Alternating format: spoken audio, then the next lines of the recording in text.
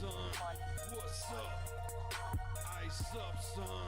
What's up? Carolina, keep pounding. Carolina, keep pounding. The Panthers on the prowl will continue driving down the field to the red zone. We just got a first down and 10. Smitty on the loose, wide open Ted again. Stack 6 more on the board, looking like a win. With the 6-game winning streak, put them out their misery. Brady wanna cry when the ref threw the penalty. Panthers got a hot team, Patriots the enemy. Draw the first blood, different team than we used to be. Cam swerving through the traffic signal in a first down. Fans on their feet and the crowd getting really loud. Offense did a job off the field. There's a towel. Bank of America. Stadium is going down. Defense got him pushed back to the end zone. Hardy with the sack. That's a safety and we got the ball. Rushing on your shotgun. Staring at the barrel, y'all. All New England fans hear him saying that ain't fair. Ice up, son. What's up? Ice up, son. What's up? Carolina, keep pounding. Carolina, keep pounding. Ice up, son. What's up? Ice up, son. What's up? Carolina, keep pounding. Carolina, keep pounding. Better watch the linebacker, he can read you like a book. Run 40 yards just to tackle Luke. Got him shook, Tolbert like a tank. And D'Angelo with the fake. Stiff arm, out of bounds, 25 to gain. Stewart back, healthy 3 lethal running backs. It's suicide, add the wide receivers, it's a rout. Secret weapon, make plays, Greg Olsen make it happen. Keep pounding on these haters, we ain't playing John Madden. Legion of the hometown go boom. Force and fumbles, Panthers making sure the ball is loose. Jack move, Charles Johnson, yeah, he will come attack you. State of mind, mentally and physically, we pass you. Godfrey in the nickel back, and he making sure we're safe. Panthers on the prowl, we gon' come and elevate the state. Hard fought thriller, only 59 seconds left. Panther fans on the feet, heart beating out the chest. Ice up, son. What's up? Ice up, son. What's up? Carolina, keep pounding. Carolina, keep pounding. Ice up, son. What's up? Ice up, son. What's up? Carolina, keep pounding. Carolina, keep pounding. Ice up, son. What's up? Ice up, son. What's up? Carolina, keep pounding. Carolina, keep pounding. Ice up, son. What's up? Ice up, son. Carolina, keep pounding. Carolina, keep pounding.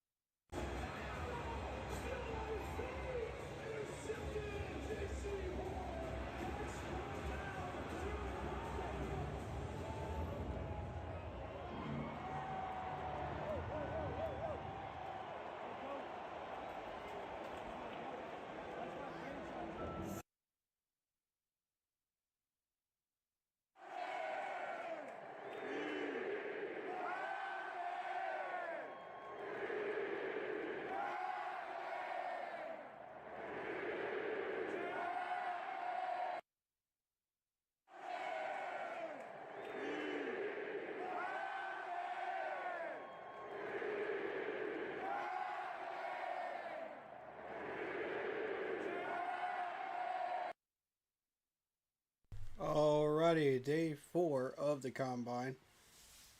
hit that like button, hit that sub button, hit that bell, select all of a comment down below if you feel like doing so. And don't forget to check out the Facebook group page. Keep pounding in all caps for in-game posts, polls, opinions, and reactions to NFL news, such as scheduling for the channel and for the Yahoo Sports app. Keep pounding Fantasy Football League. If you like the intro you see on your screen, go check out Lindara Ty on Instagram using her last name first, Ty, T-A-I Lindara, Lindara, for videos, panels, etc. to enhance your streaming experience if you're a content creator. Also, go check out Vinny's Pizza out in Duluth, Georgia, in Dirty Bird territory. The most delicious pizza in the Southeast. Don't take my word for it. Taste it for yourself. It is that good. I vouch for it. Also, Monster Sub and Grub out in Spartanburg, South Carolina. Get yourself a tasty sub. The owner's a Panthers fan. Tell them we said hello and we sent you. Alright. Shout out to all the other YouTubers out there doing their thing. C3, on 2020, Pat Coltrane, play from the Robstar Report. You know, we got Black Cat Panther Podcast out there doing their thing too. You know, Big Cat's out here doing his thing. He's not really doing Panthers type content really as much anymore, but he does content still. But he's still around. But much love to him, you know, and everybody out there doing their thing. Especially Blitzball Champ and Carolina Bleeding Blue podcast, who are under our umbrella of streamers. So go give them a like and a sub and a follow on social media sites. Much appreciated. After this Combine Day, you'll see gaming streams from me up until the mock draft streams in mid-March and April. So, if you enjoy that, come check it out. We'd love to have you. If not, if gaming's not your thing, that's fine too. We do music podcasts too. I'm planning another one soon. I don't know when, but I would like to talk music with people for sure.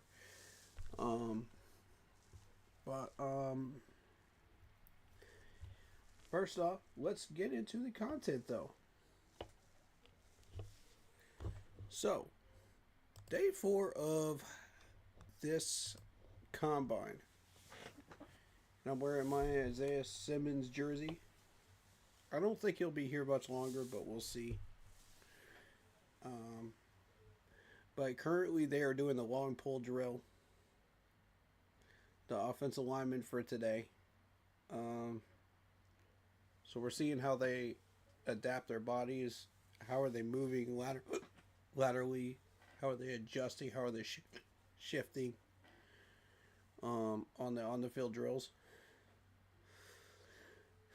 Once those on the field drills are over, we'll take a look at the 40 times. We'll see how fast these guys are. I saw that one of them was pulling a 40 time that matched a wide receiver number. So I'm curious about that. I'm going to take a look at that in a little bit. But right now, we're looking for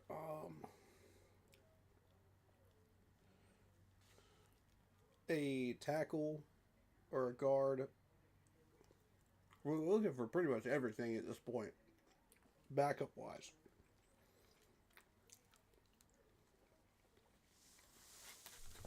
Looking for a versatile offensive lineman.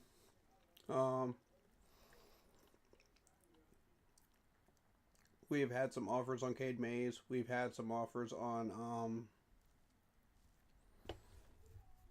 Andy Dalton as well.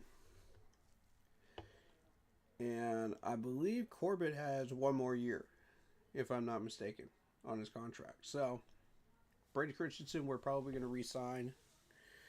So, we're looking for a Cade Mays type replacement if Cade Mays doesn't stay.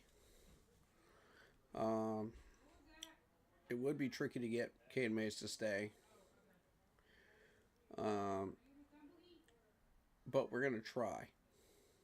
You know, cap wise, I don't see it as feasible at the moment, but you never know with Brant Tillis. So, Brant Tillis has been known to work some miracles. So, who knows? Um,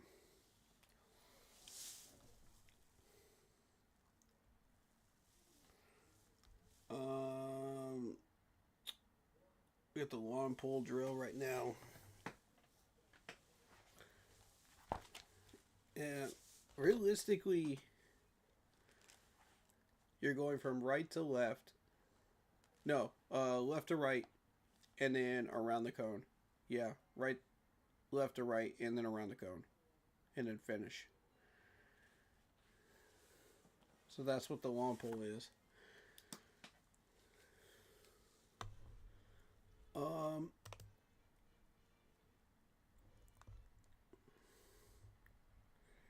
I got one person that wants to jump in and react with me.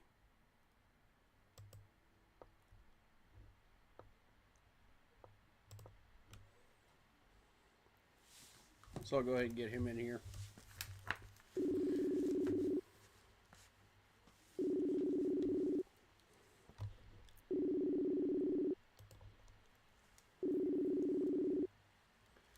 Okie dokie.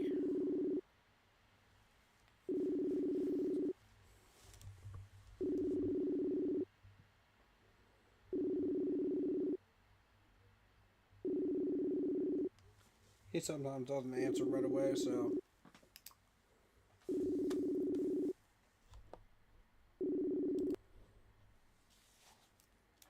I'll save y'all from having to listen to that. Alright. Travis Burke.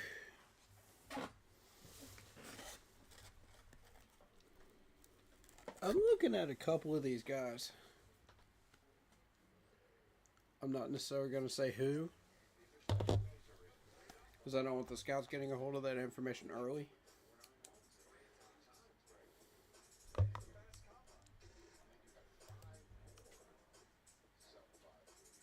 Okay, so 4.91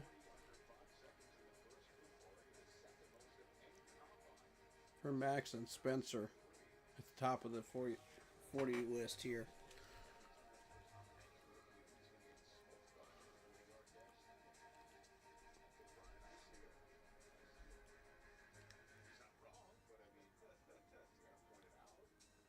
We got enough people coming out for this, you know, to watch the offensive lineman, which surprises me. I thought this would be the dead day, you know, as far as the crowd. But no, everybody's coming out. They want to see the offensive lineman. But I mean, you got families of the offensive linemen too. You know, families of coaches and people like that. So I could see it, you know, families of NFL players as well out there.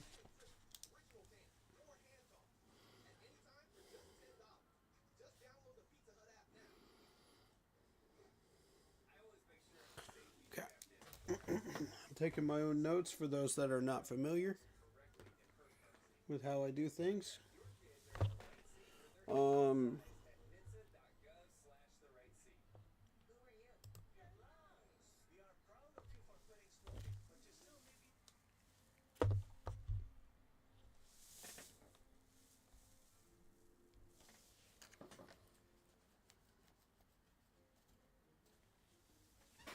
I'm excited though. I think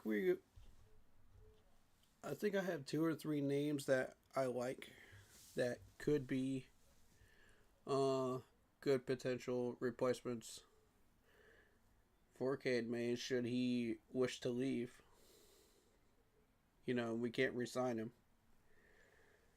So I think when you go down this list, there's some good candidates at tackle as well. It's a solid list this year. I'm pretty happy with it, with this draft class.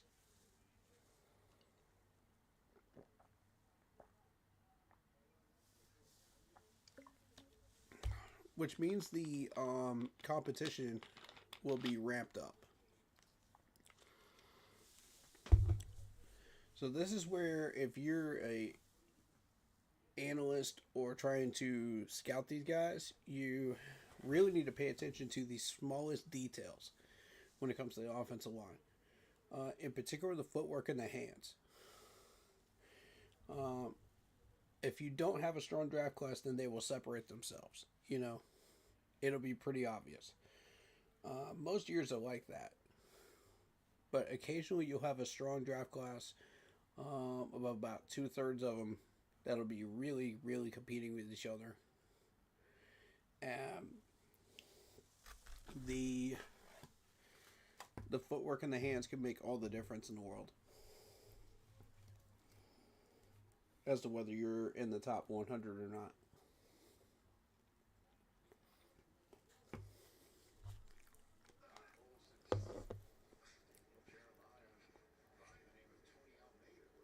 Deep pull. Okay.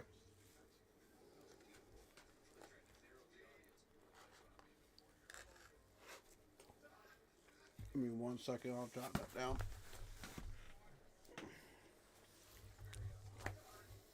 Okay, so you're going right to left at an angle around these current cones. So what this is it's a pull. So if you're an offensive lineman, you're pulling to either the left or the right in order to open up a gap for the running back or the quarterback to run.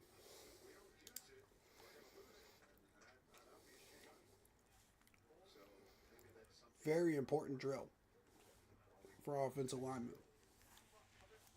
This one tends to separate some of them. If you're not able to pull well, like it'll show up in this drill.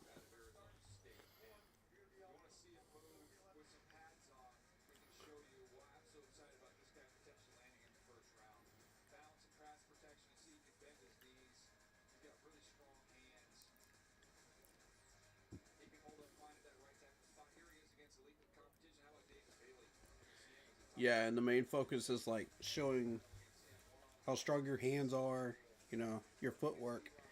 Can you hold a block, you know, for a limited amount of time, you know, allow your quarterback to do what he needs to do or open up a gap. So the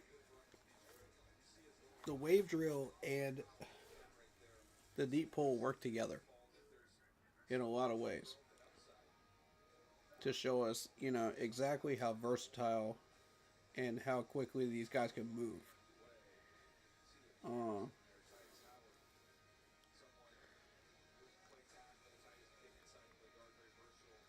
How much they can adjust, what they can do, what they can't do, physicality wise.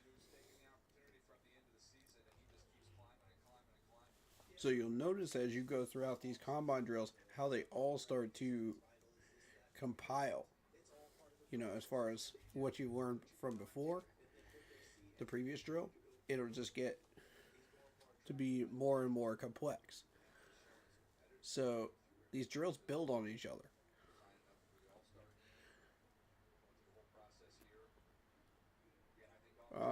I didn't get the name of this one. Sharp pull, fold. Got it.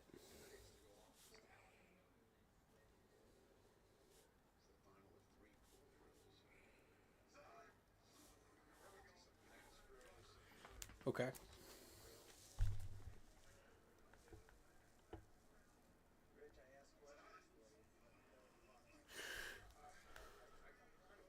Okay, so you're coming off the line. You're lined up to the right of the person snapping the ball. So you have to go back behind them and then run. Whatever direction they tell you to run. Like left or right.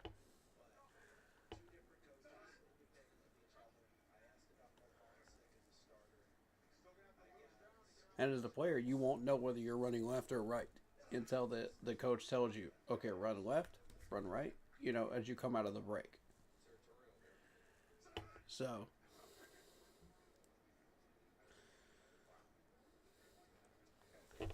Campbell looks good.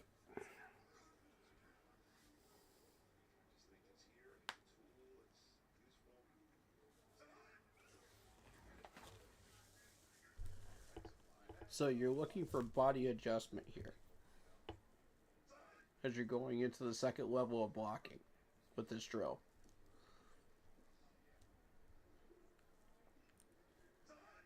Pretty much once they stop, and wait for the direction of the coach, left or right, that point which they stop at, that's the second level.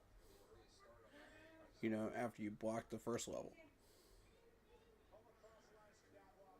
So you're either going to block to the left or block your guy to the right.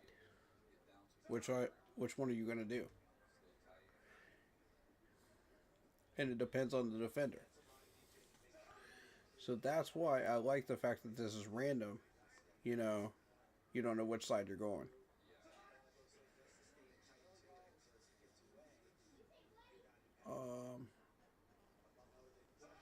They could be doing it by dominant hand, though. That is a thing they could be doing. I'm not entirely sure. Or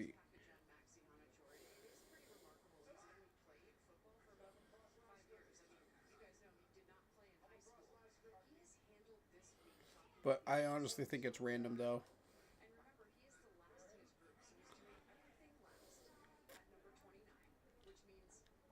Because I've seen some of these guys go left, though.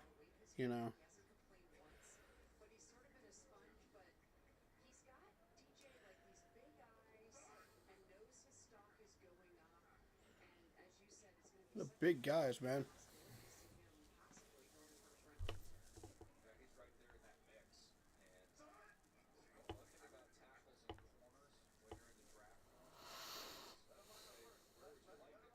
I don't think you're going to see much separation on this drill immediately. Unless they have trouble, coming out of that break. So I'm watching for the hip turn and the footwork. On this particular drill. And so far I've been satisfied with it. So I don't see really any major separation there.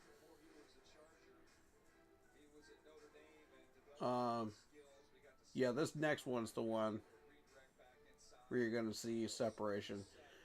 Because Joe Alt did an excellent job with this particular drill with the paddings.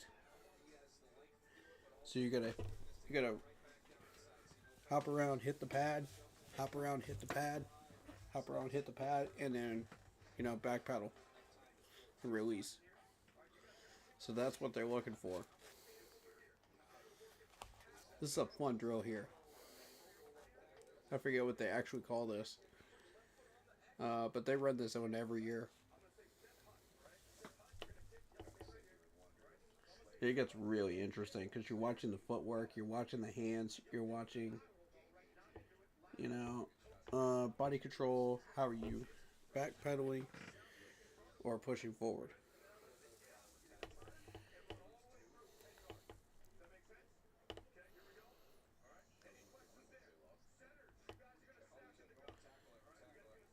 Alright, so why this is important is if you're an offensive lineman and you're asked to switch into another block, mid-play, you'll be able to adjust. It's a kick slide. Yeah, it's a kick slide.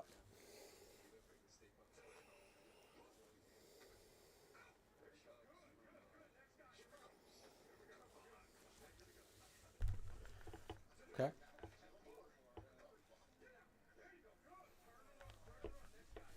So this drill gets more advanced as you go.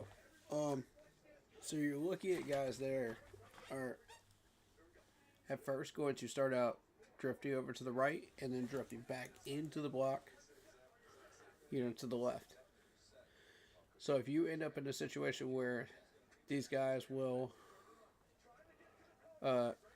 offensive line slide on you, before the snap, you'll be able to adjust, on a dime. Most of these guys have trouble with this in a game, but this will really start to separate some of these bigger gentlemen from the ones that are not able to do this.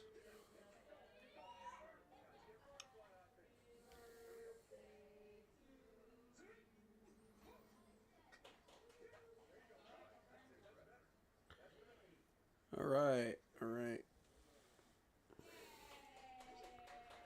Looking good so far.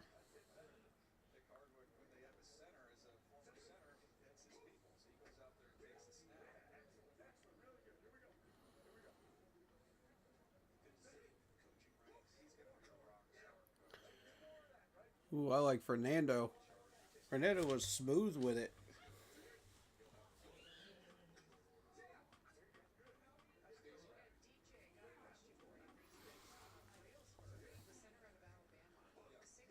Okay. Pat Coogan looks good on that drill. Very good footwork.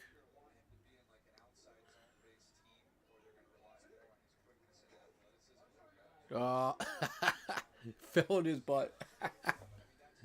That's funny. All right. He'll get another drill.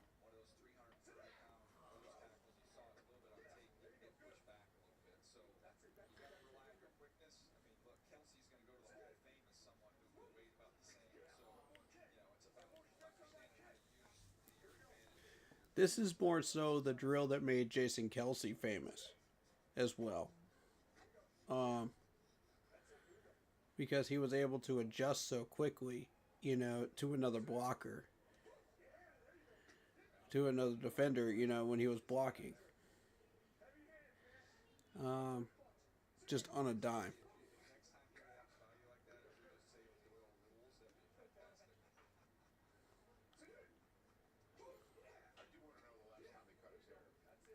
He was so much faster than all the rest of these guys, when he was doing his combine. I don't know what they measured the speed at. I would like to see what they're measuring the speed at, because that's big. Because during an actual NFL play, you've only got a certain amount of time, during your shift, and you have to be able to shift quickly. If you don't shift quickly to these defenders, they will kill you. These defenders are really, really fast. So,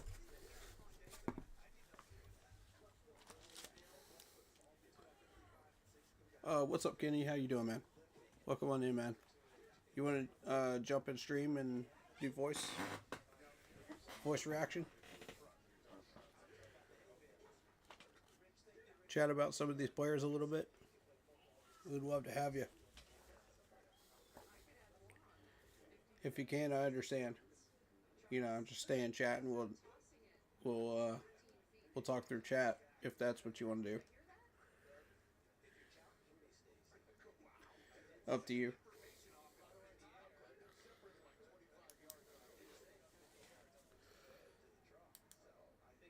All right, they're doing a kick slide right now.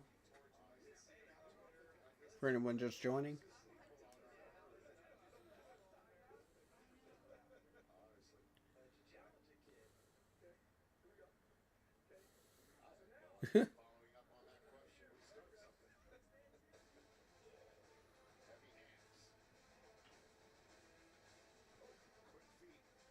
All of these offensive linemen look real good on that the kick slide, I think. I haven't seen any significant separation on that, which is a good thing. The less separation as far as these players are concerned on drills like that, the better this draft class is, in my opinion. So, because if they're doing well on that, then they're going to do well on the rest.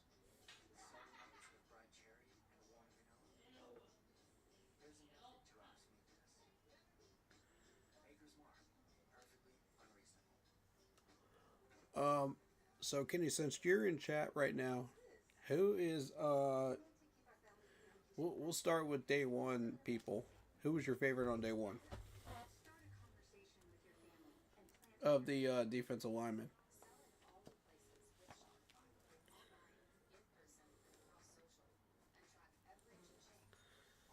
Because I want to see. I want to compare notes. You know what I mean? Like you know a lot about this stuff, and that's why I wanted to ask you. Uh,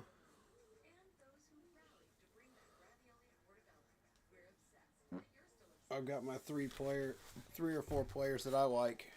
Um, I'm not immediately gonna say, specifically what I think will happen with said players right now because we don't know. Again, it's a different rating system than what the fans are allowed to use. We know that. Yeah, man. Take your time.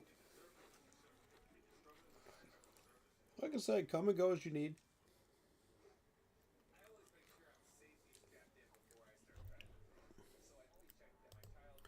I'll just hit you up on Messenger. Hold up. I was going to try to get him too. But I'll get you first.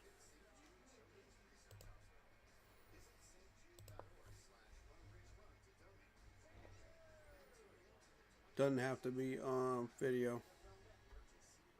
There we go.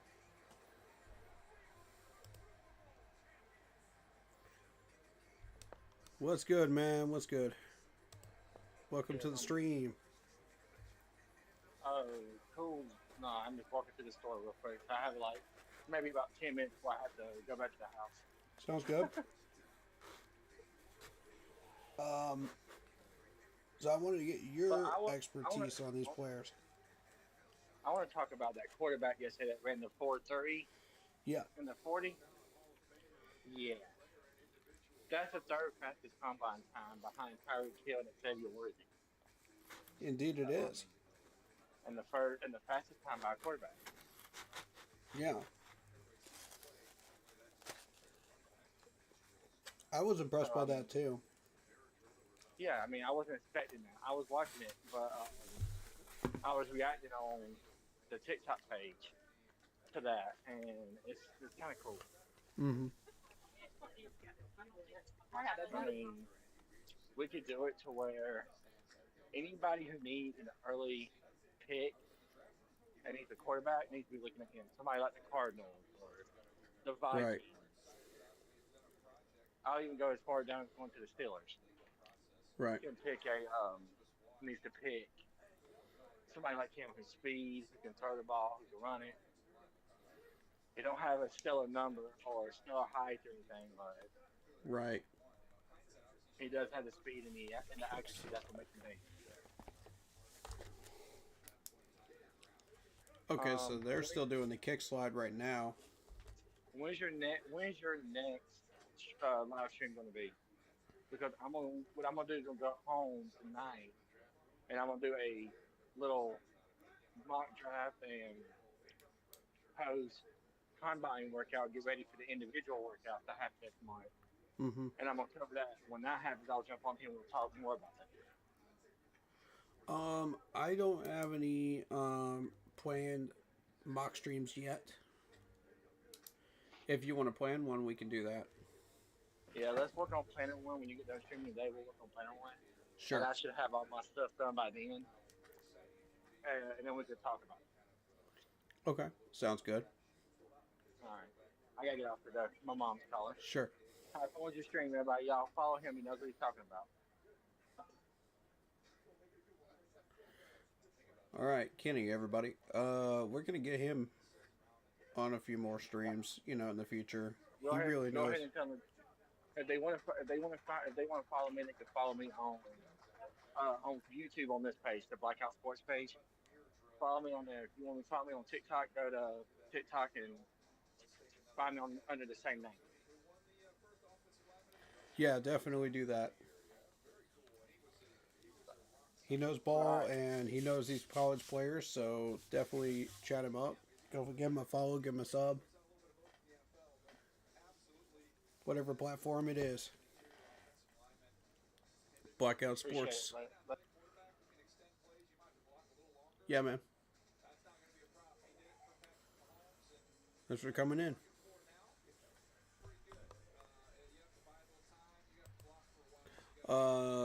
yeah, so we'll be able to get him on the stream more as we go along. You know, in certain situations. Um, but he's got a lot of valuable knowledge that can help us too. Okay, so what is this one? Okay, so they're going lateral back and forth, to the left, to the right, to the left, to the right. You know, using their feet, picking up their feet, and then going forward to finish. So it's a mirror drill.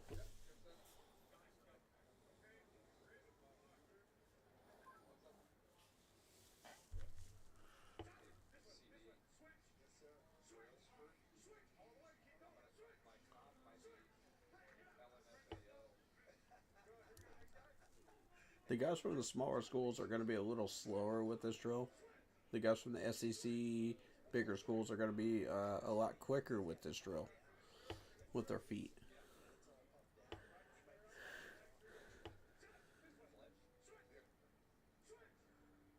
You want to show that you have that athleticism. You want to show you can move at a lateral pace, you know, so you can block properly. You know, if you have to shift, if you have to cover a gap, you know, that's what the mirror is for.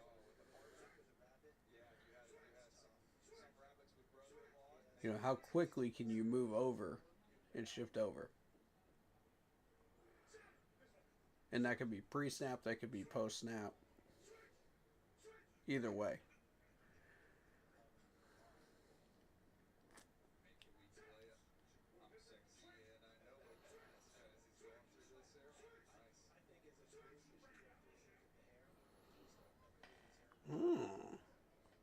Parker Brailsford, huh?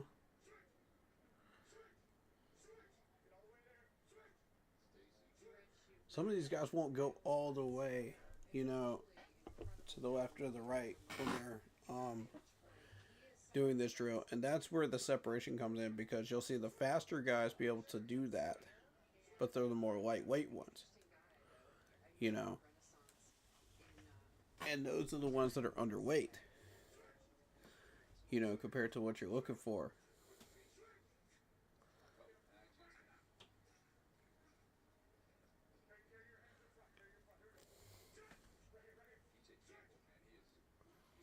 How quickly can you adjust once he switches and tells you to go the other way?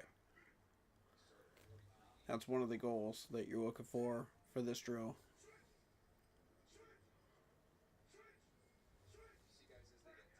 Fernando looked good on that drill.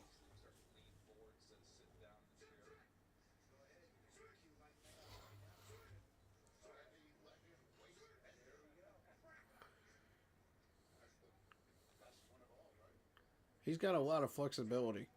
I want to see Pat, though. Good, Pat. Good.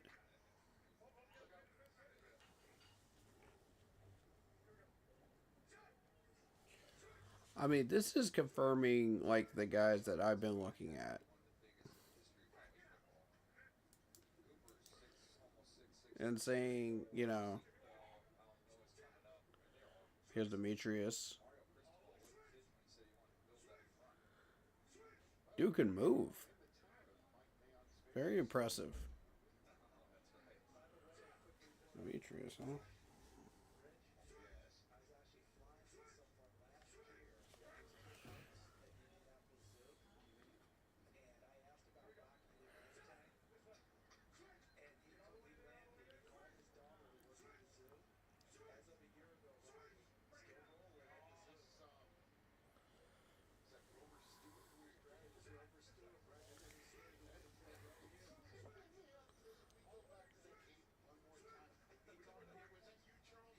Okay.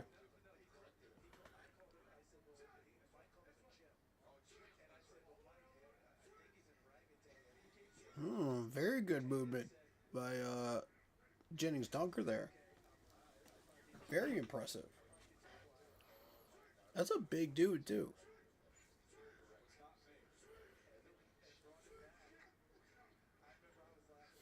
Those freaking shoulders are huge, dude.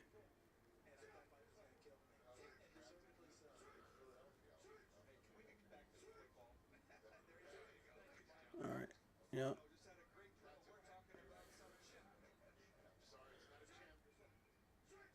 Oh. They're going to give Freeling another chance here.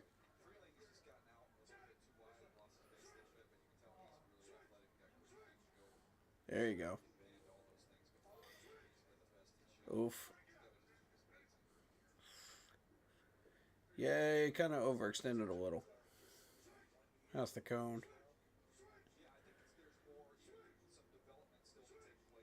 That's one of the things you want to stay inside of the cone, so if you're overextending too much, you can get absolutely run over by an defender if you're an offensive lineman. Being able to go cone to cone, though, inside quickly is a good thing, though, on this particular drill, because it shows you can be versatile. You can quickly jump over and cover a gap.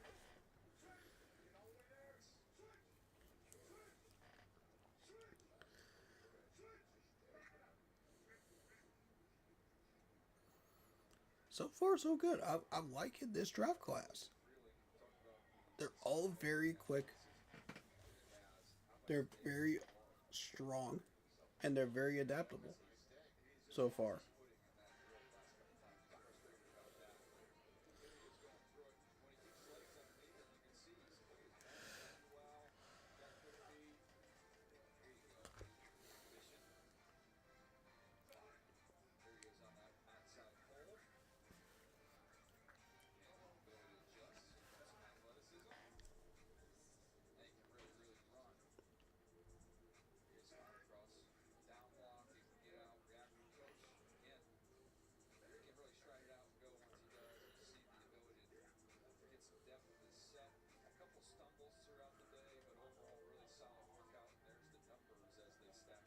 They're comparing Freeling to Catanzaro of the Colts. I think that's an accurate comparison, honestly. They're big, athletic guys.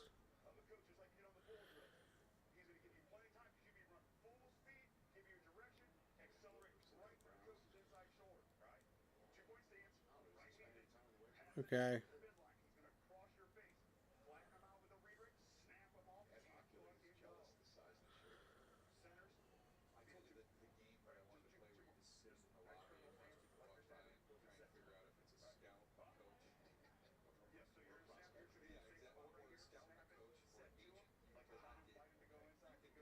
Mm-hmm.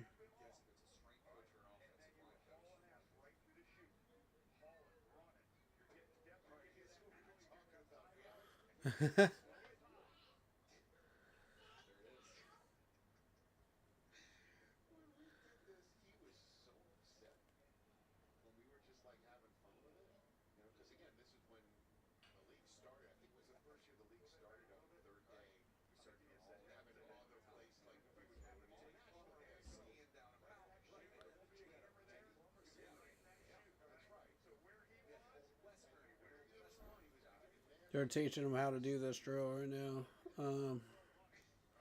So you'll come off the block and you'll run to the right. Is essentially what you'll do. Now, why this is important is you'll have sweep plays, you'll have counter runs, and you'll need to get off your block, your defender quickly and go over to the next blocker. In order to set up the counter or the sweep. I'm not screens. Okay, so screenplay. Got it.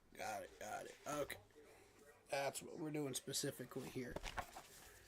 I knew it was something similar to a screen, but I wasn't sure if it was or not.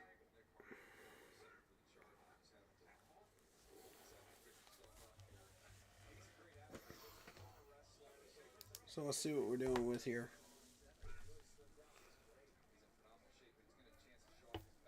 So we're looking for how quickly can you get off those blocks. How quickly can you adjust body-wise, to set up the screen. So it's footwork, it's hands, it's body control, and follow through. I saw a little hesitation from Drew Bowery there, once he came off the block. And that little hesitation can be the difference between a screenplay working and not working. If you're just a little bit off and you're not setting up the block properly, on a play, that could be a disaster. The defender could pick up on that and you lose that edge, when you have the numbers. So, like a 3-on-4, which would be 3 defenders on 4 blockers, you would lose that 4th blocker if that 4th blocker isn't over there and getting off his block quickly enough to set up the next block for the screen. You see what I mean, guys? Fernando did well on that. There was no hesitation there, and that's exactly what you want. It's, and you're ready for the next block.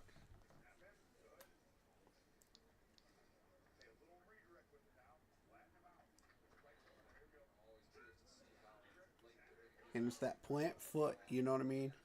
That's what makes all the difference. If you're planting that foot correctly on that screen and you're adjusting right off of that block, then you're doing good. If you're not planting that foot in time, that defender will have an edge. So it makes all the difference, between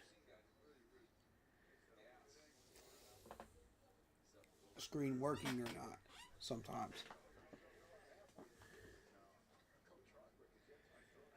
At the end, you'll just have defenders that just understand how to blow up the screen.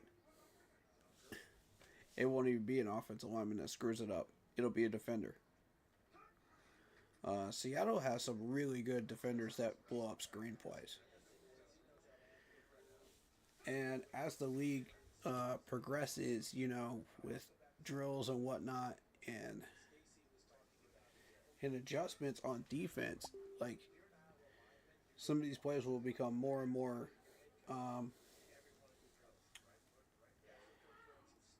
able to shut down screens, shut down smaller things, and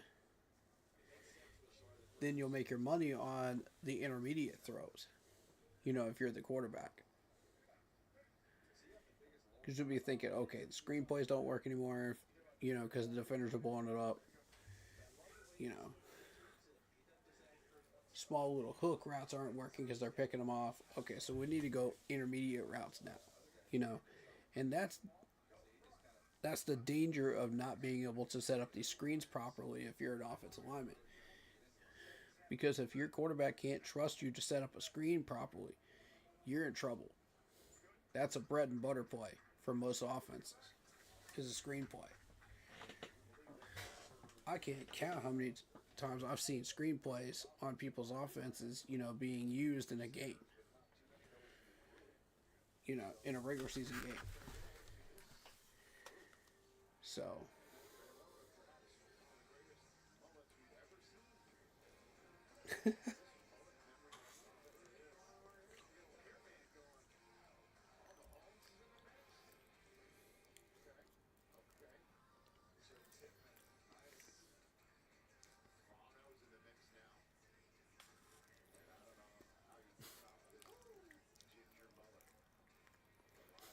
They're talking about the mullets on these players.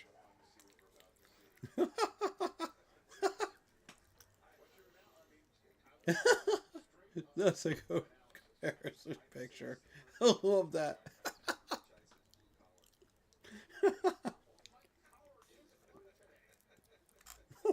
Oh, good.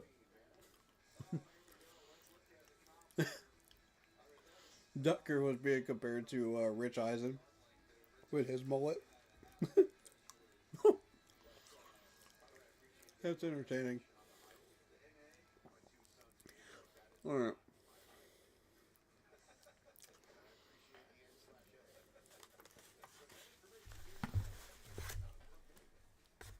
I mean, as long as the hair's not slowing you down, why not, right?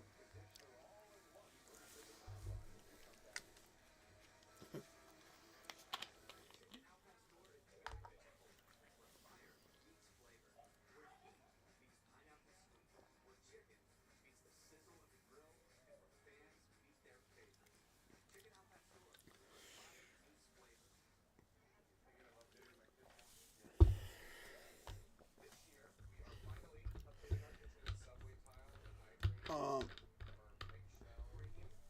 so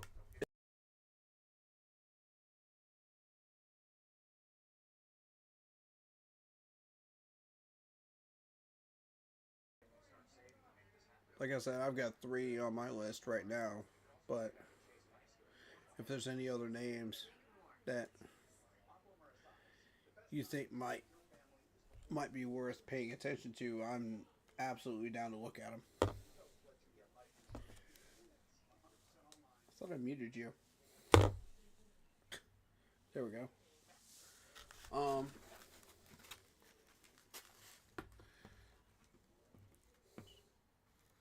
So, like I said, these drills all build on each other.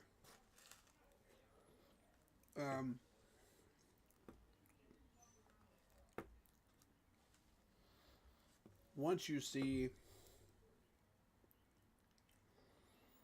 these drills turn into screen drills and stuff like that, then it becomes really interesting because you really get to see the versatility of the lineman at that point. It's on full display.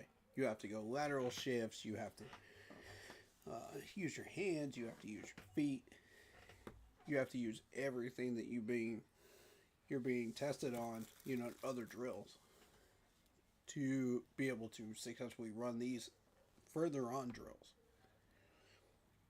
Yeah, it's the same thing with every position. I got my fried chicken. But, yeah, I mean,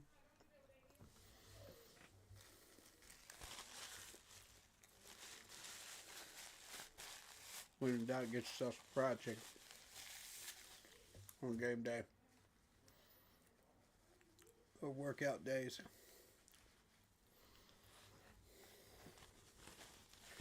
But, yeah. This stuff can be a lot of fun, or it can be a grind. Depending on what, are you able to see certain stuff, or are you just bored by it? Because it looks like the same drills every single year and blah, blah, blah, blah, blah. You're not really, like, looking for anything specific. But these GMs really know what they're doing. And they get honed in real quick. They haven't shown any GMs or head coaches yet today, which I think is interesting because they don't want you to know which coaches and GMs are looking for an offensive lineman.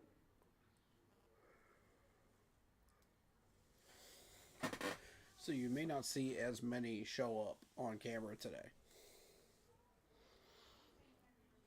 So just keep that in mind. You mostly see it during wide receivers, defensive ends, quarterbacks. You'll see them show up on camera. You'll see some of them lax. You'll see some of them paying full attention. And it tells you what you're looking for. If they're getting serious about it, they're looking for something specific. But if they're kind of kicking back, they got their feet out, they're like, whatevs, You never know. You never know what they might be looking for. Ooh, they're comparing Spencer Fano to Vera Tucker of the Jets. That's an interesting comparison. 32 and a half and 1/8, I mean, vertical. I think that's worth noting at this point.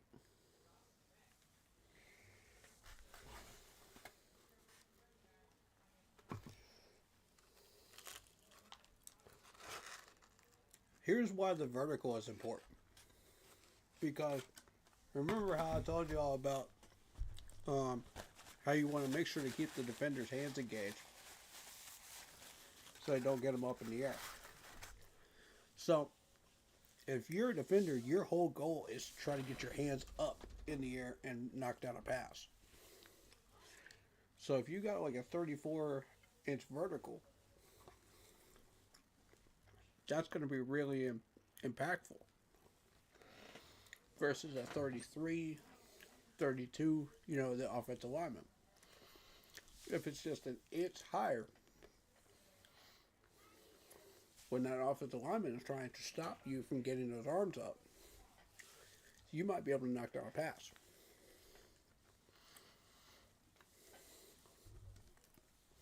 And I say might with a grain of salt. If it's a short pass, you have a better chance. But you got to get... So that's a thing too.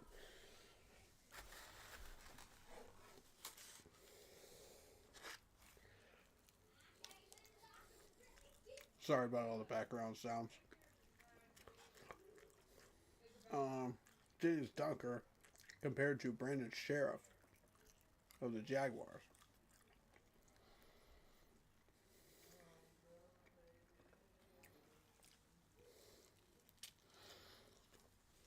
The height on these guys can make a big difference too. So if you're an offensive lineman and you're like a couple inches taller than your defender, and they don't have that vertical advantage on you, you're going to be able to shut them down a good chunk of the time. But if they use that power and that speed on you, and you're not able to handle it, that takes away that advantage. So a lot of that is height, weight comparisons, strength, footwork, and hands adjustments. If you're not able to adjust, these defenders in the NFL will pick you apart. They will shred you like paper if you're a weaker offensive lineman and turn you into a turnstile.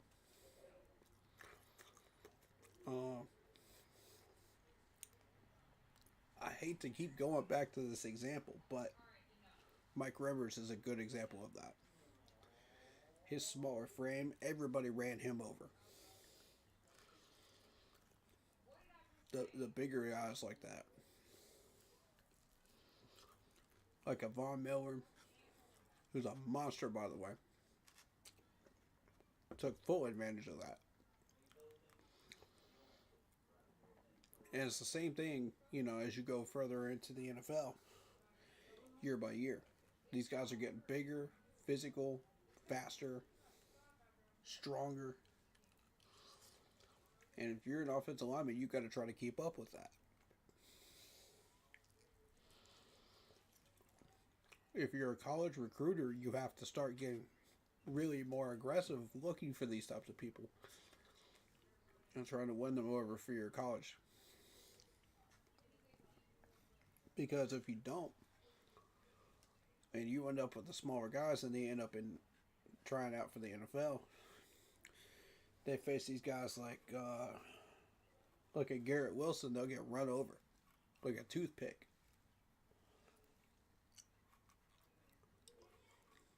They'll treat you like a toothpick, man. They'll just run right around you. So, you got to be really, really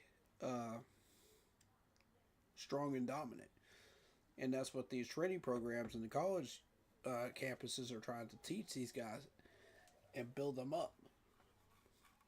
You know, that's why the weight room is so important for these offensive linemen. Because if you're not bulking up and building that weight, you know, if you're a smaller size guy, you're not going to last long. You might get away with certain things in the college level, but you try those things at the NFL level, they'll pick you apart.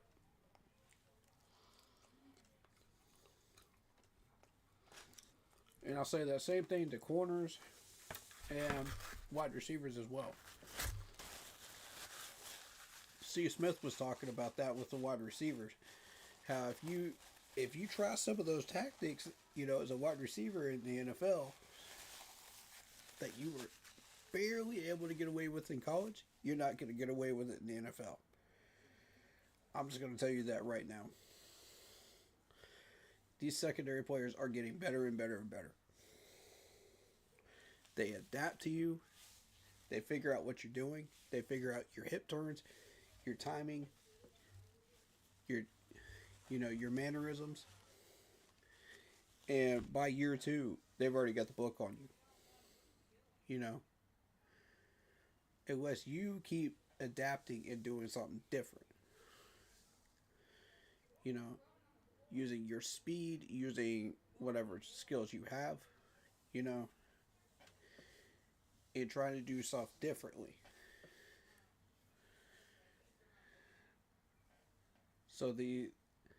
And it starts with the body control and the hip turns in the hands. If you're not able to adapt with those 3 things, you're already cooked in the NFL. I'm just saying it right now. If you're a rookie going in, there are way too many guys that are way better at that and have already learned how to do that before you get there. You know, so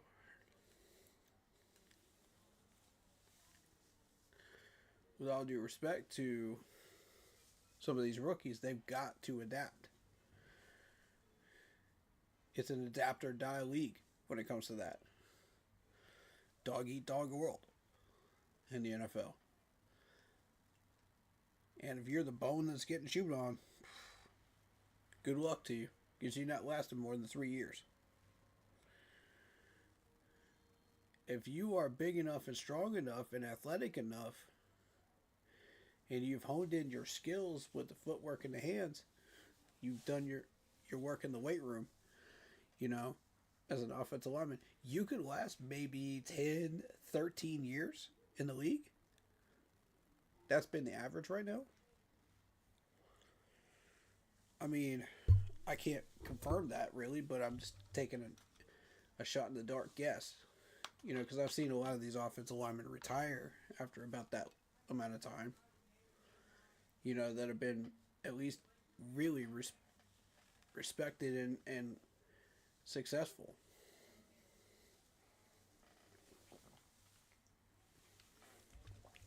Then you're looking at the mid-level guys, you know, that maybe survive 7 to 10 years. You know, that have been mid, you know, throughout their careers. They've built up their money. You know, they've gone to organizations that may or may not have been successful, you know, but didn't make big playoff runs. You know, and they retire there, or they go like 2 or 3 teams and then they retire.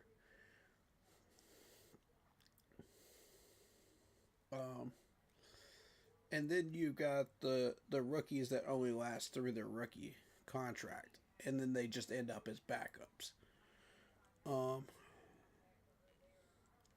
for another team for a number of years, and then they retire as a backup. Maybe start touching the starting role once or twice in their career, but that's really about it. And then you got the guys that don't even make it, you know, throughout their rookie contract at all. So, I mean, there's like 5 layers to that when it comes to offensive linemen. You know, so how you prepare your body as an offensive lineman, how you prepare your footwork, your hands, your body discipline, everything matters. Your size, your your lateral, it matters. So that's what these drills today will measure. You know, who's going to last and who's going to fall into what category. You know, projected. Some of these guys will surprise you and they'll get into the next layer. You know, and last a little longer than you expected them to. And then you got guys like Jason Kelsey. You got guys like Ryan Khalil that last their entire career in one place, which is rare. You know, but I mean, Ryan Khalil was a monster, man, for a number of years. You had who else did we have that was a beast on this offensive line? Y'all help me out. I don't remember some of the names offhand real quick.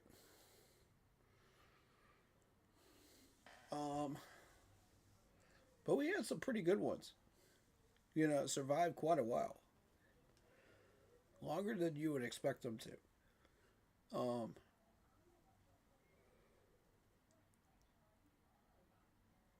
I think if you look at Brady Christensen and Cade Mays, I think they're going to survive into the fourth tier. They're going to survive like 7 to 10 years before they retire. You know, they're not exactly that Ryan Khalil class of offensive linemen, but they make an impact doing what they do.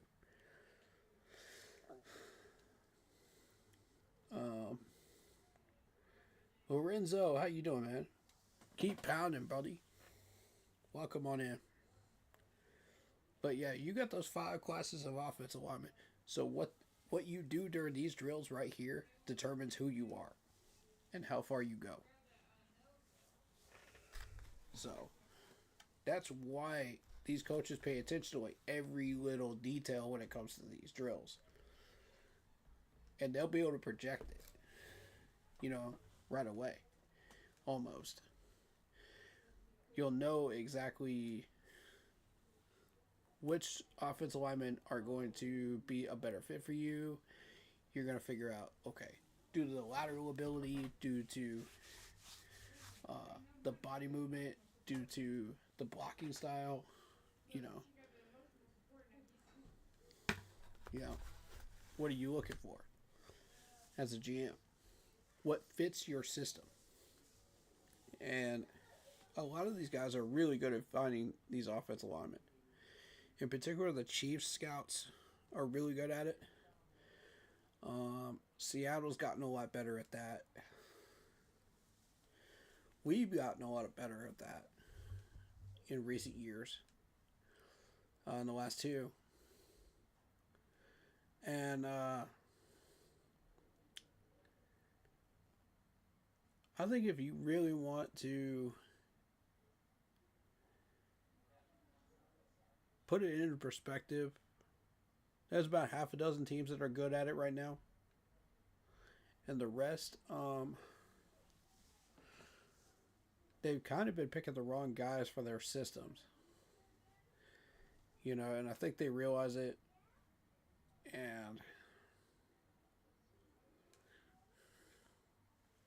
they're just not changing their ways. So these guys will be like tier 2 or 3 guys, you know, which will sit there for about 7 to 10 years or less.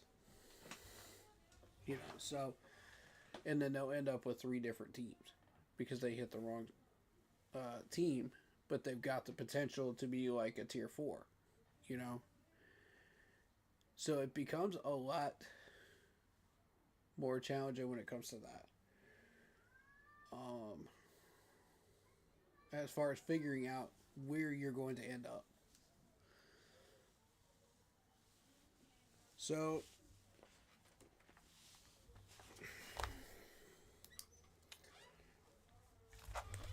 let me just write this name down real quick.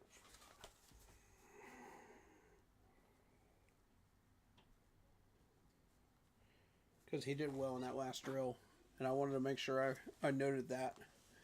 Um, but yeah, uh,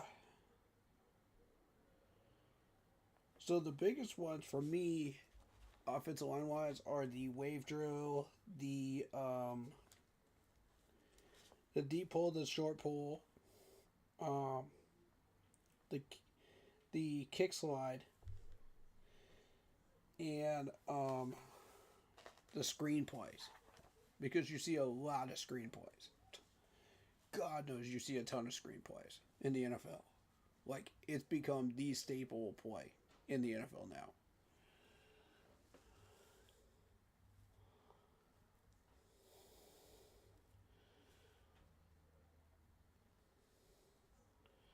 All right.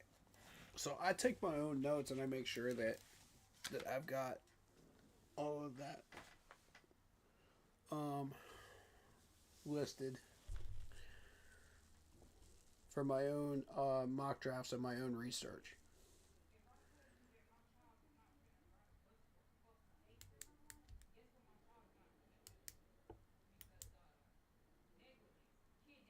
They're running to 40 times now.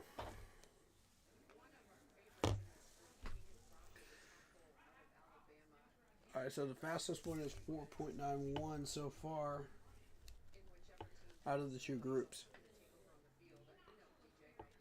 So you got a 6'5" and a 334-pound offensive lineman, Micah Morris from Georgia. Big, big, monstrous guy. I'm looking at this dude. What? Jesus, these shoulders.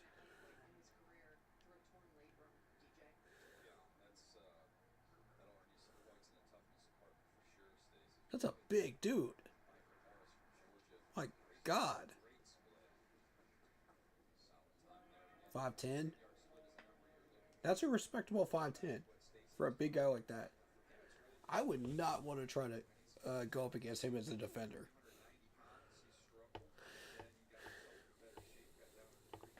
Some of these SEC guys are monstrous, especially the guys from Nebraska and the Midwest. Oh my God. Yeah, get yourself one of those guys.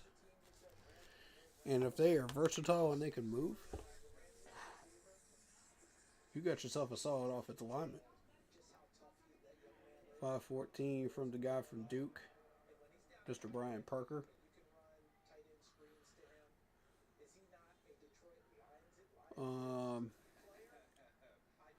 Another one of the ones that I'm looking at is coming up. Rutledge, Shelton, 5'19" for the guy from Ole Miss, Diego Pounds.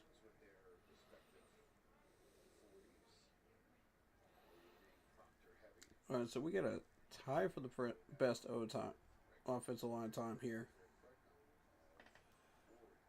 Oregon guys are typically pretty fast, 6'4", 314. They're all built like 6'4", 6'5". 320 plus pounds, typically. Big gentlemen in this draft class. Big, monstrous guys. Yeah, the league's getting some good offensive linemen now this year. Once they get developed into a system, they're going to do really well, most of them.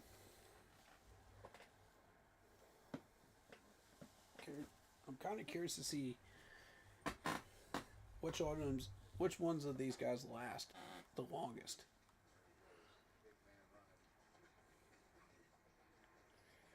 .522. Yeah. Just because you see a bigger gentleman like that doesn't mean they're going to be slower. Sometimes they're slower, sometimes they're not.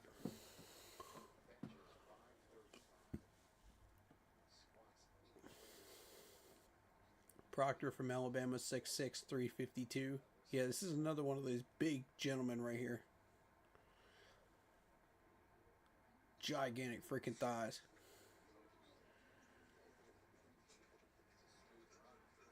.522. Yeah. He doesn't necessarily have to be fast, but he is a powerful blocker.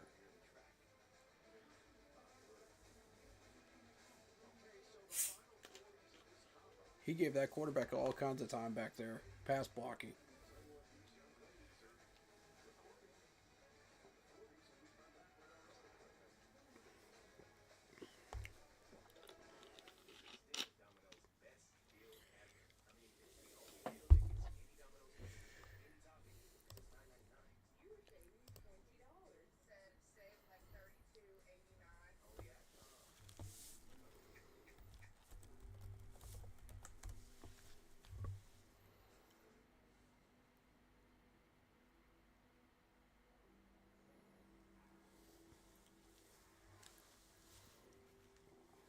So how are y'all feeling about this draft class so far in general?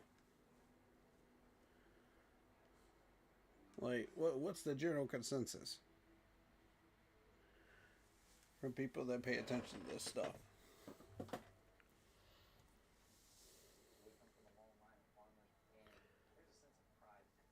Because, I mean, so far, I'm liking what I'm seeing. Like, I think we got a strong draft class. We got guys that really know what they're doing.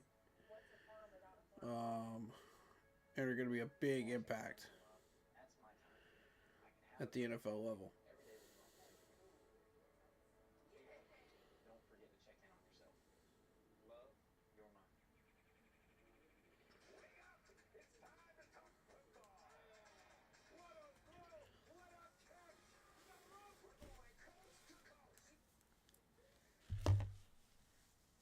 And I'm going to go ahead and say this again because I don't think people really understand.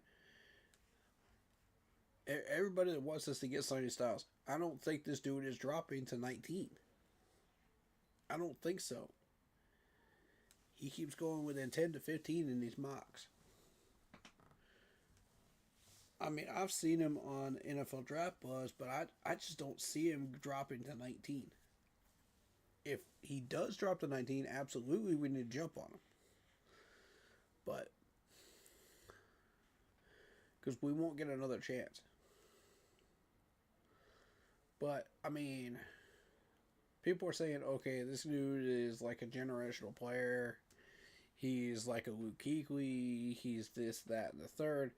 You know, and I can kind of see what they're talking about, you know, when I look at Sonny Styles. And I do like him. Don't get me wrong, I do like him. A lot. So if he does drop to 19, I think we grab him. But we're not going to trade up.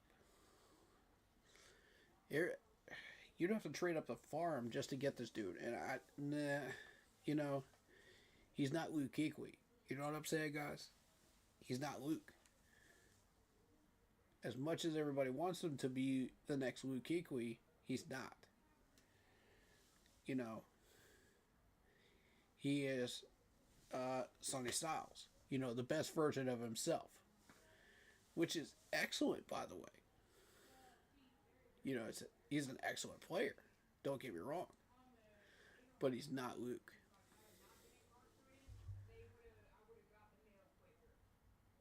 So, I mean, you can have all the debates you want, you know, about this player looks like this player seems like this player, you know, and that's all well and good.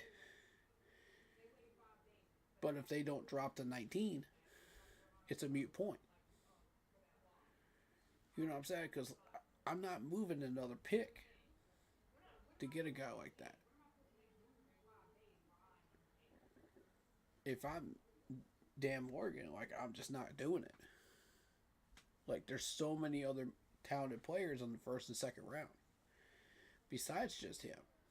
You know, I know everybody's got their heart set on him, but it's just, if he's there, pick him. No question, pick him.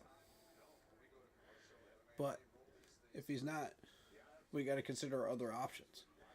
It can't just be Sonny Styles and nobody else. You know, Sonny Styles or bust completely, you know. And that's my whole point. What's your backup plan? Who are you going to go after if Sonny isn't there and you don't move up? So, like, that's what I've been frustrated with, haven't really voiced that much. But it's like that every year because people will get stuck on this one player every year and they'll say, "Oh yeah, this player is the absolute lock and we cannot go anywhere else." You know? And I have a problem with that because if you're building a draft board, you have to have a second choice, third choice, fourth choice. Otherwise, you're cooked. You can't just go into a draft day, you know, after doing all these mocks and just only picking one player, and then saying, well, we don't know what else we're going to get, so best available player,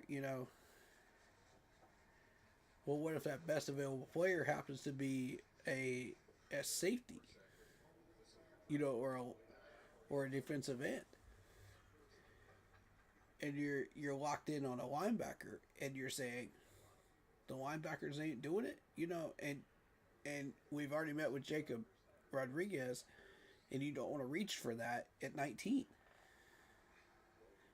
You see what I mean, guys? Like, you can't just go in there half-cocked into a draft weekend and not have a plan.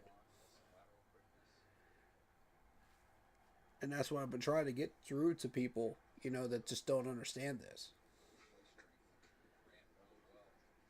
It's called a draft board for a reason. You're creating... It's like a depth chart of who you're going to pick at each spot.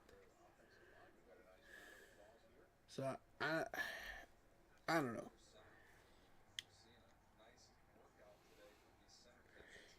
You say you don't want a certain player at a certain spot, on the draft board. Okay, what's your alternative?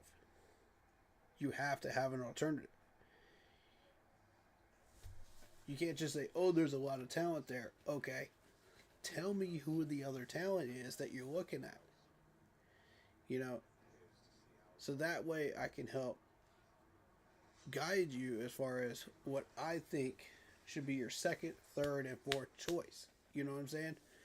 You can't just go in there and say, oh, we're locked in on said player, and we're not even looking at nobody else. That's not how it works. Because if that's how you would think it works, you're going to get cooked on draft weekend. Caleb Lomu compared to Abraham Lucas of the Seattle Seahawks. By the way. Blake Miller running a 5.04. Not bad, Blake, from Clemson. Okay.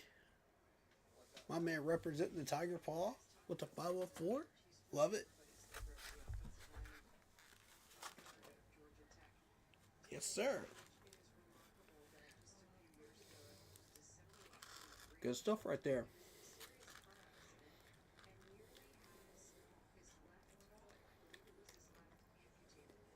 Michael Morris representing Georgia with a 5'10". I see y'all, man. These good 40 times, man. That's what's up.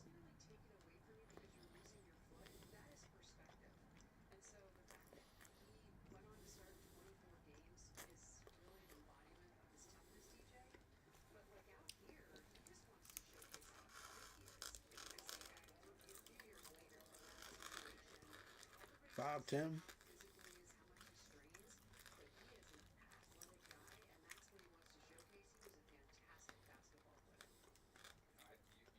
How do they get the 10-yard split? How does that work?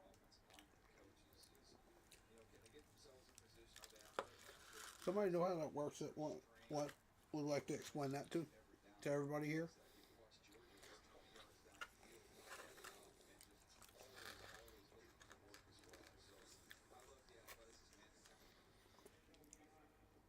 Is that like the time in between like the 30 and the 40? On the 40-yard split? 40-yard dash? I think that's how it works.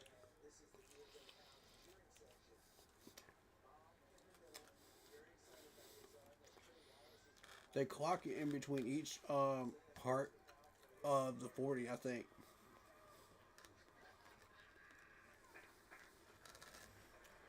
What's going on, Jordan? Welcome on in.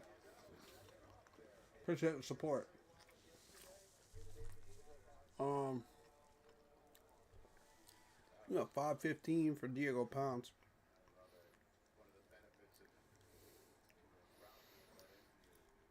All right, Proctor. I know you're faster than a 522, bro. I know you're faster than that. Show up, bro.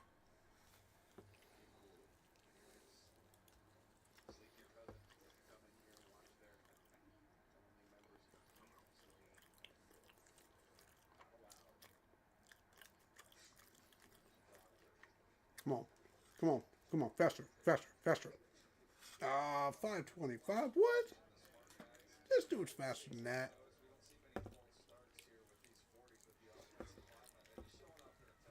Dang. I've seen him play.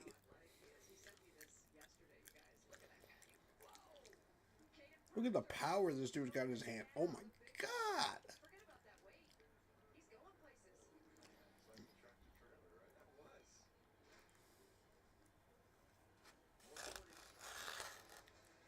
Yeah, Proctor's got some power in his hands there, man. I want to see that on the field, man. Field drills are going to be interesting.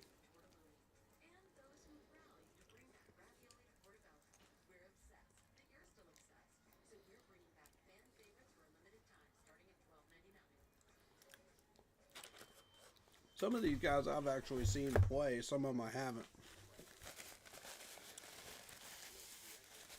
You know, I've watched them for long enough that I kind of got an idea.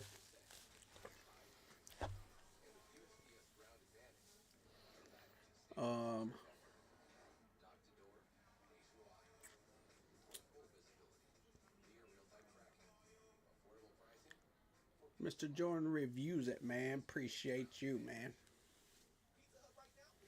Appreciate you. Man, appreciate all the love that's coming up in here, man. Thank you so much. Got some real ones. We got all these people sticking around and showing up in chat and speaking their minds. You know, I love that. Come on.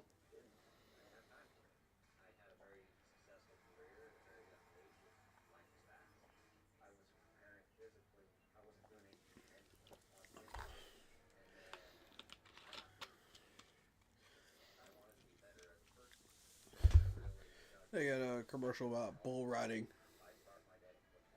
That's a scary sport right there.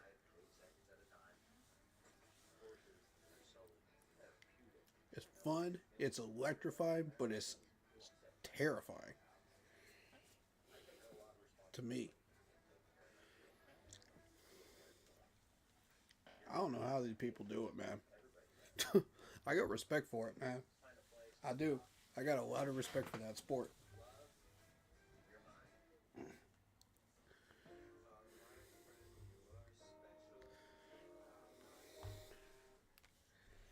Yeah, it's a lot of fun, man.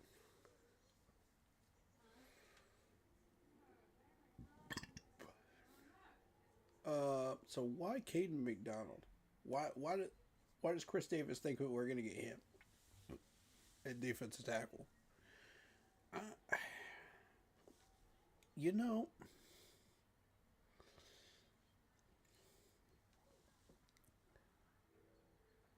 I mean, people say that we do need a defensive tackle. You're not wrong, but I mean, do we really want to spend a first round pick on that though? When there's so much linebacker and defensive end talent out there, you know, and even a safety that I pointed out, you know. Like, I just don't see a need to push for that position early. That early. Maybe third round. Third or fourth round. I would jump on that, but I don't know about first round. But that's just me. If we see somebody we can't resist, I mean... But then again, like, Alshon Robinson, I mean, he's been getting offers. So...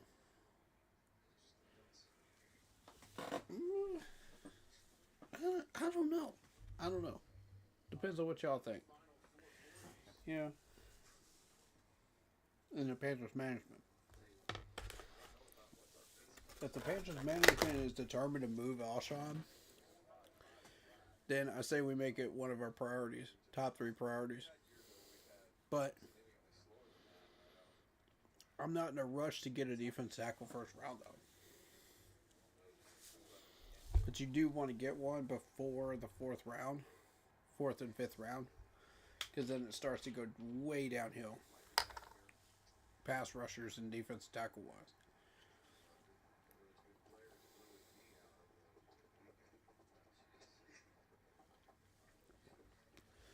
$502 from a guy from Notre Dame, huh? Emil Wagner. Okay. 1.88 10-yard split. Not bad.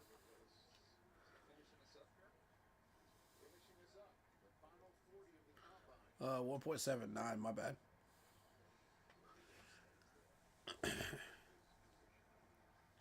.73 is the top one. So they're all in that range of 1.7 to 1.8. 10-yard split.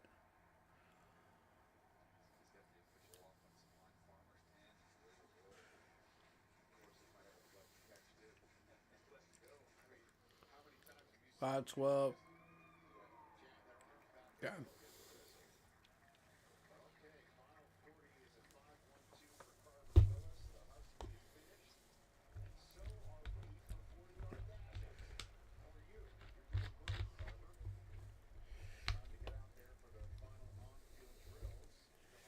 All right. Last on-field drills for this draft class. Let's see it, man. Let's see it. Blake Miller. I'm interested in seeing Muega. I want to see what Muega's got. Muega's a big gentleman.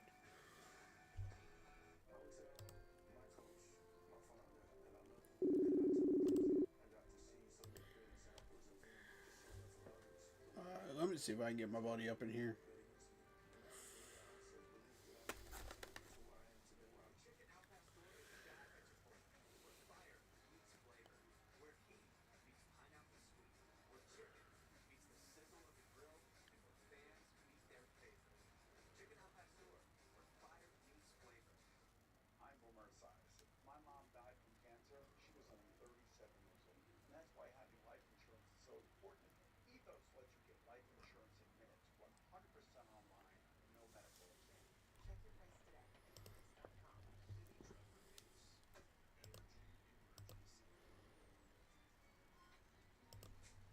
That dude busy. Alright. Word.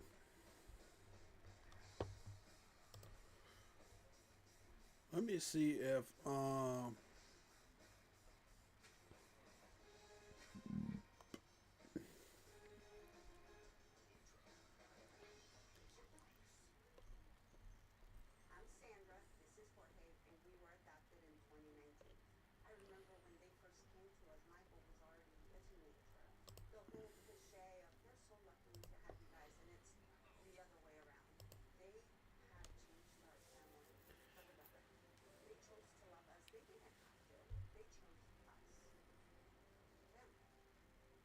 what's good, man?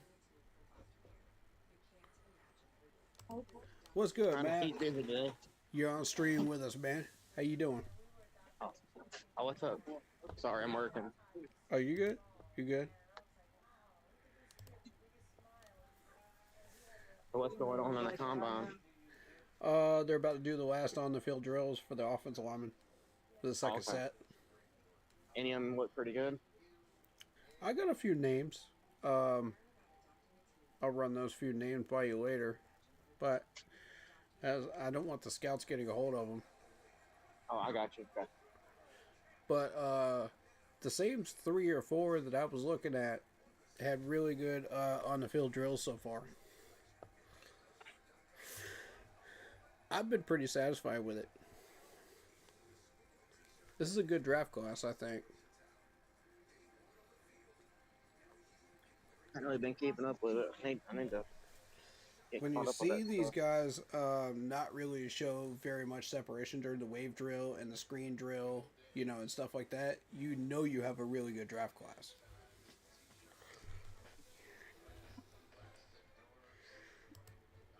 Is there any player you wanted to talk about in particular?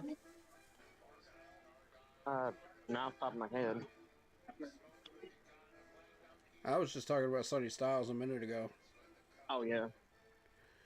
Him and another guy are the other guy you named are similar to Luke Kuechly, right? Yeah, Those yeah. guys. Jacob Rodriguez. Mm-hmm. Yeah. And I mean, we met with Jacob Rodriguez twice. That doesn't necessarily mean we're going to go get him.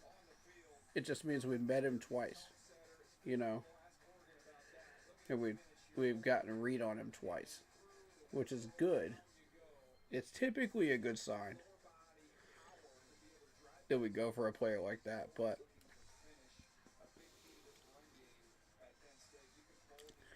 I mean, some of these guys are just locked in on one player, and you can't just do that. You have to have an alternative, and that's what was frustrating for me.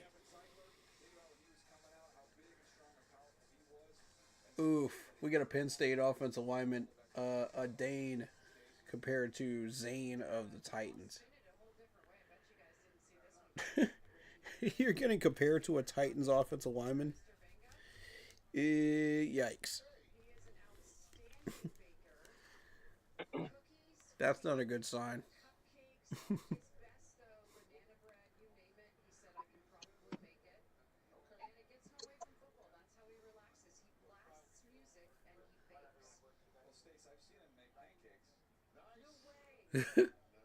Well, that dude looks locked in, bro. He's like, I'm ready for this. Come on. I don't want to go to no Titans.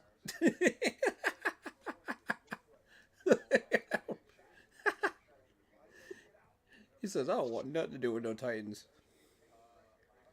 Give me a better team. I feel that, bro. That's what that look told me. That dude is locked in.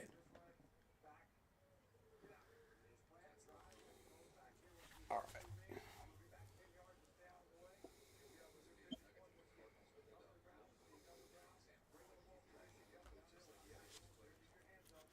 Did we have a second group of wide receivers yesterday? Wide receivers and quarterbacks yesterday? I don't feel like we did.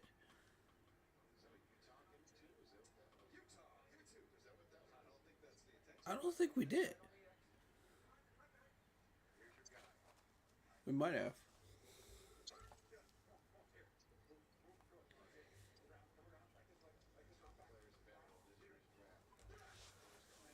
Okay, so we got the wave drill to start out for the second group.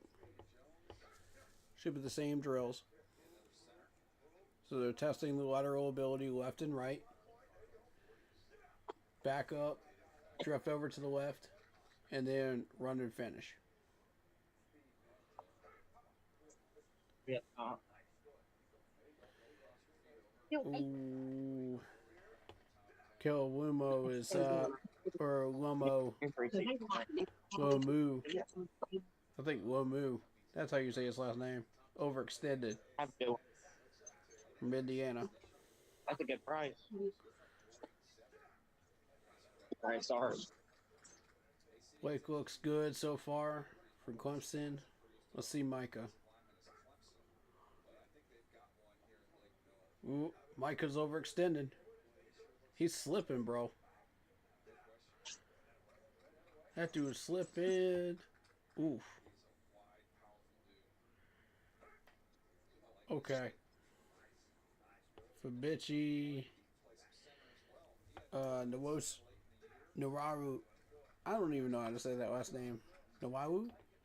From Oklahoma? He was overextending a little bit.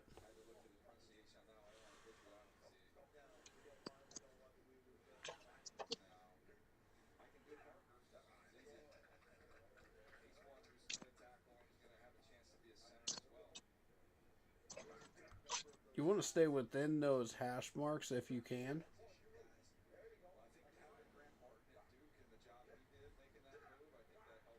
That's typically the goal. I think Diego had the best one so far of these drills.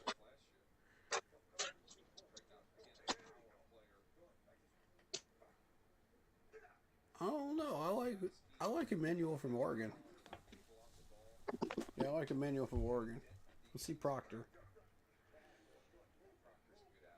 Nice.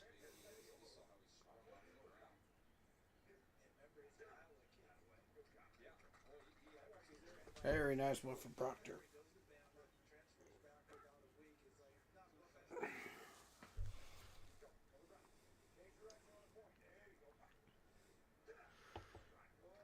Okay, Reed Adams from Texas A&M, looking solid on the wave.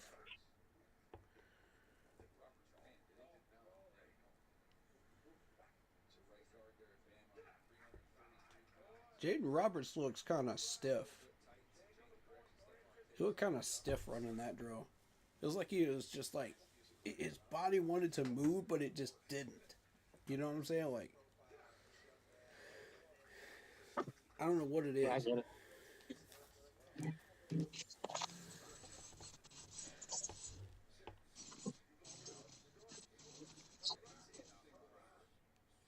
Maybe he looks like that all the time. I don't know. If he does, then I won't count that against him.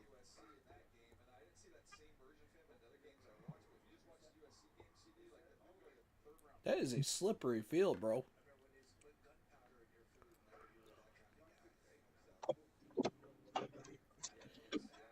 I wonder if it's just the turf.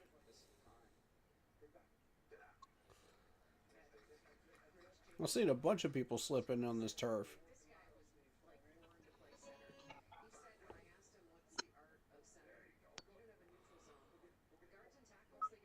Okay, Boo Stevens can move. Ooh. Nice.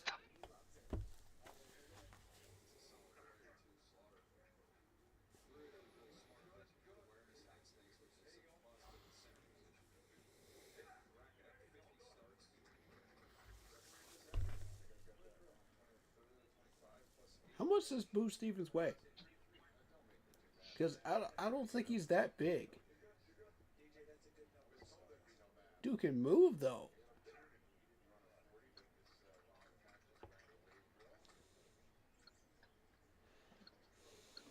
Is it still on the lineman? Yeah, they're only doing offensive lineman today. Oh, all day. Okay. Yeah, Is this the last day for? Is this the last day for it, or? yeah. Keegan Tross. Nice. Very nice movement. Wave drill.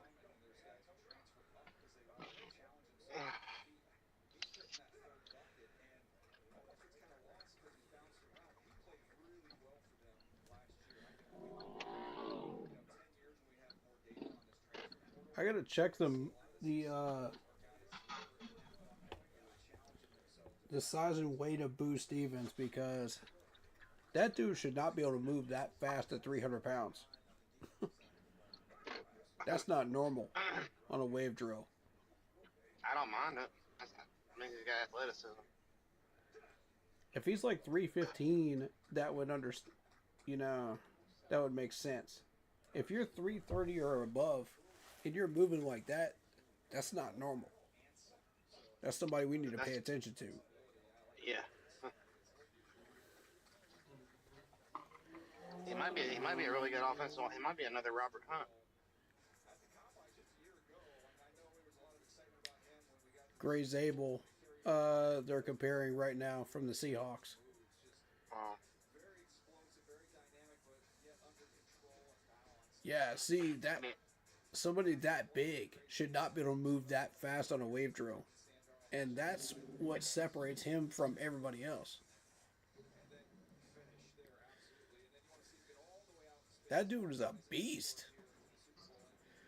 Oh my god.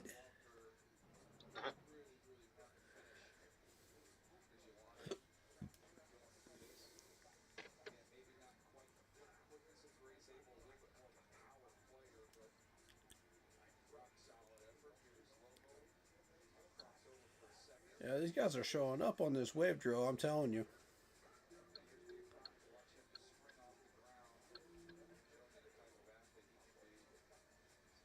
Proctor was a little slow with it, but he could still move. You know, it wasn't that much of a concern. It was the guy right before Proctor, he kind of looked stiff when he was running that drill. Like his body wanted to move, but it wouldn't. It was just really, really stiff and slow.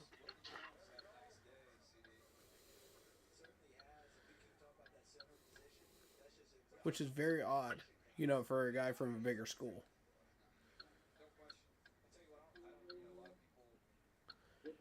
Alright, long pull. Nice.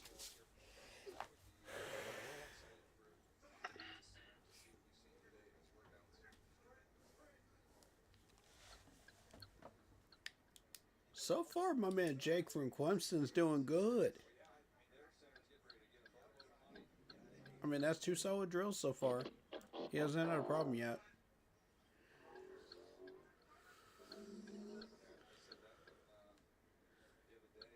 If you consider he may have been the one offensive line off that Clemson, that one Clemson player off that offensive line that was actually decent.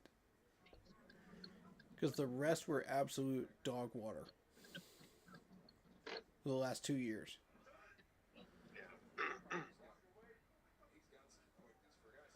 So the long pull will test your ability to break and hip turn as an offensive lineman. Your footwork as well. And change of direction too. So you're going from the left to the right cone, go up about 5 yards, and then change of direction.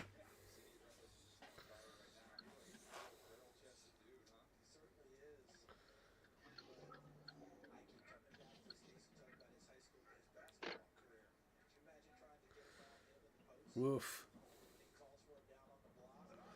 And see, if you're looking at a center, he's gonna have a tough time changing direction because he's a bigger guy, you know. Yeah, makes sense.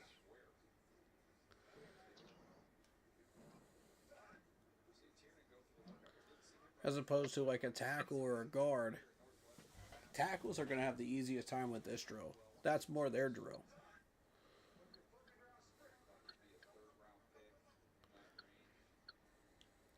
But I mean, still, you're doing with 300-pound guys. 6'4", 6'5", 300-pound guys. They're not going to be able to change direction like on a whim.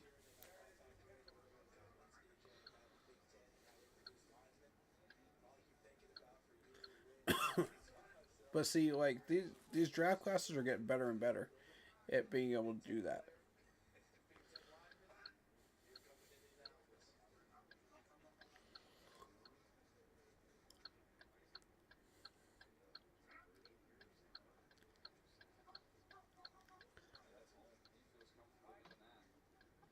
Yeah, they gave Jake Slaughter another shot at it.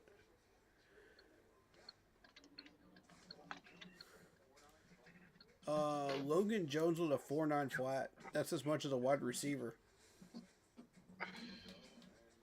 That's pretty good, man. I have to say that. Off topic. I'm pretty busy today. Off topic. Yeah.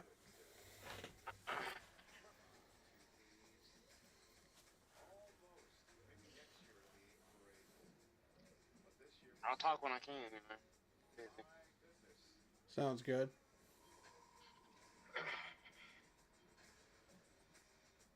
Yeah, yeah. Just talk when you can, man. You can stay on if you want, or do whatever Yeah, you I'll feel stay like you on. need to do. I'll stay on. All right. Um. So far, I mean,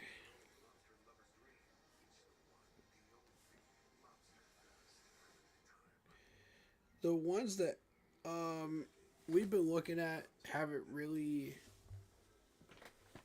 stood out that much, but they did well, you know, and that's what's important.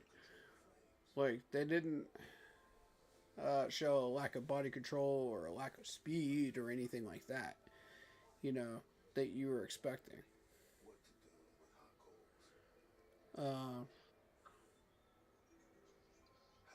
or whatever your talent range is, whatever you do, you know, they haven't really shown that they're having trouble there, you know. So we haven't, I'll be right back. Let me drop this and I'll be right back. sure. So we haven't been dropping anybody off the list yet, realistically, that were on our original depth chart.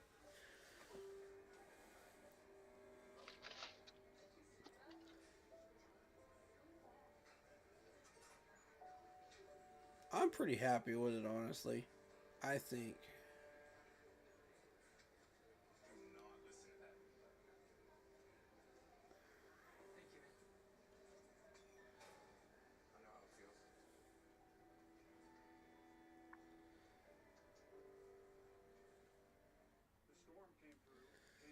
If we can get maybe 4 or 5 more of these guys on the radar, you know, I think we should be all right. You know, for starting to do mocks and really legitimately focused on certain ones.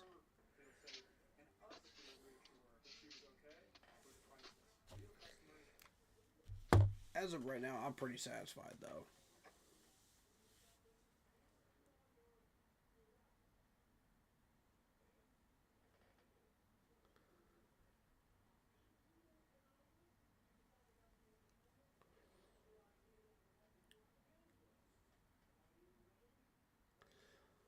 So how we feeling out here, man? How we feeling?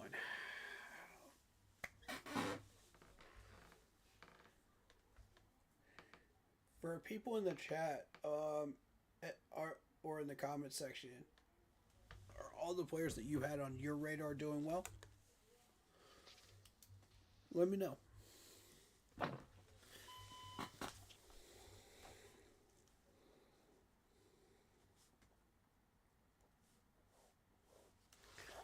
Alright, so now we got the deep pull.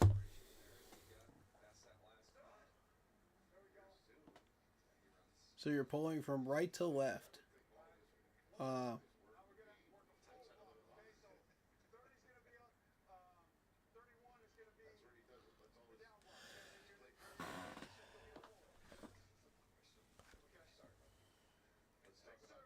Proctor is 6'6", 352. Good lord. Alright, I'm back. I'm gonna go pick up this other one. They're highlighting Caden Proctor. This dude's like 6'6", 352. Goodness. Yeah. Big, monstrous guy. Oh my god. Huge dude. Yeah.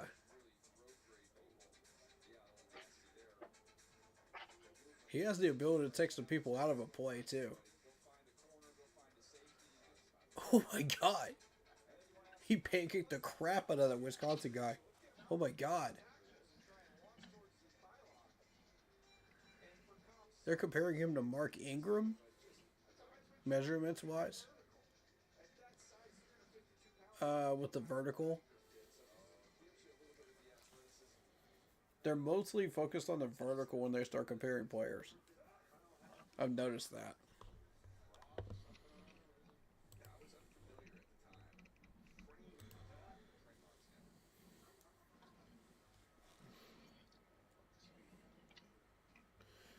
Alright, so now we got the short pull fold drill.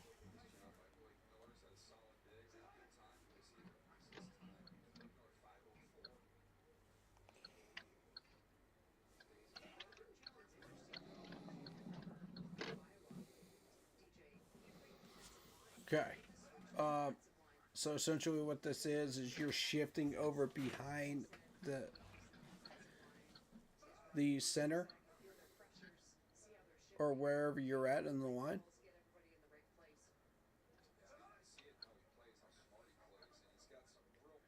And then you have to run and finish. Either left or to the right.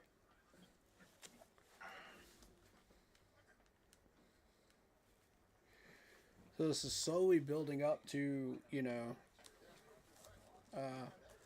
blocking into the second level, blocking into screens, blocking into other things like that. So each one of these build up on each other. Yeah. These drills could be interesting if you're looking for a certain position.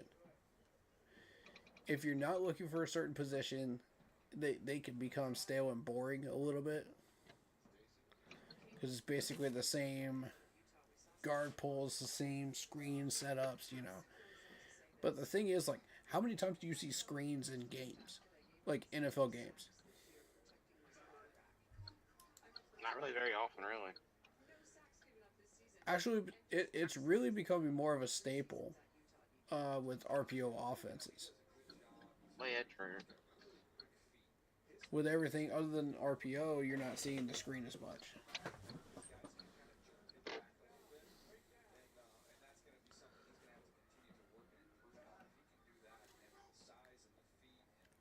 So this is one of those things, it becomes the last drill that they do, to set up a screen.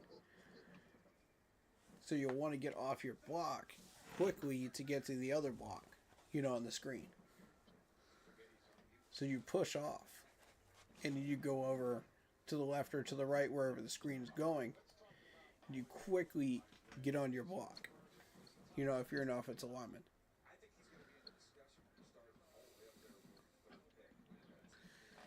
6'5", 329, Francis Muega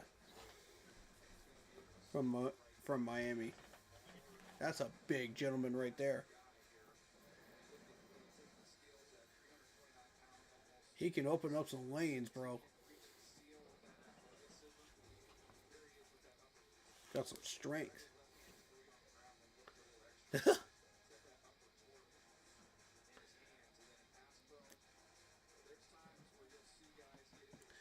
I think, like I was saying earlier in the stream, Francis Muega is being compared to Penei Sewell. Hello. Okay, same arm, same weight, same height. Fascinating.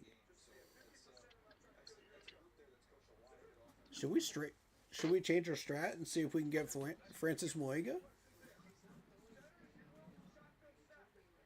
Should we put him on our radar? If he drops, should we jump on him? Maybe.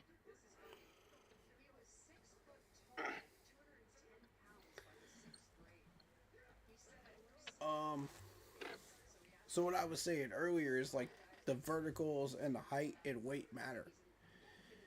The verticals matter because you're trying to make sure that these defenders can't knock down the ball.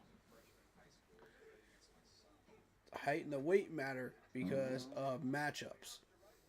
You don't want these guys like overpowering you if they're like an inch taller or a little bit stronger than you are as an offensive lineman. And the thing is, like, every draft class, these guys are getting rougher and rougher and rougher at pass rusher. So these guys are having to bulk up, in college and set themselves up for the NFL to adapt to that. So it gets tougher, man.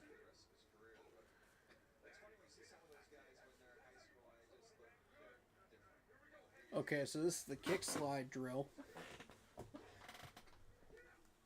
So you kick slide as a player, and then block.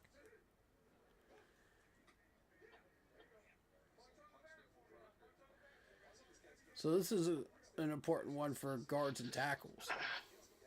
Because these defenders will come push you up, you know, after you kick slided. You know, and how you set your feet, how you set your hands means everything on that. That's what the scouts are measuring on that. It's not the speed, it's the ability to set your hands and feet.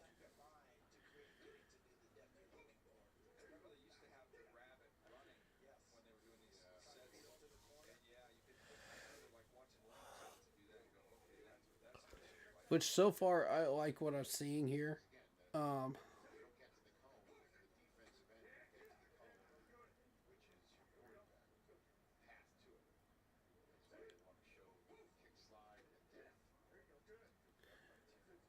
I think if these guys haven't been, It's 23-93.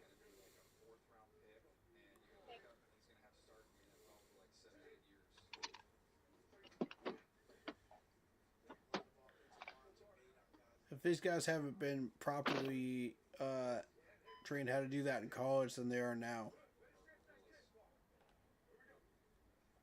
You know, 66.6 run block grade for the guy from Auburn.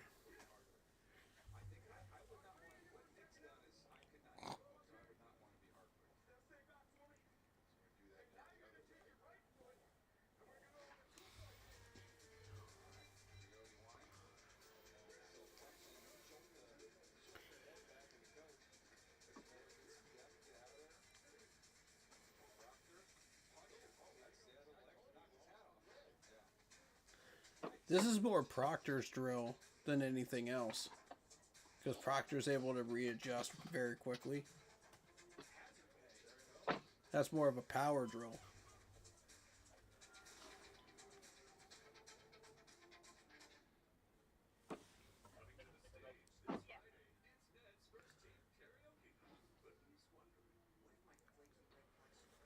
All right.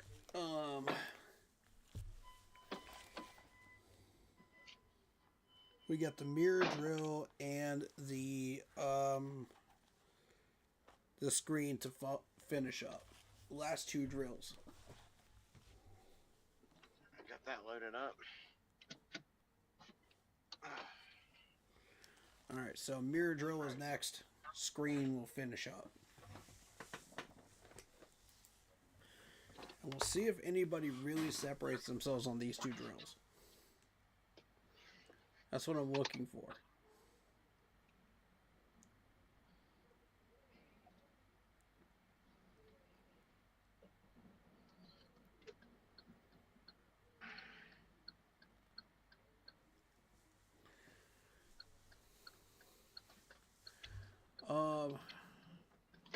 Question for people in chat and yourself.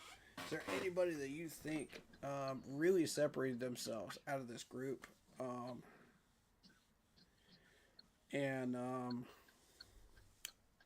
is somebody we should pay more attention to? And it can be from any of the days. You're welcome to.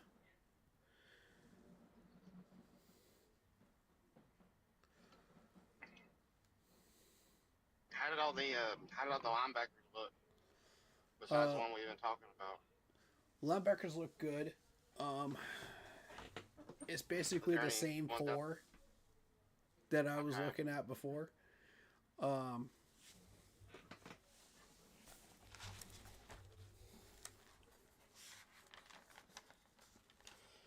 Let me see.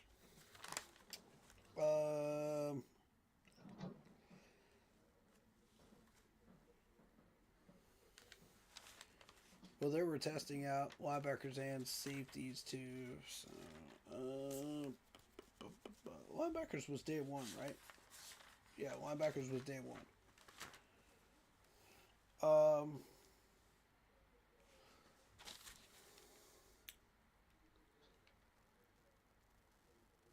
yeah, I think it was the same two that we've been looking at. There's Rodriguez and Styles. They kept showing up over and over again and doing well. Just about every drill. So.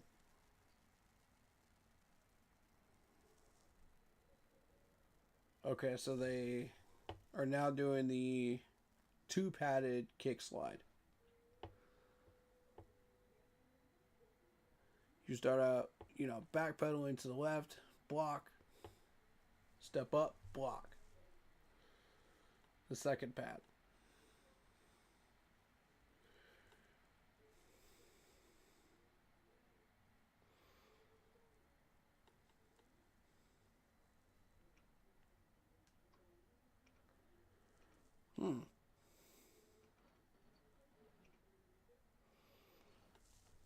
You know what would be a fun YouTube series? What's that? Is if somebody that was like a Panthers podcaster who like decided to do like the training camp drills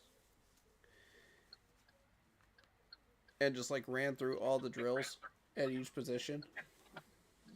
Yeah. That would be fun. Like learning how to do each one properly.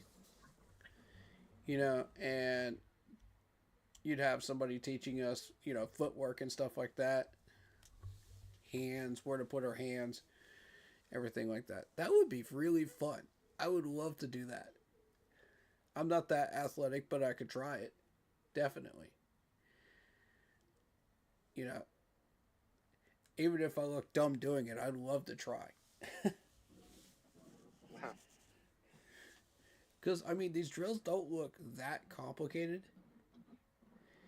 It's just the athletic ability. I just don't have the athletic ability to pull off a few of these, because if you try to do this as like a normal person, you weren't a football player, you might like pull a hamstring or something like that,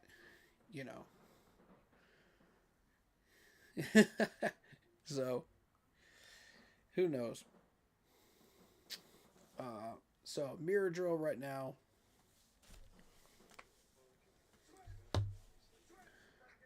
So they're going left to right, left to right, left to right, or whichever direction that they want you to go in,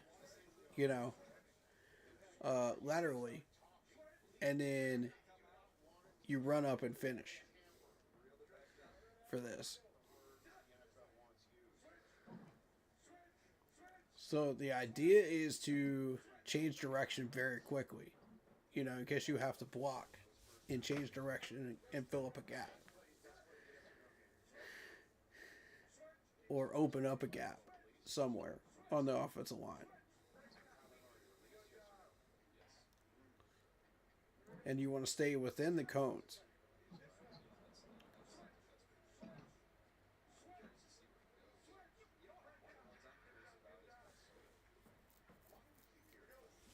So essentially, it's the same thing as a wave drill, except you're just going back and forth whichever direction they tell you to go in. Which I find interesting.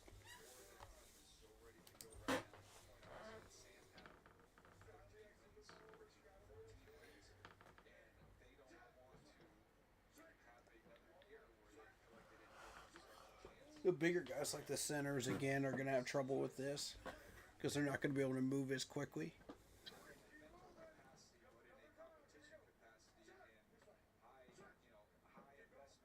Ooh, Proctor can move. Okay. Proctor can move. Look at you.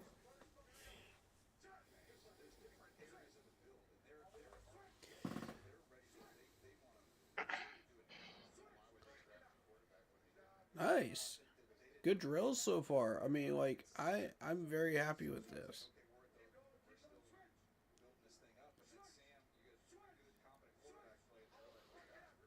What in the world was that? You can't just like tell them to switch up that quickly, man.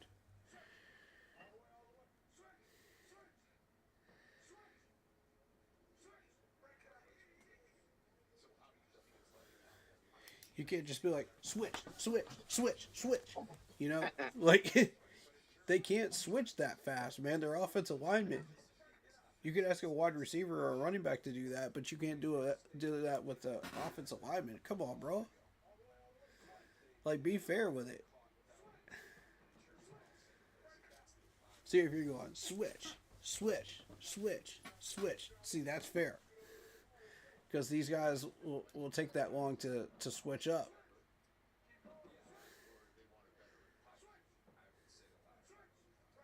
But if you're going switch, switch, switch, switch, like the windshield wipers, you know, like going fast in the middle of a downpour, these guys don't go that fast, man. You got to be reasonable with it.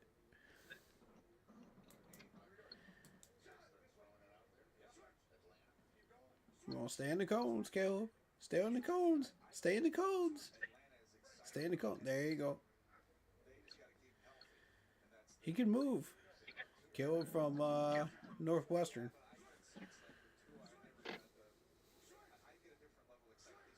They can all move. Golly. Keegan looks good, man. I like Keegan.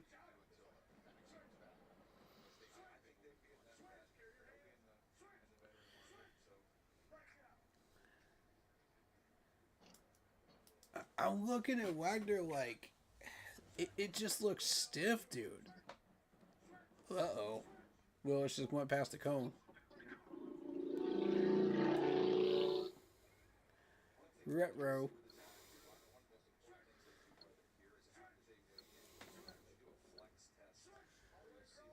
Oh no, it was right. It was Jeremiah Wright. That's who I was thinking of. Because earlier, like, he was doing the wave drill and it looked stiff as heck, man. It just looked like he could not move at all.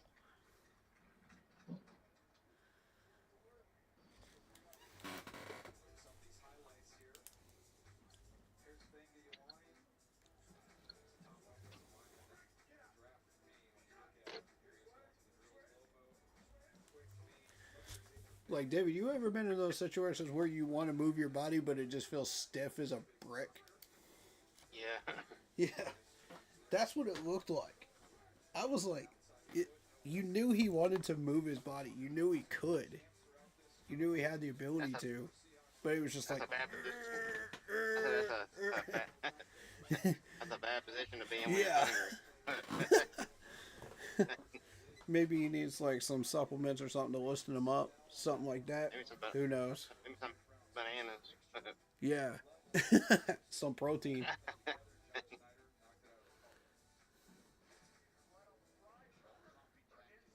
Or maybe he's not drinking enough water. That could be it. That could be it. Because I know a lot of people, when they're in those situations, really need their hydration. Which I have that issue. I need to start drinking more water. Really. Yeah, me too. But like when your body's really stiff, it can do that when you're dehydrated for sure. I mean, I don't drink the sugary sodas no more, but it's still bad for you. Yeah. Drink the zero sugar or the diet, but it's still not good for you. Even though I do enjoy them. Yeah. I'll say that. Yeah, for sure, for sure. Me, I really don't care. It doesn't affect me that much. I'm just looking for the energy boost, you know what I mean? Yeah, I understand that. I got a lot of stuff on my plate every single day, you know, and I can't be drinking like energy drinks, you know what I mean? Because those are like 50 times worse. So I try not to.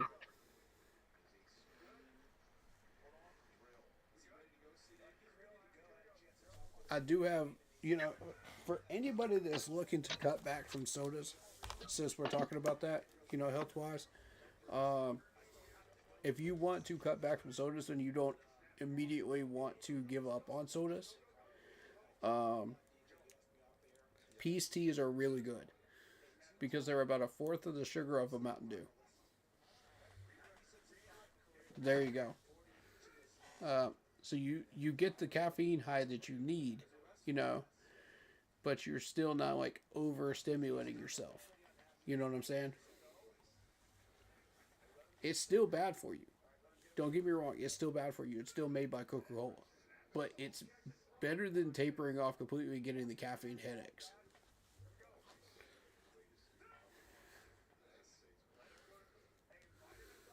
Alright, so here's the screen drills.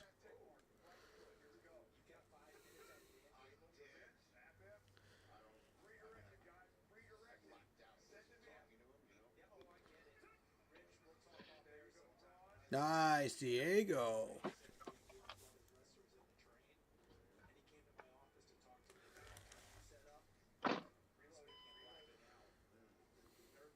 Diego looking good on that screen drill.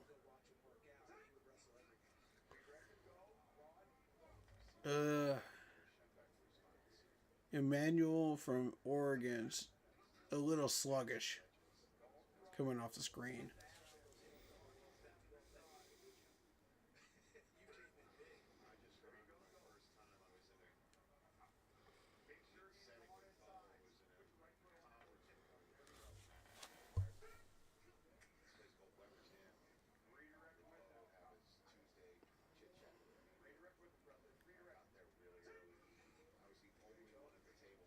There you go. Go Rutledge. The guards are going to have an easier time than the centers are on this drill.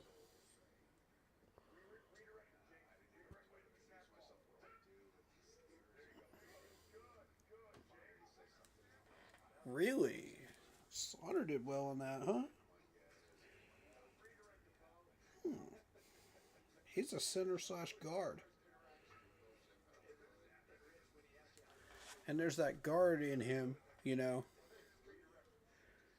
Because if he was just a straight center, he would not be able to push off as well. You know, he would not have that redirect ability that a guard would. But see, there's that lightweight guard in him that was able to do that. So that's good. You want to see that if he plays two positions and he's versatile. Alrighty. I'm doing a screen drill right now. Okay. That's the last one. Camera right. Looking good on that one. Good push off. Trades on. There it is.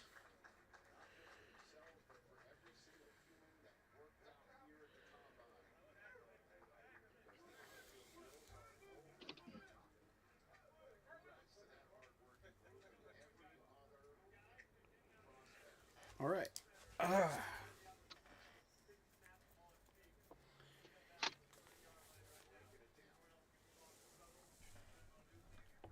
Let me make sure that they're not doing anything else here. I think they are done. But we'll find out.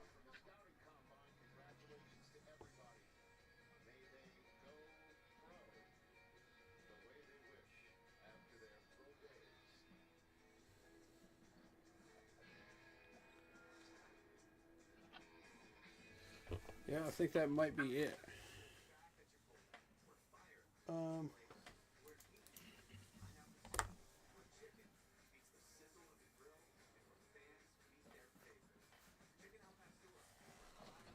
Announcers acting like they're done.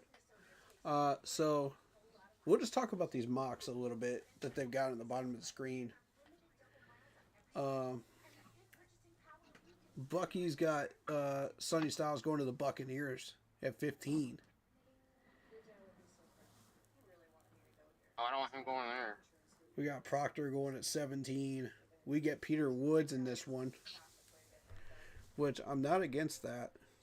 You know, if we can't get Sonny Styles, what's our backup plan? Shadiq goes to the Chargers at 22. What do we know about Caden McDonald from Ohio State, the defensive tackle?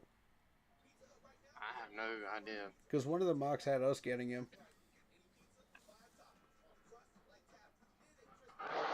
Then the safety, goes at 29. Howell goes at 32 to the Seahawks.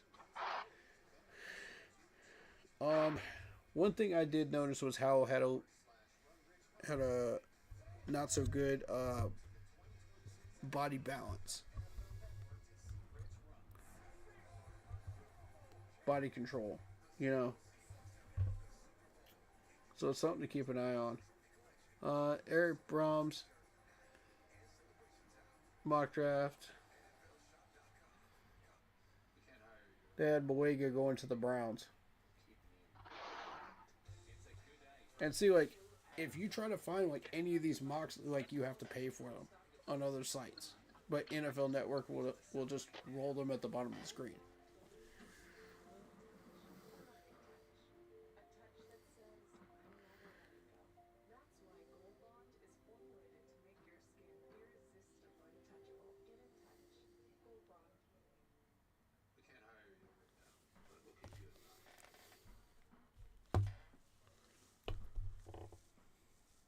And they'll rerun those mocks on the bottom of the screen when they rerun the drills and everything. So we'll just go through those in a few minutes here.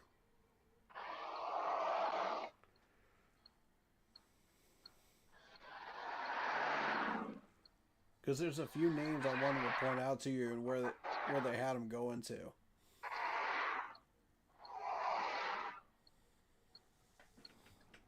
All right, Eric Brahms. Oh no, they ran through that one already. All right, so next mock they have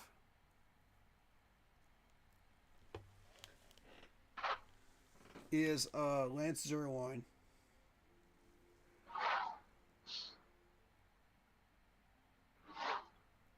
So you got Matt.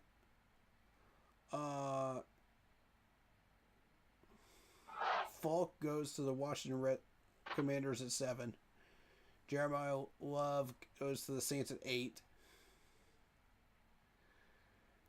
Boega, who they had us getting in one mock, goes to at 10. And I don't like that. Proctor at 14, Sonny Styles at 15 to the Buccaneers. That's two different mocks that have Sonny Styles going to the Buccaneers. Avion Terrell to the Vikings. We get Messidor.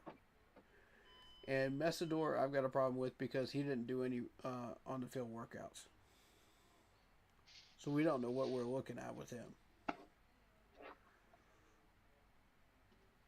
Eagles get Howell at 23.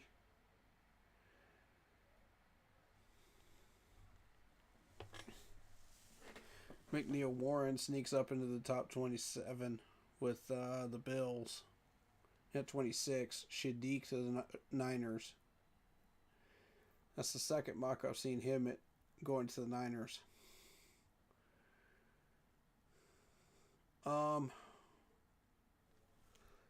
Yeah, honestly, I don't know how this is going to go.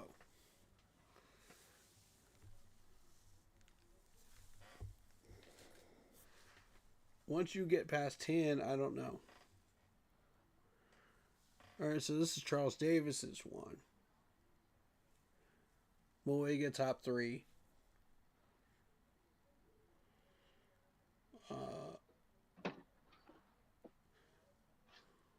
We got Saints get Carnell Tate in this one. Bengals get Sonny Styles at 10 in this one.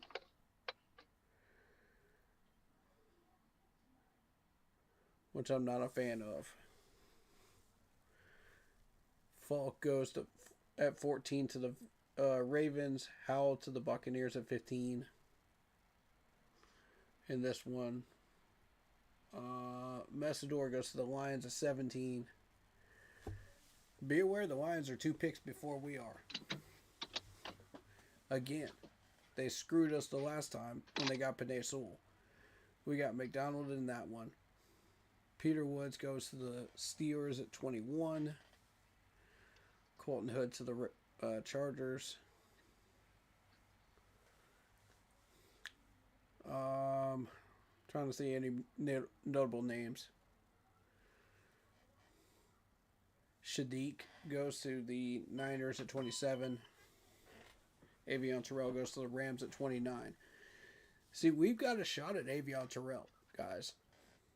He could drop to us. He could legitimately drop to us. And Thieneman drops to 32 with the Seahawks in that one.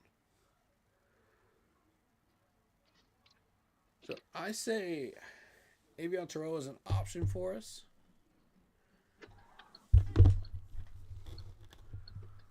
I don't know if we can get him, though. I don't know if he's going to stay down there at 19, but we could get him.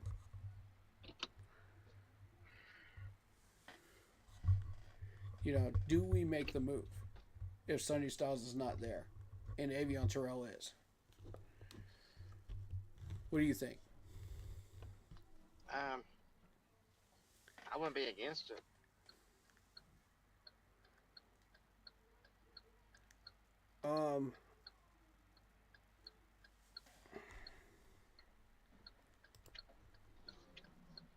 There is another name that we could go with if he does show up.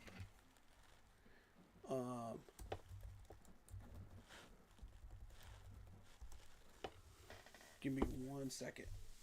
I think it's Fuego, but I gotta double check.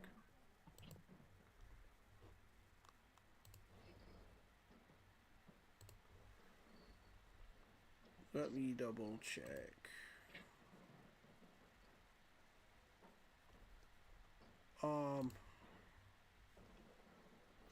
I don't like Howell because he doesn't have a balanced body control. Body control, that's the word I was looking for. Body control. He has everything else about him but the body control from Texas A&M. So I think we stay away from him.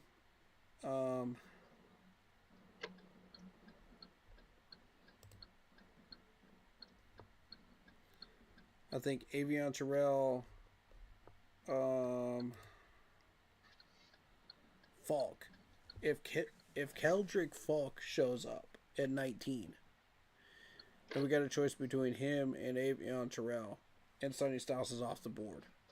Who are we picking? That's a tough one, right? It is. And I'll throw another one into the mix because there's a safety, Jamad McCoy from Tennessee that I like.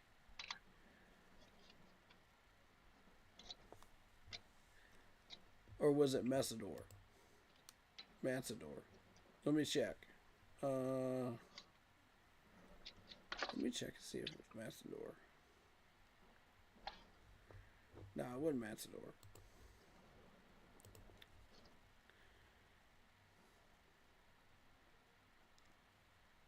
It might be McCoy, actually. Yeah, I like McCoy. I like his percentages. His measurements aren't that exciting. He's a zone slot nickel safety. And he's got great percentages, especially in coverage zone and man press. And an 85% in run defense. 75% in tackling. I mean, this dude matches what we want. 6 foot, 215.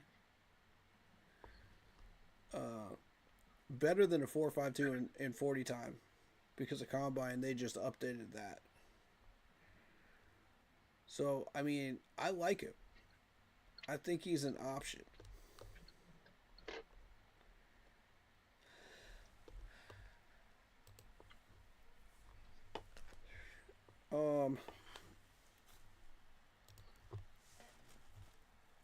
Let me check the PFF board.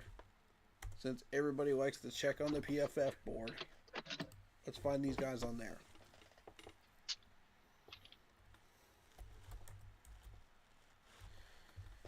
Alright. AJ Halsey is 47 on the board, on the PFF board. And then you've got,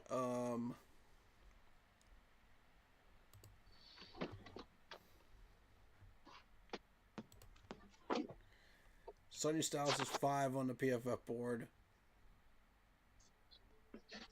So that's what I'm telling you. With a good workout this weekend, I don't think he's going to drop. Jacob Rodriguez is sitting there at 84. You do have Dante Lawson if you want him too. At 89. So if we're doing with safeties, let's take a look at safeties real quick.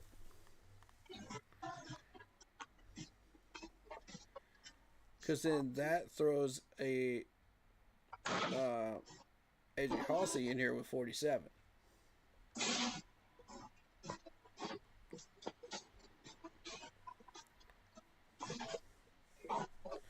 I'm not impressed with Zachy Wheatley. I do like Bud Clark from TCU. So I think... Let me take these two off real quick. Because we want to look now at edge rushers.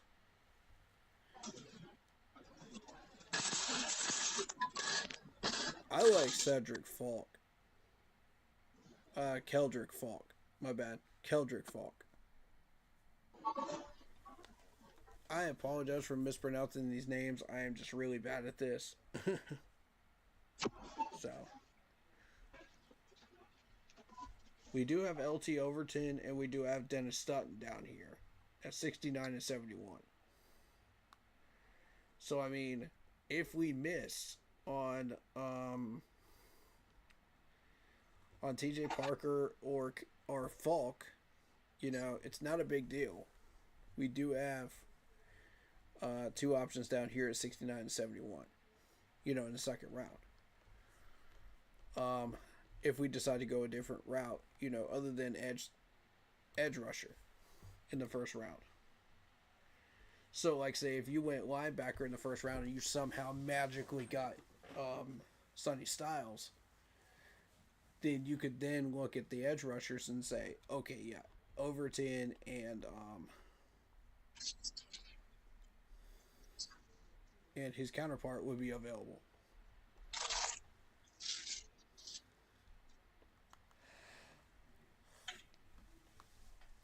Whew.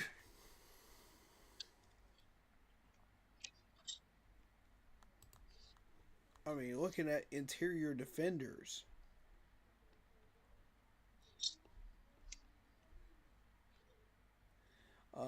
the one mock said Caden McDonald, right? Caden McDonald. Let me take a look at him real quick. Been hearing a lot about this dude and these mocks. 3 sacks, 2 forced fumbles, 65 tackles, 31 solo. 6'2", 326.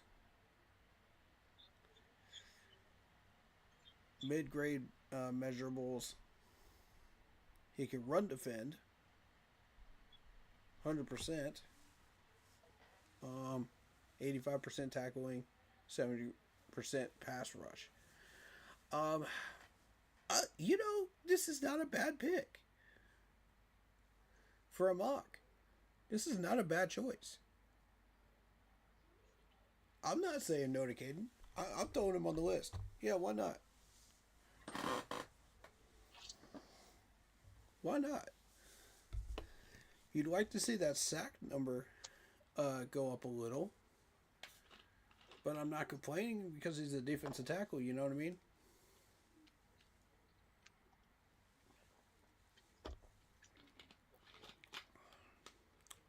Can't really do anything about the measurables, but I mean, I like what I see. He's from Georgia too.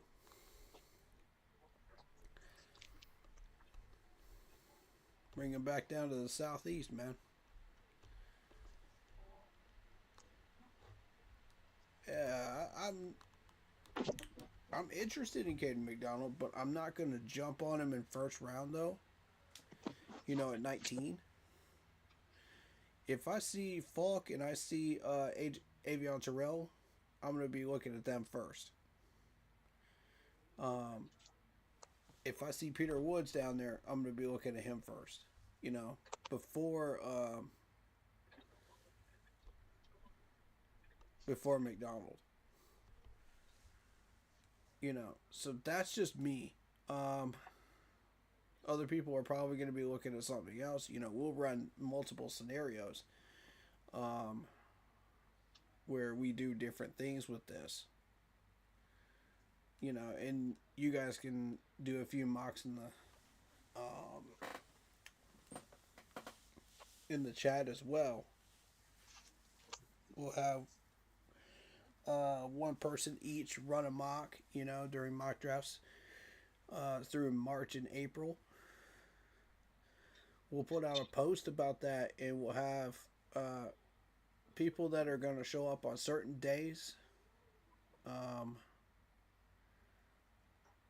according to their availability and mine, you know, and we'll see if we can do some streams where you guys are a part of this, and you would take total control of the mock on stream. You would pick your players. You know, you would ask to see certain positions. You know, take full control. You know, for one whole draft. You know, 7 rounds full. Lance Zerline's mock has Freeling in there. Okay.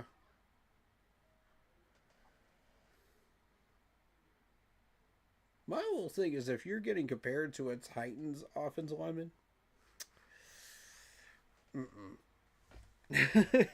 know, that's not a good thing. And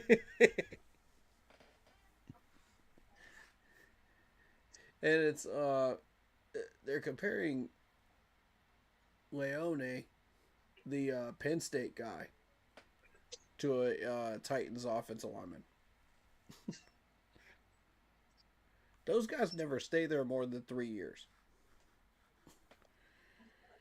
in Tennessee. I hate to tell y'all that, but it's true. Here's my list.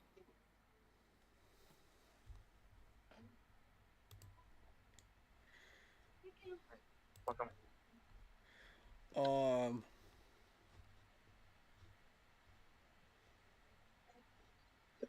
So here's what I want to do. I want to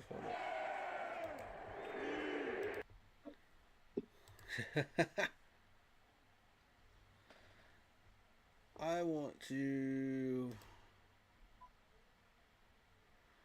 Where's the Panthers channel?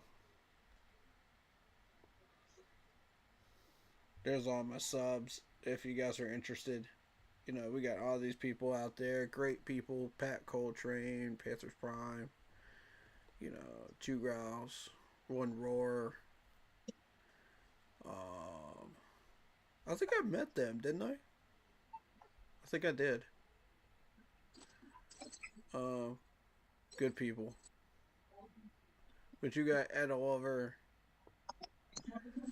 You got Tom Grossi, who does the Pat Cast. You got C3, 4th and 1, Cam Newton.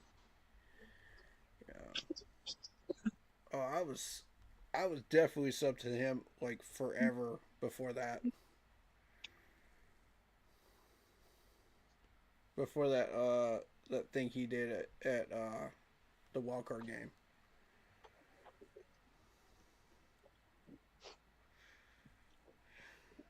Yeah, I pretty much subbed to anybody that had a Panthers podcast, really.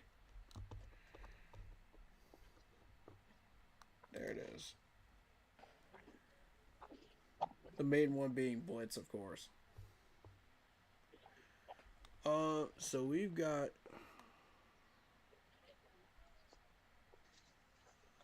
Brant Tillis talking about something, and then Dave Canales, and then Dan Morgan. All right. Should I get into Brad Isaac right now? Should I? You can. Because I want to get your input on this too. Because I'm just not feeling this move, man. I'm kind of unsure, honestly. I don't like it. And I'm trying to be as respectful as I can about this, because you guys know how I feel about this, about him in particular. You know, calling plays. I've spoken up about it several times last year, you know, and I'm continuing to speak up on that. But you know,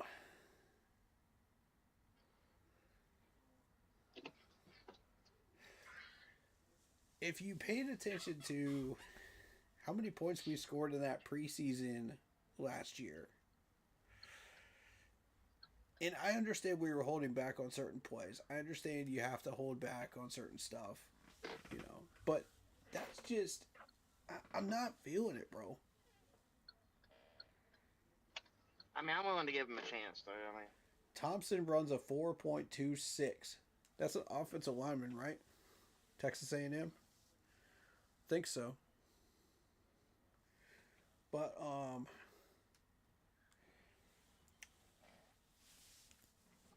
I'm going to be real with you. He called a couple of these games early on last year. And you could tell which ones he called, because we didn't do jack during those games. And it was the Patriots game, and I think it was one other game, and I forget which one it was, where we just did not do anything offensively. Like, it was just straight up dead. And I'm like, you can't be running like training camp type plays in an NFL regular season game. These defensive players will cook you. And that's exactly what he was trying to do. So my next issue with that is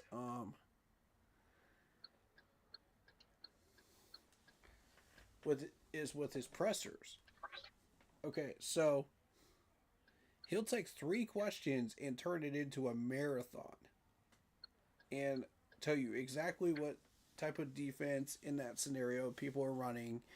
You know, how do the wide receivers adjust to said, you know, situation? And it's like, dude, you already answered the question like 5 minutes ago. Stop. You're giving away trade secrets to the teams that you're about to play against. And that's what I'm not... I don't like that.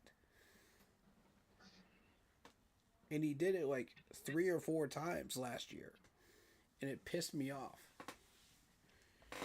Because I'm like, if you're going to be an offensive coordinator, you cannot do that. That's a huge no-no. Like, you will not last long in that job if you continue to do that. And so, like, 2 of those times were right before division title games.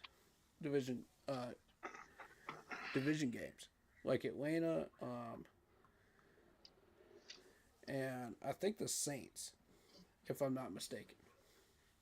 I'll have to double check as far as, like, timing, as far as when he did that. When they ran his press conferences, but it was not good. You can't walk into those games and just say, oh yeah, well, no harm, no foul, you know, after you dropped a huge game hit on what you're about to do. Like, that's just stupid. That's stupid. And like, here we are again, like trying to be a professional team, trying to win division title after division title after division title, back to back to back. You know, and we got this stupid stuff. You know, like that's what you can't have out of an offensive coordinator. If you want to continue to win consistently.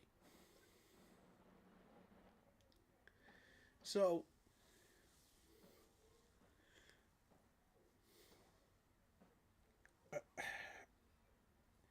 I'm willing to give him a few games, you know, but if he doesn't step up and call these plays correctly, you know, with Bryce Young doing his thing with the audibles, then I'm not about it, man. You know, from that point forward. I can't support that.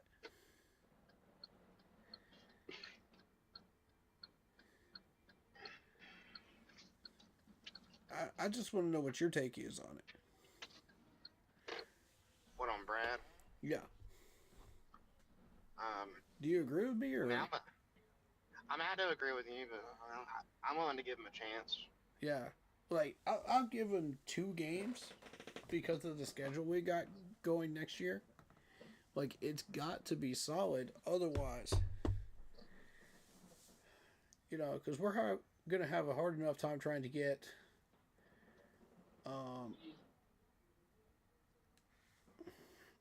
as many wins as we possibly can next year anyway. You know, so...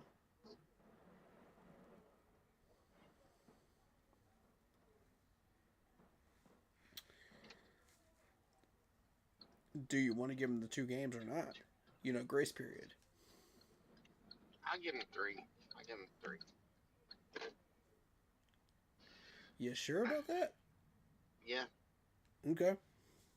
All right, 3 it is. I just think it's fair. Rough schedule. Yeah, fair enough. Fair enough. I'll tell you what. So Fair enough. They got 6 playoff teams on this. Yeah. I don't know where those games are gonna fall. So I don't. You know. And that's what I'm concerned about because I don't know. You know. We've shown that we have enough talent, you know, in late season, you know, to match these types of teams. But first half of the season, we started out sputtering like a dead truck, like you're trying to start up a truck. Yeah, I want us to start. You know, I like for about you know 2 what? or 3 games. I don't care who we play our first game. I would just love to see us No, win our it's first like- game. Oh man. We haven't done that in a while. It just felt nice to be 1-0 start of the season. It would. It would. But like Dave Canella said, it's not about how you've started, it's how you finish, you know? And I do agree with that. But you can't just like go throughout like half the season lazily and then finish strong and expect a good result. You know, you're sitting at 8-8. So yeah, it is about starting strong too.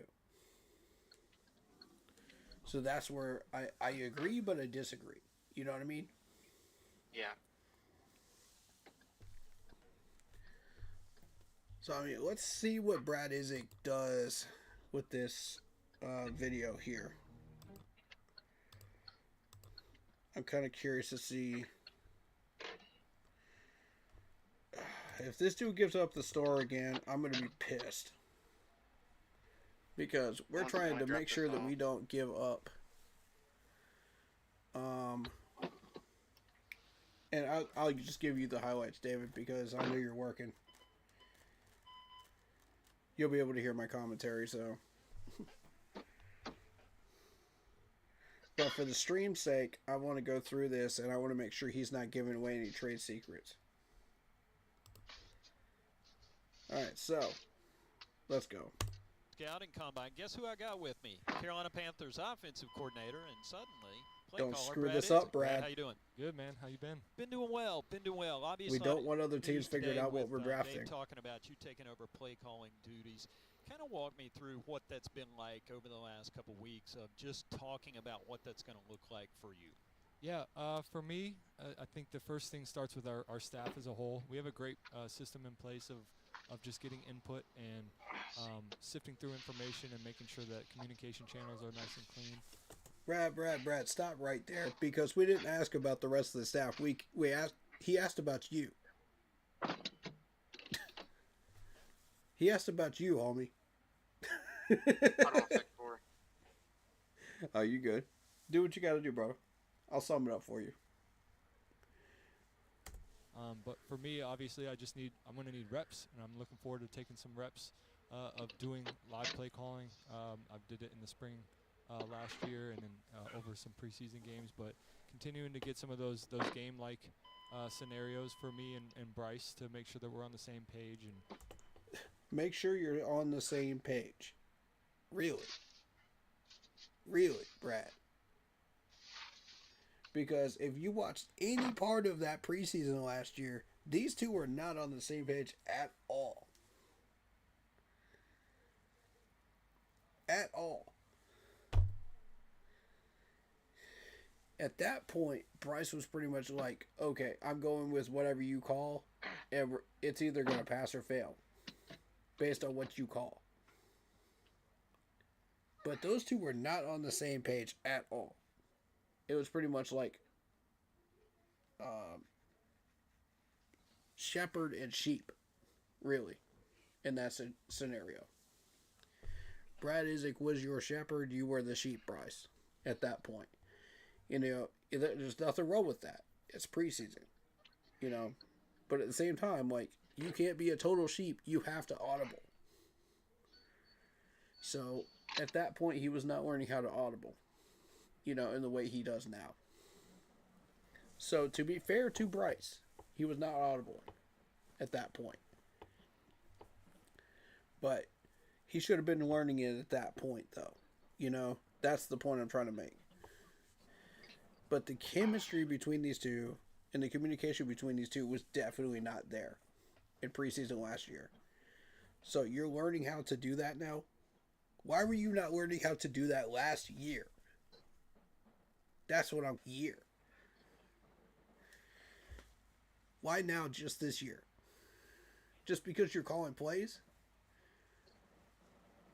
You had all year to communicate with Dave Canellis and Bryce and get on the same page. Both. There's zero excuse why you were not on the same page with both by the end of the year. Zero excuse. So that's what I'm saying. Either you pass or you fail on your own merit at this point. Y'all see what I'm saying? And just really looking forward to. You had the benefit of being in Seattle with Dave on his coaching journey. As he comes up, he goes to Tampa Bay and calls plays for the first time, and you're there watching that. Okay. What do you kind of Coaching pick up history. about the process from watching him make the same evolution that you're making right now? Yeah, you always got to be a play ahead, and that's something that. You got to be a play ahead. Okay. Can we just take a second and analyze that and unpack that? Because you were definitely not a play ahead during the preseason last year. If anything, you were a play behind. We were running the most basic bull crap in preseason, and you couldn't even handle that. What makes you think you're a play ahead now? Enough to handle your offense coordinator duties. That's what I'm questioning right now. Maybe I'm reading too much into this. I don't know. That he's challenged me with. Really, when I went with him to Tampa, I was excited to get my own room and coach the receivers. Well, he said, I'm going to need a little more out of you. I need you to be there with me. I need a sounding board. I need you to think a play ahead with me. You want the wide receivers to be a sounding board for you and help you get a play ahead. Shouldn't you be talking to Bryce about that? And the wide receivers? Not just the wide receiver room? Like, help me understand this. You're an offensive coordinator, and you're only focused on the wide receivers when you want to talk about play calls. Yet you want open communication with your quarterback. And you're not communicating with him and trying to get on the same page with him on what these plays are. Huh? Help me out here, y'all. I'm confused. Sorry, I'm just trying to understand. I'm trying to understand you, Brad. I'm trying to be the person that gives you the benefit of the doubt, but you're not giving me anything, bro. You're not giving me anything to work with here. And it's frustrating me. Like, I want to support you. I want to support everybody in this management. I do. I don't want people... I don't want to say, oh, these people should lose their job, or, you know, unless they absolutely deserve it. You know, and they've been failing for a certain amount of time, and they deserve that loss of a job. I hate having to do that, you know. If you can give me something to work with, I'll support you. You know I will. I always give these coaches and players a benefit of the doubt until you give me reason not to. Once you give me reason not to, that's your identity. Until you change it. And if it continues to be a bad pattern, you know, and it continues on for a certain amount of time, I'm going to say, yeah, it's time to go. We need to replace you. We need to upgrade. You know, I'm not about trying to say anything negative about people, man. But you know, like when you do stupid stuff like this, and you're not focused on the communication of the quarterback, and you're only focused on the wide receivers, what sense does this make as an offensive coordinator? Even people basic, you know, to this game understand this. That barely understand the game understand this. It ain't rocket science, man. What's your take on that? I agree. Like, I don't understand. Help me understand, Brad.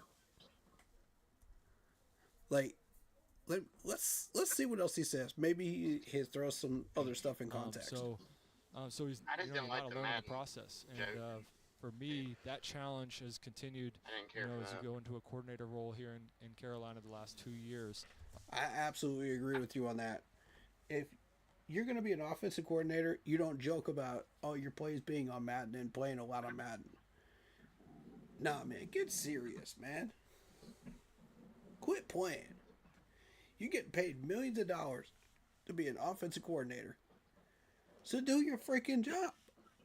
It's a business. Right. It's a business. It's not a comedy show. Right. You can play Madden all off season and all you want. But when it comes down to offensive coordinator roles, you got to get down to business. You can't be like, oh, I played a lot of Madden, you know, and joke around and act like a fool. You know, like, nobody's going to respect that. They're going to think you're a clown. You're getting paid thousands of dollars. Why would we take seriously anybody that plays a lot of Madden, you know, and thinks, oh yeah, I could run that system, you know, in the NFL? I mean, I've tested my Madden system in about half a dozen Maddens. But am I an offensive coordinator? No. I'm a podcaster. I'm allowed to do that. I'm not getting paid thousands of dollars to do that. So am I allowed to say that? Yes. You're going to come out here and publicly say that, whether it's a joke or not, is stupid. It's just not how you should do things. You know what I mean? Like, I don't care if it's a joke or not. You don't do that. Why would you tell your opponents, oh, my entire playbook is based on Madden? Why would you do that? Makes no sense to me. Just my take on it. You know, you're basically saying, oh, all you have to do is just play some Madden and you'll figure out what my offensive system is. Piece of cake, right? Dang. By the way, Sonny Styles, vertical of 43.5. That's pretty good. Yep. Broad jump of 11.3. 11.3. Which was pretty impressive, actually. He had a really good workout. They're showing his highlights right now on NFL Network.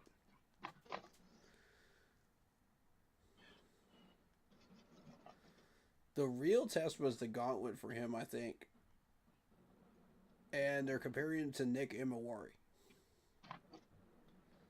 Nick Imawari had 11.6 broad jump, 43 vertical. So, I mean, like, I can see where people really, really like Sonny Styles.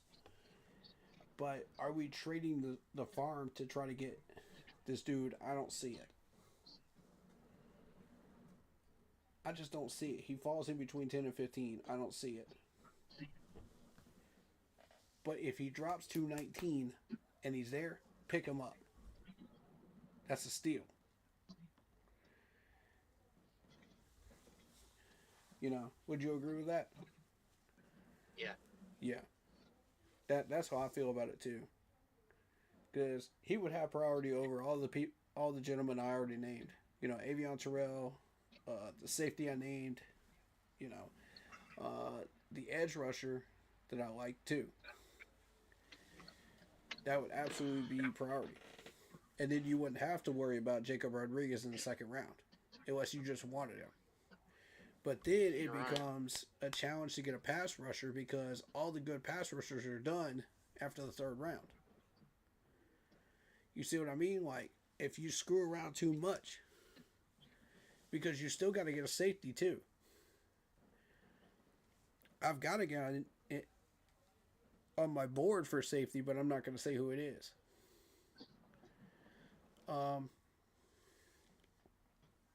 So, you know, somewhere in between rounds 4 and 6. They're comparing Fernando Mendoza to Matt Ryan. Mendoza from Indiana.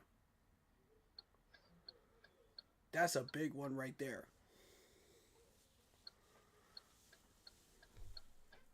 I saw that earlier in the combine. And it caught my eye. Because Mendoza is a pocket passer. You know, the accuracy, though, and the release time, does it match Matt Ryan? Something to look into, y'all. Something to look into.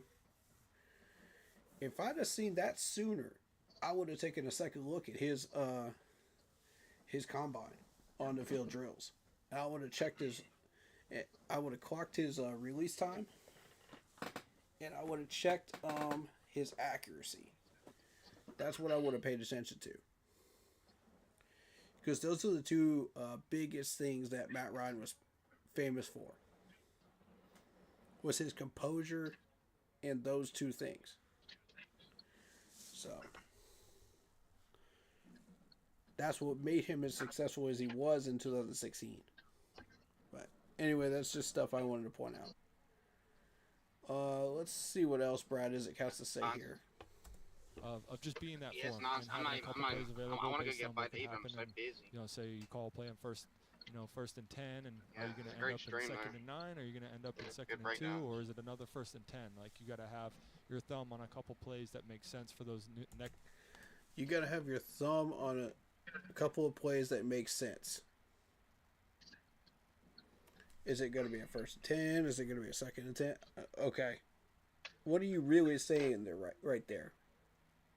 What are you really saying? You gotta have your thumb on a certain set of plays. What does that mean?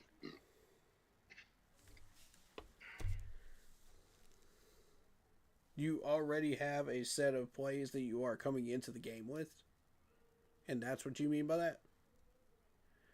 Or is it plays that you adjust at halftime and then you come up with those plays and say, okay, these plays were not working in the first half, now they are?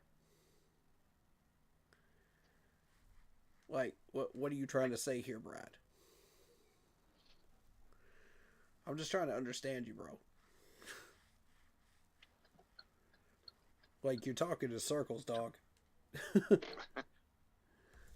Scenarios. So he's charged me with that. He's kind of trained me for this role, and I've really enjoyed being that for him. And I see, him being right on my side in the same regard, as we go forward. I know it's got to be cool for you walking through this process today. Dad's here, isn't he? Yeah, John is. He's always here. He's always here. That's true. Former Jets general manager John Idzik, of course, is your father, your grandfather. Former Jets GM is Brad Izzik's father.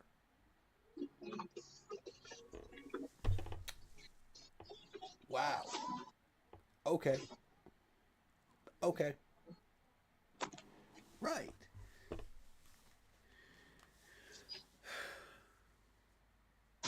David, please tell me you heard that. I didn't. Sorry. The Jets' former GM is Brad Izzik's father. The Jets' former General GM is manager. Huh. Is his father. Oh, goodness. Did I hear that right? Hold up. Let me back that up. I gotta make sure I heard that right. I know it's got to be cool for you The walking guy who through this destroyed the process Jets today. organization. Dad's here, isn't he? Yeah, John yeah, Idzik. he's always here. He's always here. That's true. Former Jets general manager John Idzik, of course. John Idzik. Yep, I heard it right. No way. There's no way. You're the son of a Jets former GM. Oh my God.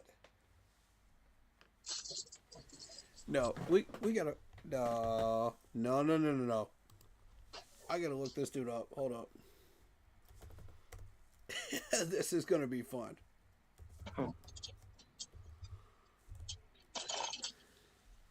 John Idzik Jr.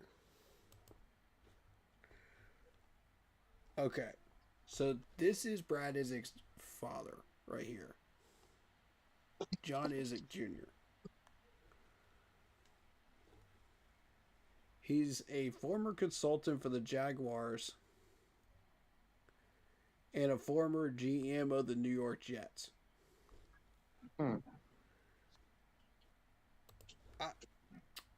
When did he okay, so operations, Tampa Bay Buccaneers, he was director of football administration 96 to 2001. Tampa Bay Buccaneers 2001 to 2004, assistant general manager. And I'm going through this just to understand who these people are, okay?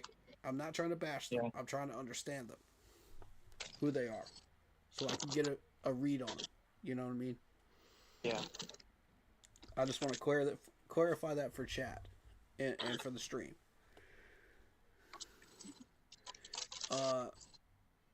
So, senior director of football operations for the Cardinals 2004 to 2007. Vice president of football administration for the Seahawks 07 to 12. Jets general manager 2013-2014. He only lasted a year as a GM. And now 2015 to 2020 special assistant to general manager of the Jacksonville Jaguars.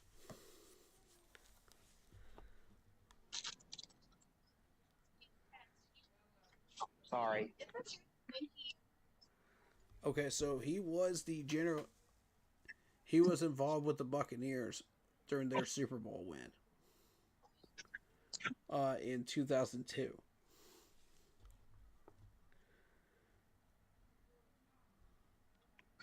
He did get his ring as an assistant general manager. All right, so just trying to understand who these guys are, man. Yeah.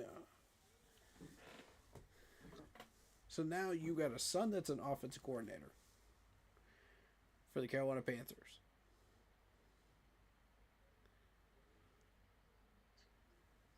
Your dad was a GM for the Jets and only lasted a year. I don't. That's who you learned from? Please tell me you didn't learn your offensive coordinator roles from him.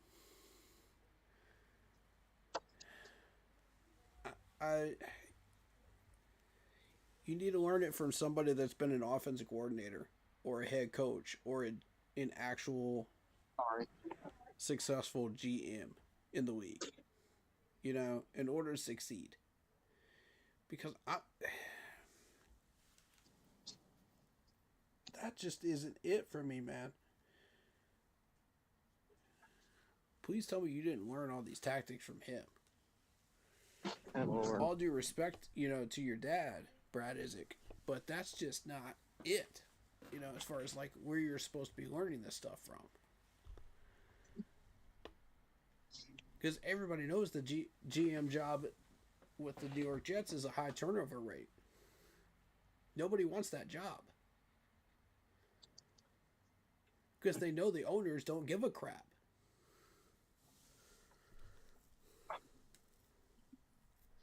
The owner of the Jets doesn't care. The GMs never do a good job with the Jets. And they fire him like you're changing underwear.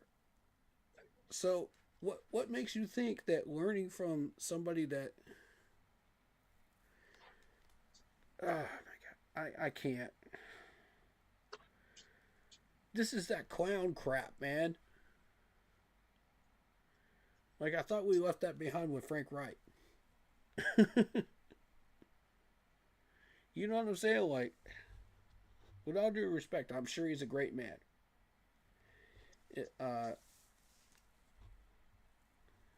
Mr. Isaac, but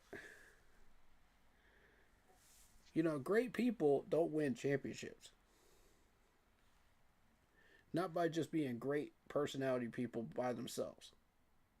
You have to be able to do well in your craft and be a good person to succeed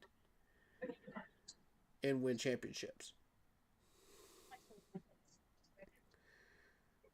That's what it has to be, man. So, yeah, you learned the executive side from your dad, but the play calling, that's where we got an issue. Because you're an offensive coordinator. That's what you're supposed to be doing. We're paying you to do that. So do that. Leave all the paperwork to your assistant, man. And just do your job. This is your father. Your grandfather was also in the football business, coach for a long time. That's got to make today, now that you're getting this attention. Okay, so his grandpa was even in the league back in the day. So, this whole family has been in the league through 3 generations. That's interesting to me. And it's got to be cool having him alongside while this is happening. It is. That is kind of cool, though. The best thing about him is he's never force-fed football on me, and he's always wanted to try to make sure that I'm not looking in the rearview mirror and that the first person he sees, that I'm right. Carving my own path, and I'm very grateful for that. And I think that's a lot of times understated from football families. Mm-hmm. He's kept his distance. There's some things out of my own, but he's also talking about being a sounding board. He's been a sounding board for me along the way. A wealth of knowledge that's well respected in this league for good reason. And I lean on him heavily, not just in the football world, but right here, a lot of people do with their dads. Lean on him for advice in my personal life as well. And just to have him have him available and have someone who's Stir fry- bottom empathetic to round the things that I'm going through. As the rigors of the season and the off season, what those schedules look like. It's just I think it's you just guys nice are out having a of it. family member who gets that. Right, and I ran into him this morning, talked to him briefly, walking the halls here, All right, and thank you. he's very proud of you, but he said the reason he is, and he's grateful that you're getting this opportunity is, the thing I know about Brad is, faced with any situation, he knuckles down and does the work. People keep talking about you as this grinder, Dave called you the hardest working man in the building. What does that mean, and what does that look like as you... Okay, you're the hardest working man in the building. Really?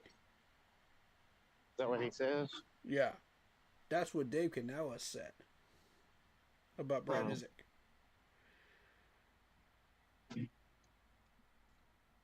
Interesting. Yeah. It is. It is. I mean, I don't doubt that, but like, are you putting that hard work to good use? You know what I mean? Like, are you yielding results? That's the problem that we got right now. I admire a hard worker. I do. I respect that. I love that. And I want that in our front office. But are you yielding fruit from that labor? You know what I'm saying? If you're not getting fruit from that, then what are you really doing? to take this next step in your career? Yeah, I think it's funny, you get around some coaches that have been around a long time, and there's this old, like, punch in, punch out mentality. There's a difference between hard work and smart work, and I think There's a difference between hard work and smart work. I do agree with that. Yeah. Yeah, I'll agree with that statement. He's got a point. the more you're given responsibility-wise, and I've learned this from Dave as well, as I watch him get into the largest role of a head coach, you have to be smarter about your work, and you have to allocate your time with intelligence and planning. Okay.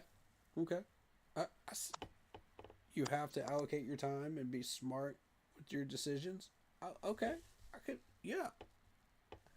You're speaking my language now, Brad. You're speaking my language. And then you also have to learn how to trust the guys around you. Trust the guys building around you. relationships with Yeah. them on the front end is the most important part. So you do have a natural trust to delegate.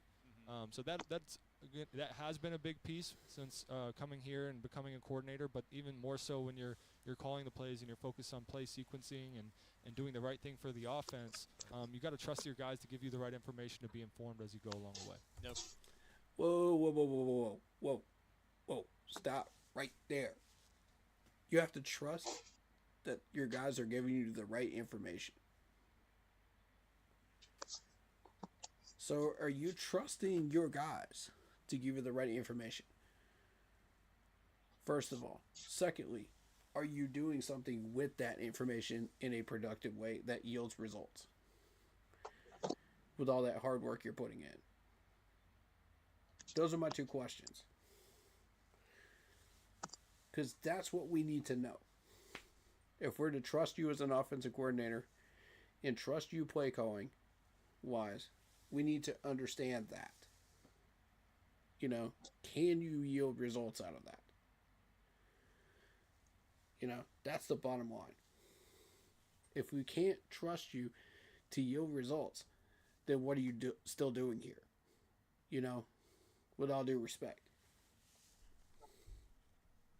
No question. And again, we're here in Indianapolis at the Scouting Combine. People will be running 40s later in the week and all that cool stuff. You're spending most of your time here in a dark room with Dave Canales, Daryl Bevel, Harold Goodwin, and the boys talking about what this offense is going to look like. What's that? Hold up.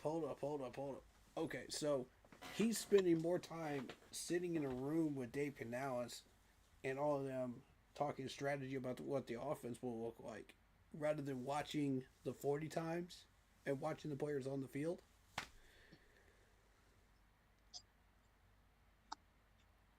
Doesn't that seem fishy to you? You're an offensive coordinator. Why are you not out there watching these guys?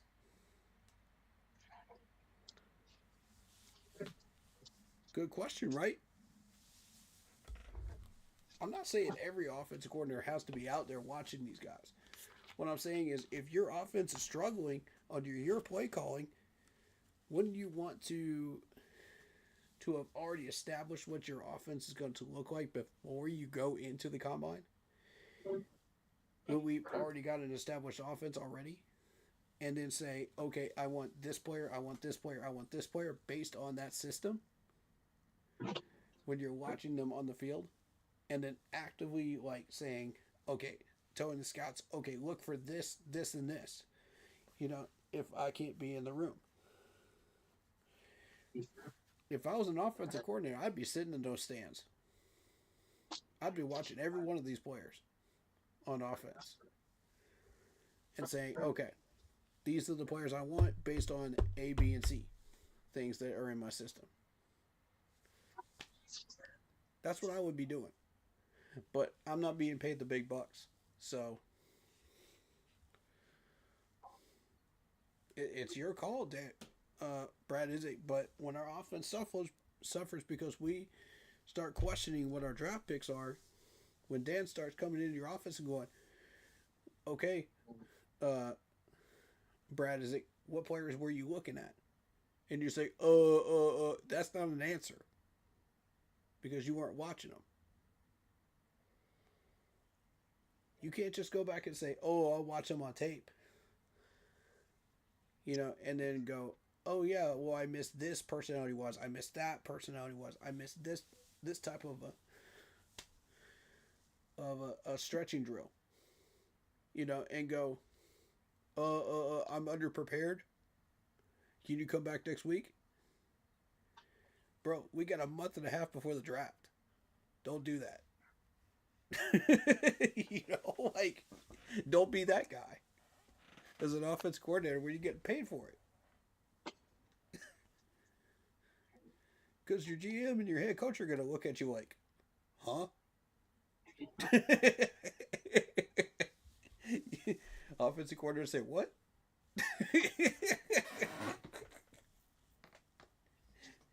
Like, what's your take on that, man? I know you're busy, but if you're able to reply, I know you're probably busy.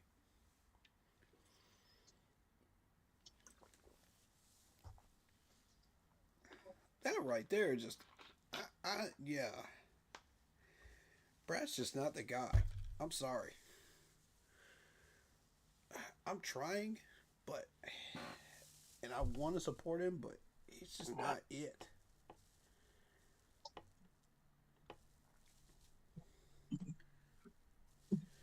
Like, if you're an offensive coordinator that only scored 23 points in the preseason and your head coach took over the play calling duties for half the year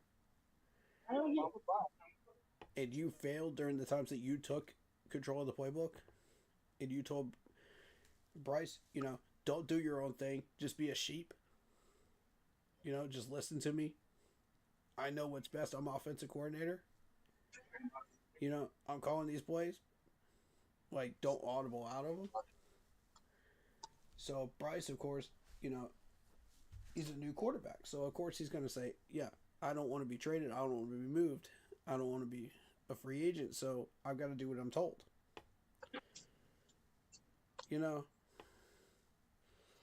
that right there, and then Bryce finally grew a spine and said, nah, I'm audibling out of this garbage. And that's why we started winning games. You know, and that's what has me concerned, man, because if you're an offensive coordinator and you're pulling that nonsense in the year before, and then you're saying, no, I'm not even out there watching these players do any drills in the combine, why? Please explain to me why.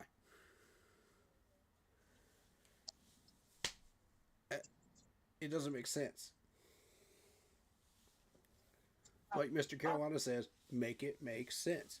Make it make sense. You know? Like, I don't know. just my take on these things. You know, people have their own takes, you know, and stuff. But Hey, I'm so sorry to bother you. Been like the last little bit as you guys get into this process? One, it's been awesome having Daryl around. It's been awesome. I felt like I knew him because I just missed him.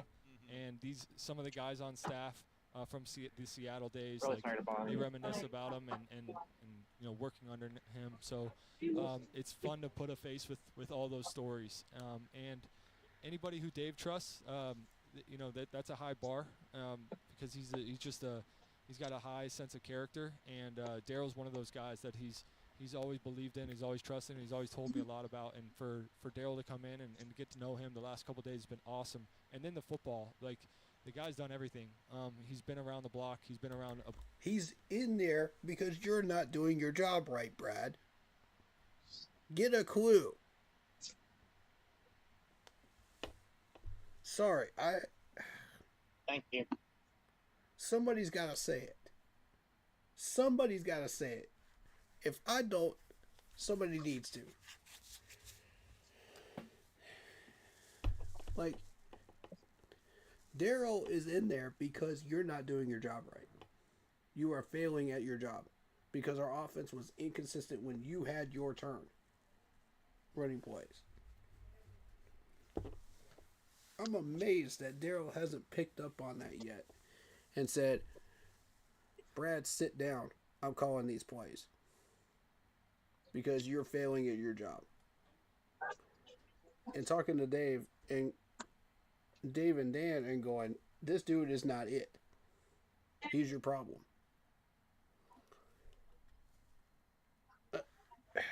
I'm amazed. You know, behind closed doors. You don't have to say it publicly. Just say it behind closed doors. Because we all know the problem. You know. You can't hide behind a rug on this one, Brad. Like, everybody knows it.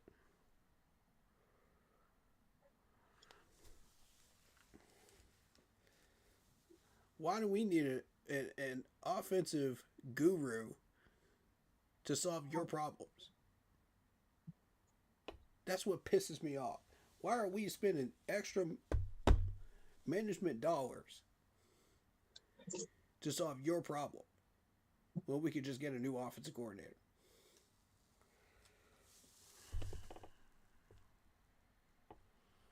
If, in fact, Brad Isaac is really the problem. And you know how I know that he is the problem? One, the playbook is working just fine. Because we've proven that through Dave Canales. Two, and Bryce Young, by the way, with his audibles. Two, yes, he's creating the plays. But doesn't he know how to call them in the correct way? There's the problem. Because everybody sees it. Everybody sees it. And if you don't see it, I don't know how to help you see it.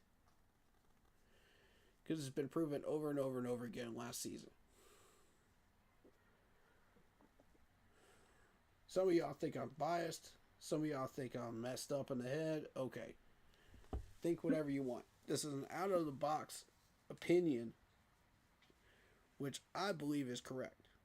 And he's going to prove me correct when he fails and goes 0-3 in the regular season next year.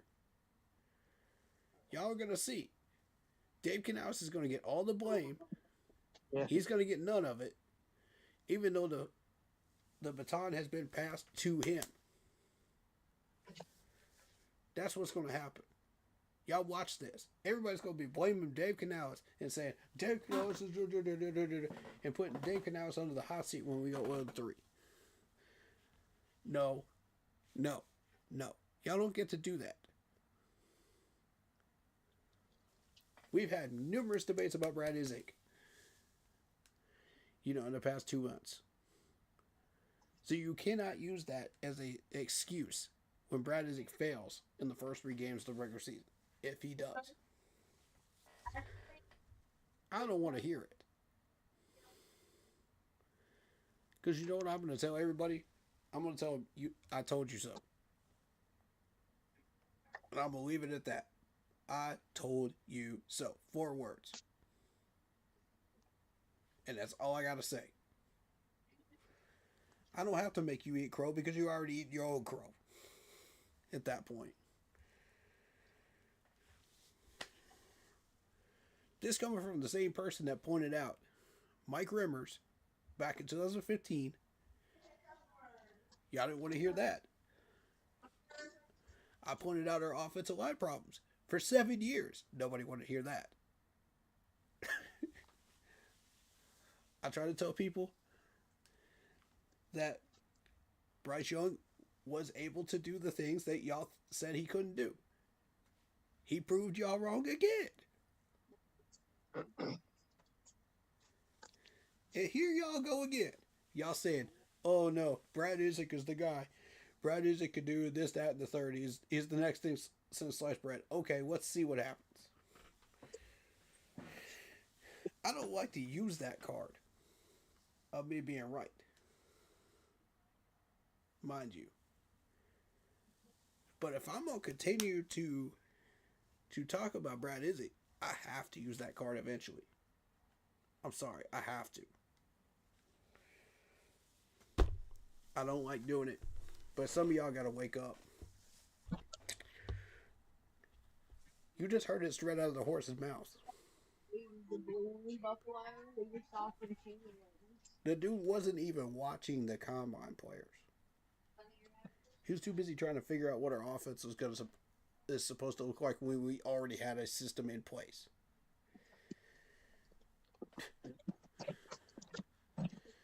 Like,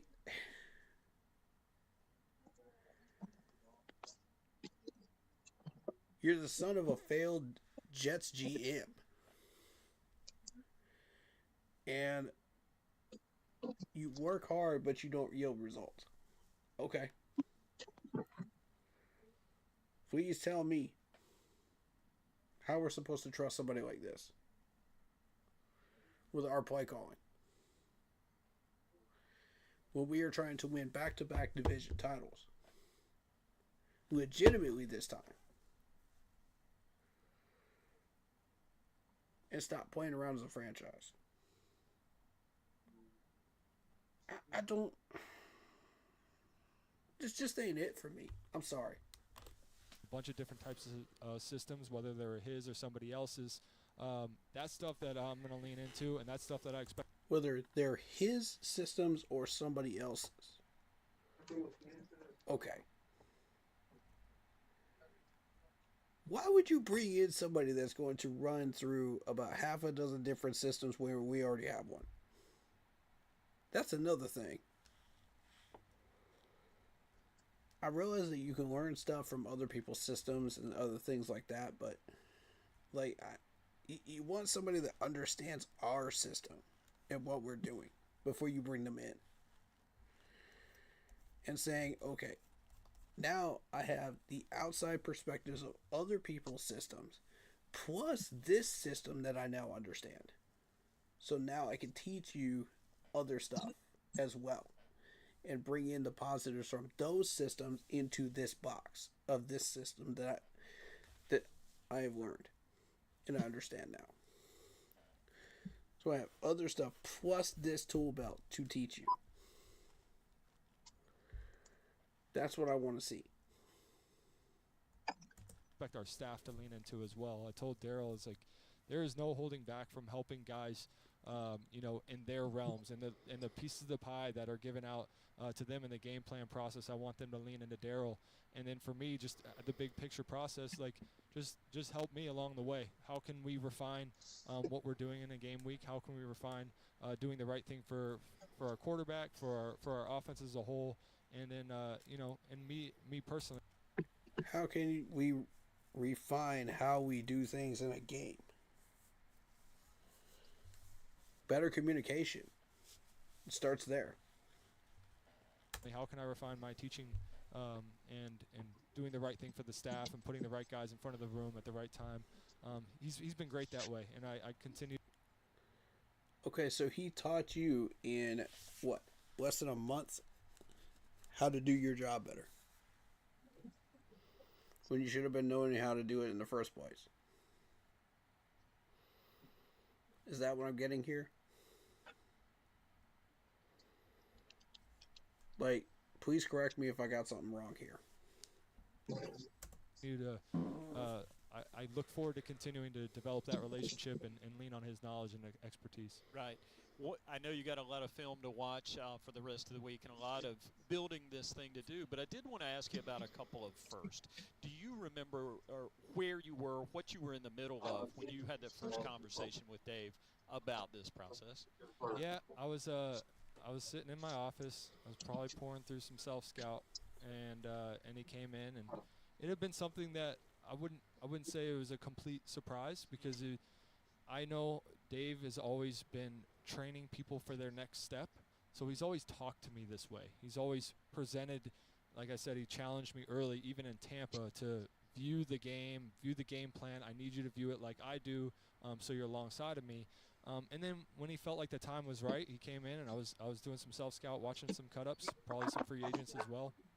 And then he came in and said, hey, we're going to do this. And I was like, okay, let's go. As long as you feel like that's the best thing for the Panthers, let's roll. And you know what these... Gotcha. Okay. So, I do like the fact that he is on board with whatever Dave wants to do. That's a good thing. You know, because it is what's best for the Panthers. Definitely.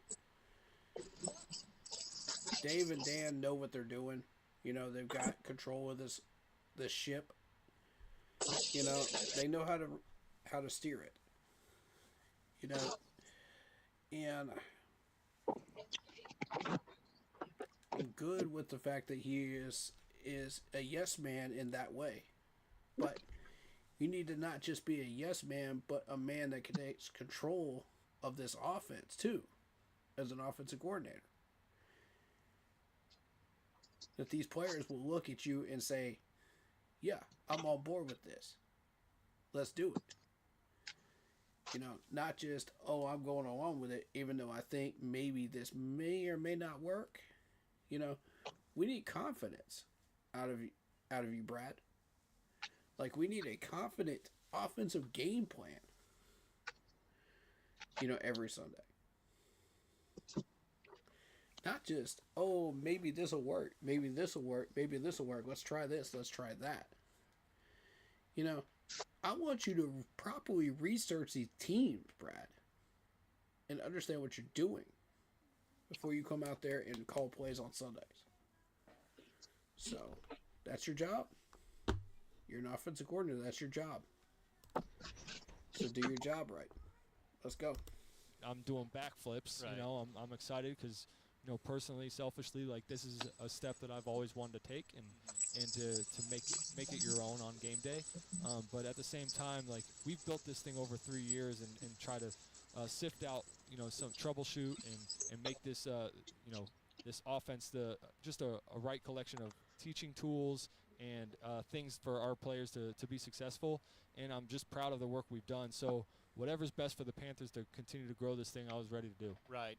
You've done this before in preseasons, and I remember a couple years ago going into the 24 season, you're doing it in the preseason, and you kind of joked about, I'm trying to figure out the buttons and make sure I'm pushing the right buttons. How valuable was having those reps to be able to kind of ease into this process, so to speak, and get to this point? Yeah, Dave let me do it. He let Pete Hansen do it. He let Jonathan Cooley do it. That's just who he is, and that's invaluable. It's invaluable. Some of the reps he gives Will Harriger, you know, when we split field and you have a young guy field, and he'll let him call the other field, to just let those guys, not only for their own personal development, it creates a little empathy. Mm-hmm. All right, it creates a little empathy from these other coaches that are coaching their position. We don't care about empathy. What we care about is you yielding results. Like, this is the stuff. Yeah, they might have given you the playbook, but are you yielding results? We don't care about empathy. You know, we want results. And then now they get to watch oh, this is what it feels like. This is what he's dealing with. This is the 30,000 feet view of what's going on versus just my guy. No one cares what your view is from the freaking box. Unless you see something specifically we need to be calling, point it out. If you don't, nobody cares what your view from the box is versus on the field. Let me put that into perspective, because look at the defensive coordinators. Do you ever see them in a box up there? You don't. Because they're on the field, they're actively coaching these guys. You know, they're actively looking at it. Yeah, from the box, you can see certain things as an offensive coordinator. I can see that. I can see why you're in the box. I have no problem with that. The thing is, like, nobody cares what your perspective is from the box. What we care about is, what do you see on the field that works versus doesn't work, and then put that into play. It's not about empathy here. It's about yielding results. Again, that's what you're not getting, Brad Isaac. With all due respect, buddy. And I'm forever grateful for that, because that makes a change or a decision like this not feel so heavy, because I have gone through those reps and I'm ready to go. Yeah. Once you got the news, once you and Dave had that conversation, who was the first call after that? Be my wife. That's right. That would be my wife. So you call home, you call the wife. Whether it was or it wasn't, my wife was. The correct answer is always the wife. You are correct. I can promise you this from experience. Yep. The correct answer is your wife. Well, Yep. when you told her, did she tell the dogs? She did tell the dogs, because they're tight-lipped, so I knew they weren't going to let it out. The dogs are trustworthy. You've got 2 dogs at home. Tell me their names. Indy and Paisley. Indy and Paisley, and they are. We got Indy is he's actually born in Indianapolis. Okay. Cool for him. He didn't come with me on this trip. Is but Indy the Indy's the golden retriever. Indy's That's my golden retriever. my Different position. Nobody cares You know about how your to deal dogs. with it. You know how to deal with this whole offense. Brad Idzik, congratulations, man. I Thanks for appreciate coming it, by. Dan. Brad is not it. I'm sorry. Brad is not it. The more pressers I watch of this dude, the more I'm convinced this dude is not it. I can't justify it, bro. Like, tell me what you feel about this, man. I mean, you've heard the same stuff I did, right? Yeah. Tell me what you feel about this. I don't even know. Like, the dude jokes about a Madden offense. Doesn't even come out there to watch the players at the combine. And is too busy inside of the room with Dave Canales talking about what our offense should look like. Our offense is already established, bro. We already have a playbook. You put it together. What are you doing? Like stapling paperwork? What are you doing? Like, what is the purpose of that?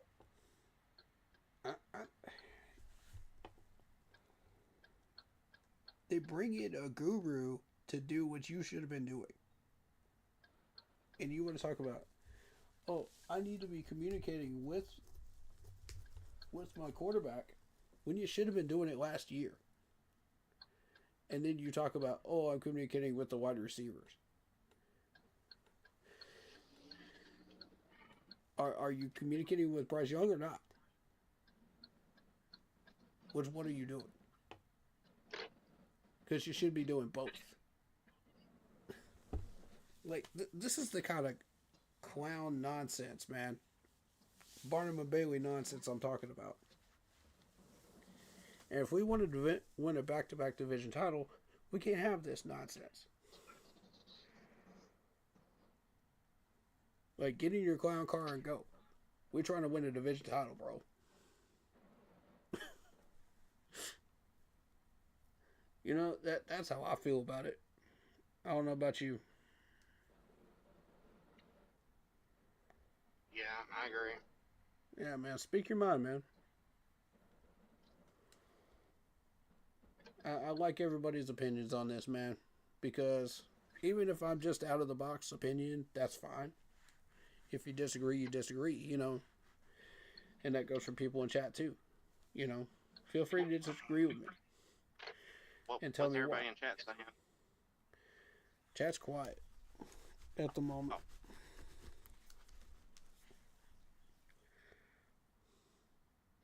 So, you know, you and I have been talking about this for months.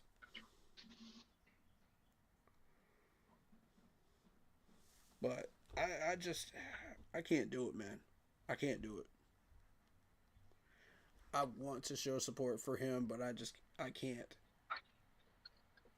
He's not giving me anything.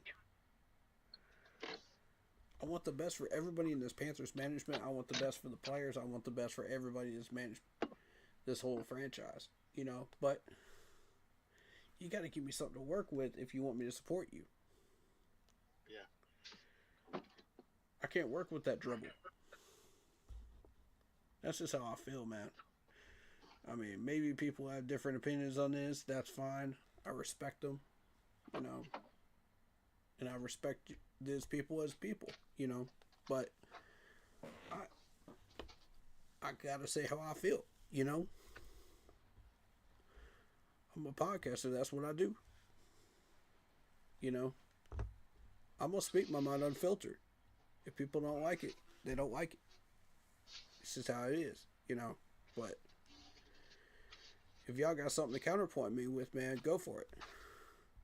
Show me a reason I should support him. And don't come with that dumb crap, you know. Come with something legitimate that I can work with. You know what I mean? Like, that I can actually have a discussion with you about. You know, pros and cons. Like, I'll go with somebody that's got something legitimate. You know what I mean? I'll listen to you. I'll listen to everybody, but, you know, if you got something legitimate that you got to bring to the table, I will definitely hear you out. You know, I'm all about having healthy debates with the Panthers, you know. That's what we do here.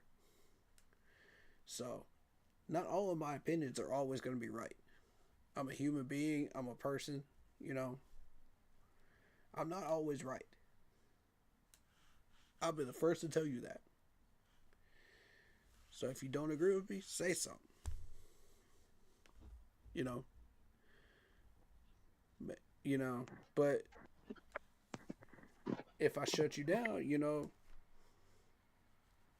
don't act like it's the end of the world. Don't act like your opinion is the next thing since sliced spread. You know, because I'm not doing that. I don't ask y'all to do that either. You know, have an open mind. I got an open mind for Brent, man. That's why I was watching this presser, man, because, you know, I wanted to have an open mind and see. I wanted to listen to him and see if maybe there was something I could work with there. You know what I mean? Like, I'm willing to do that. I put in the work. You know what I mean? I'm just not sold, though. I'm sorry, I'm just not. Let's go with Brent Tillis. You know what? These tight ends are so relaxed. I want to hear from Brent Tillis now. Now we get serious.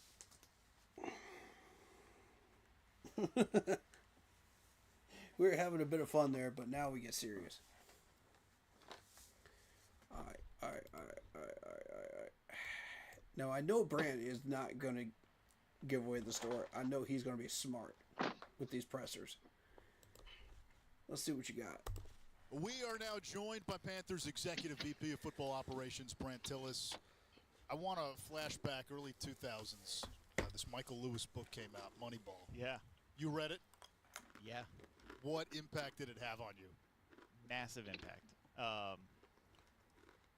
I was about 18 years old when I read it, and I found that there was this entire industry within sports that spoke to me. Hold on. Let me get Rucker up here.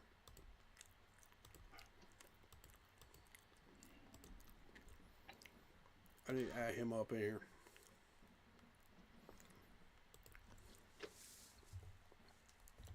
Yeah. There you go. We'll get him up in here.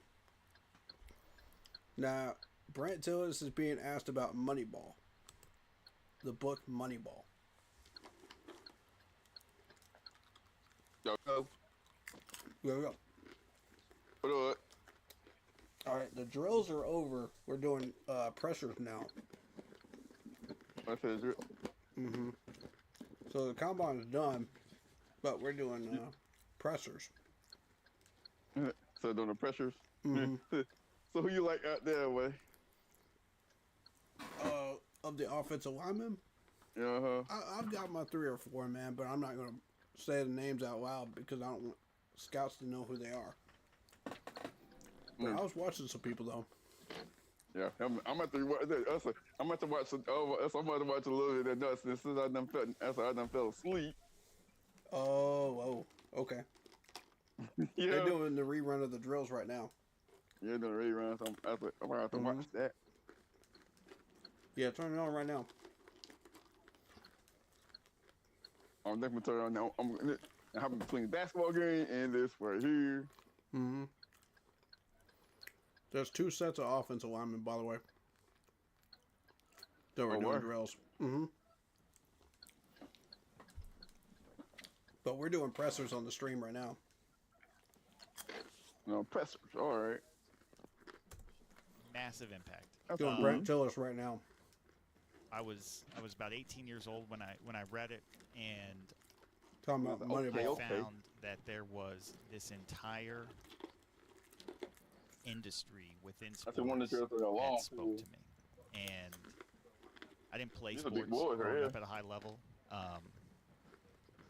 and I was not a good athlete even when I would play with my friends. So to see that I could work in sports and contribute in a meaningful way, was really important to me. And just some of the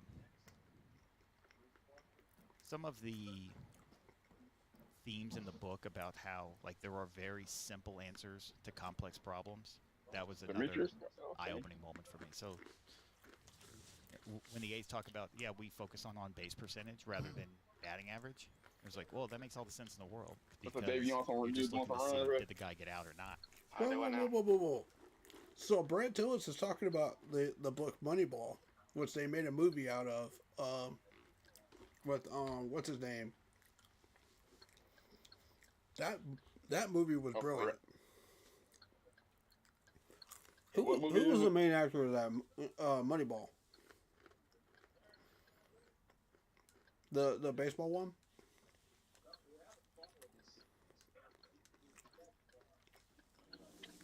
I swear it was somebody really famous.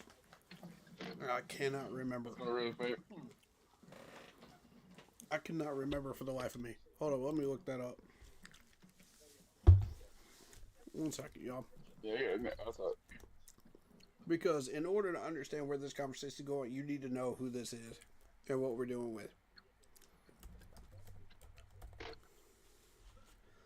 Moneyball cast. Okay. Brad Pitt. That's who I was thinking of. Yeah.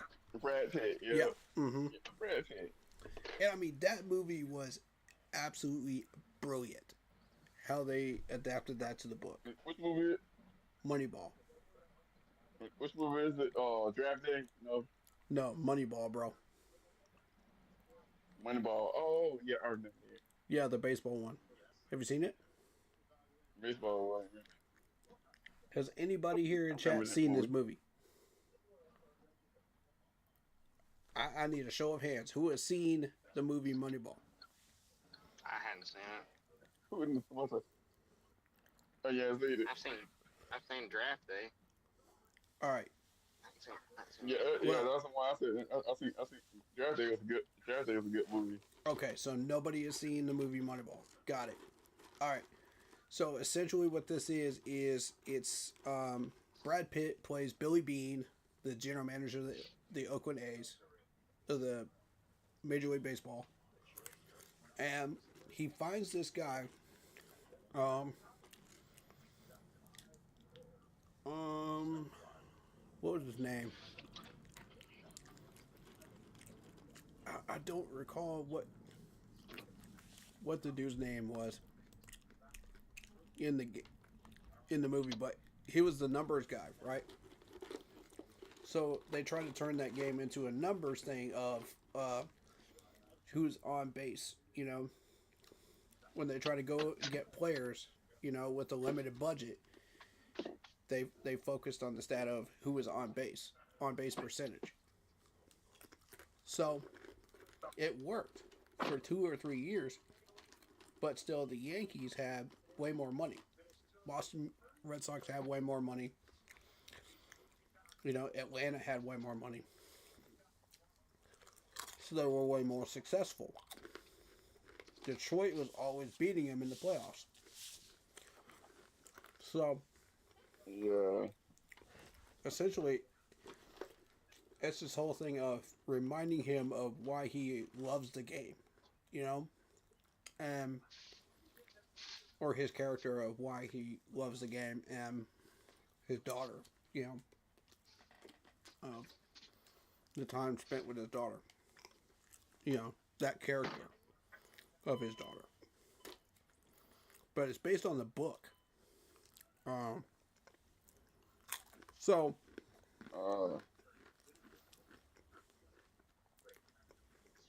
that success spurred on a lot of different things, but eventually, like, the owner would not budge. He would not give him any more money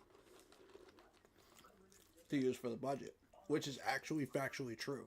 A lot of those things from that is actually factually true. Because you can go and look up those numbers. Because you have Mark McGwire and all those people in that team. So it was kind of cool. Knowing that numbers could possibly change the game, but it was a whole thing of like, oh, you're foolish because you think this, you know, trying to manipulate the numbers could change the game of baseball. That's essentially what that book and movie are about. But he proved him wrong. And everybody was talking about him on sports radios and everything. You know, so this movie basically helped me to understand a little bit more about that stuff. You know, what goes on behind the desk. You know, what they search for, what they want, you know. I think it's a brilliant book and a brilliant movie. But there were a few changes, of course, from the book to the movie, but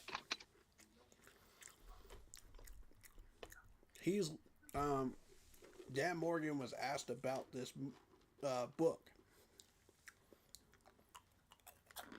and how he was basing his strategy, some of his strategy around Moneyball, which I think is amazing. So, there you go. I caught you guys up on it. So let's hear what he has to say about it. As opposed to did he get a hit? And so those are the kinds of things that I think about all the time, still to this day. It was also one of those moments, too, where the people who are scared of Moneyball, who've never read it, view it's this catch-all boogeyman word for everything analytics. Yeah, should you go for it on fourth down or should you go for it two? But the underlying theme was find out what the market undervalues, which is, in a lot of ways, your job, isn't it? Yeah, it is my job, and yeah, we still do that to an extent. I think the NFL as a whole has gotten really smart with markets and undervaluing and overvaluing things, and there's okay, so overvaluing and undervaluing market-wise on players and values and stuff like that is a big thing that he focuses on. You know, Hey man, great. which I agree with. Okay. I think as a GM, you really should focus on that type of thing. Still little things here and there that you can gain on, but I think now it's really more about your process and making sure that everything that you're doing as an organization flows from the desire to win games and following the plan to win, to how are you going to win a game. So everything that he's focused on is about how to win games. That's his main focus. It flows from there. And I agree with that. At the combine, where we're going to hear about hand size, arm length, 40 time. No doubt. When the analytics look at that stuff and how it translates to performance, what's the correlation? There's some. That's how I got involved in the college scouting process. Was I started looking at some of these numbers and seeing, okay, like where are the exceptions here? What's likely to lead to success? What's likely to not lead to success? And ooh, he started looking at numbers and percentages and saying, okay, what's likely to lead to success and what's not. I like that. Hey, look at the percentage. Because that's the basis of scouting. Right there.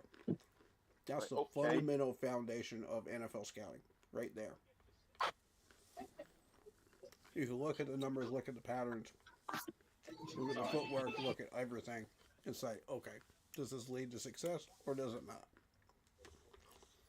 I like that, man. I like where his head's at, man. Tillis is a smart gentleman, man. I love this dude. And there's a little bit, but again, like the whole league has caught up to this stuff. So we're not finding players based on how fast they ran a 40 or did a short shuttle or having long arms or anything like that. And even now with the transfer portal, it's really hard to find small school players as well. Usually you used to be able to find small school guys who had great Now they all go up. And now they're all up, right? Now they're all playing at big schools. So the numbers are important to an extent, really just to confirm what you already believe about a player. And there's little. Hold up. He just said the numbers pretty much confirm what you already know about a player. Boom. That right there. There is so much to get out of this presser right here. This is juicy right here.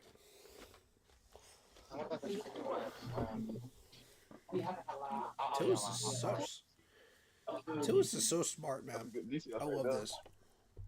Stuff that we do pick up on, but it's nothing that just old-fashioned scouting doesn't handle.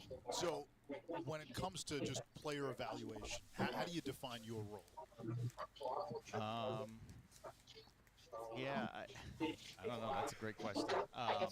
Because I think I have an important voice in our process, but at the same time, I also don't feel like I do. It's not a Bro, you do. You absolutely do have an important voice in this. You have all the voice, Brent. People are here listening to you, bro. Like, you came from the Chiefs. You came from a successful Super Bowl winning team. Why would we not pay attention to you, Brent? I mean, really. My eyes are wide open, and my ears are all the way open to hearing what you got to say, buddy. I respect your smartness. I respect everything you got to bring to the table, Brent. Whatever you got to say, man, let's do it. Great answer for your question there, but I really want the people who spent all year, our scouts, our scout directors, our Dan, these people have spent all year watching these guys, and here I am parachuting in March and saying, well, look, like, our needs are here, right? Our strengths are here. You know, this guy has these concerns. We really need to think about it, and so I think I just more poke and prod, and make sure that we have enough tension to make a good, positive decision. I like what you said about a player when it comes to personnel needs versus like who's on the board and who's the best player. I remember we were sitting here last year and you said we want to get to a point where we're not really looking at positional needs and we can just go take the best player available. How close are you to that point? He just said we want to get to a point where we can just take the best player available and not just have positional needs. Ooh. Here's my thing about that. You're always going to have positional needs, no matter what's going on in the league. Right there. Because of the fact that you're always going to have players coming and going because of the re-signing process. You know what I'm saying? Like, when it comes to contracts. So you're always going to have needs. Constantly. It's a nice pipe dream, but, you know, your main goal should be replacing whatever you need positionally. And the Chiefs got to that point where they were just reloading. You know, right. But at the same time, it was players that they needed at positions the players were leaving. You know what I'm saying? So it makes sense. Hey, bro, it's about like how the Eagles did though too. They rebuilt to their defense and won the championship. Exactly, and that's how they got back up there. Is they kept drafting positional needs, and I mean that's the name of the game. Even when you're reloading. It's a franchise. Oh, I think we're there. You're there. Now our roster's not complete, but boom. This man just said our roster is not complete. Y'all heard it straight out of the horse's mouth. I've been saying it. Now you heard it from Brett Tillis. Yeah, he said it's Need I say more? Undone. Need I say more? I've been trying to tell you, we're not ready yet. Everybody that comes in, you know, that slides into my DMs, slides into my chats, slides into the chat in the stream. And other people's streams too. They're saying, "Oh yeah, we're ready to make a run. We're ready to make a run." Just because we made the playoffs doesn't make we're ready to make a run. So we keep the same player. This team is not complete yet. I've been saying it. People didn't want to hear it. No, it's like Super Bowl or bust, Super Bowl or bust. Yeah, y'all, that mentality is the problem right there in the fan base. I'm going to let y'all have your mentality. But the thing is, like, you got to continue building that team. You can't be satisfied. You can't be settling. You can't be doing that. You can't settle and say, "Oh yeah, we got all this potential and all this talent," when it's not complete yet. You're building that team, and you know it's not complete. You know it's not complete if you're constantly having arguments over Bryce Young.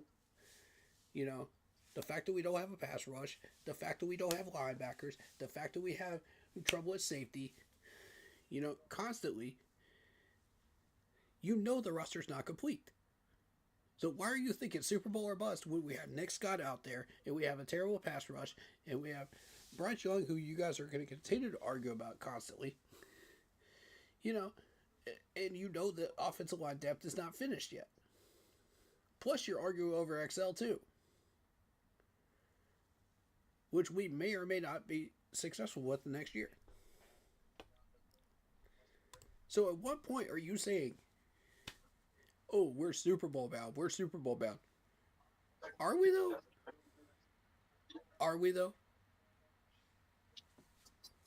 I will say this: if we make the right moves, and if Brad actually works out possibly, but it's probably not likely, but possible. Yeah, exactly.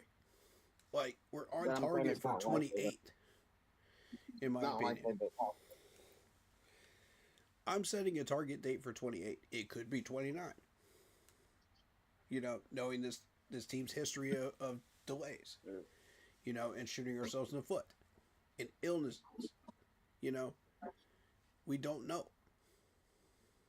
We don't know 100% that it's going to be 28. But I'm setting a target date. You know what I'm saying? A target year for us to make a run. If we have to wait till 29, fair enough. You know, I'm not going to argue with that. Whatever year we go to the Super Bowl is when we go to the Super Bowl. But we have to have enough talent to do that. And when you're saying, oh, we have enough talent, we just beat the Rams, da da da da da. Yeah, but we lost to Seattle. We lost to Seattle twice. And the Rams in the playoffs. Well, we lost to Seattle once, but we got blown out by Seattle. That's my point. Like, we're not ready yet. And people need to understand that. They need to recognize that. Tillis himself said it. I mean, come on. What more do you want? What more proof do you need? You think he's lying? Oh, apparently he's lying now. You know, according to these same people. I think it's ridiculous. I can't. I can't get on the same wavelength with these types of fans in our fan base. No disrespect to you, you know, folks, because you're intelligent, you have your own mindsets and your own ideas, you know, and yeah, you have been right on several occasions, you know, about certain things with this team. The same people that are saying this stuff, you know, and these debates are meaningful. I'm not saying they're not. But if you think we have enough talent to go to the Super Bowl, you're delusional. With all due respect, you're delusional. We're not there yet. When our president of our organization that has been handling our money just literally told you that, I don't know what else to say to convince you. That's we need to get some pieces together. I don't know what else I could say to convince these people. Like, when I've been saying it several times. And I know this franchise just about as well as he does. Right. Like, Because I'm not trying to show my ego here. I'm just saying, like, I actually do know this franchise pretty well. Enough so that we have this many people sticking around and listening to what we have to say. You know? Why would they stick around if they thought I was lying? You know what I'm saying? Like, our small group thinks that I'm telling the truth. So you ain't trying to brag. They agree with me on some stuff. You know, enough that they feel that it's cool to rock with us. You know what I mean? Even if they disagree, it's cool. You know? But, and I'm not saying they can't.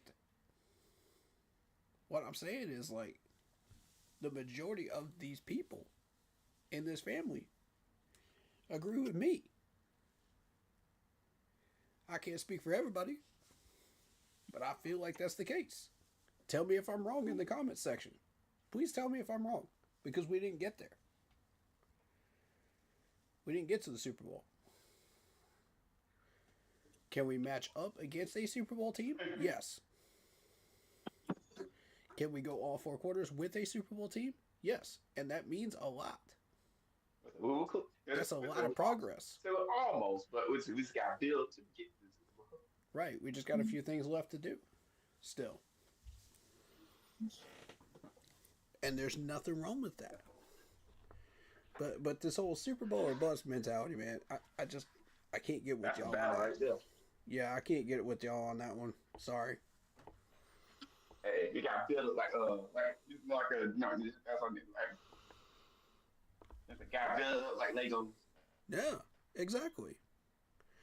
Like, you can't just put like one Lego down and say, "Oh yeah, it's finished." No, you got one Lego block. That's not how it works. It doesn't magically turn into a freaking Lego tower just because you put one Lego down. I don't get these people, man. I don't get it. What are they doing? Doesn't make sense to me, but whatever. I would love for us to always be taking the best player available. And the interesting thing about the team building process, but I would love for us to, that's when you get a snugger at blanket. If y'all got stuff going on in the background, mute yourself, all right? Give me the kitchen door. Oh, that's pretty. That's a cabinet. Like a cabinet. That's a shot on. Uh-huh. Oh, where you making anything else from? All right.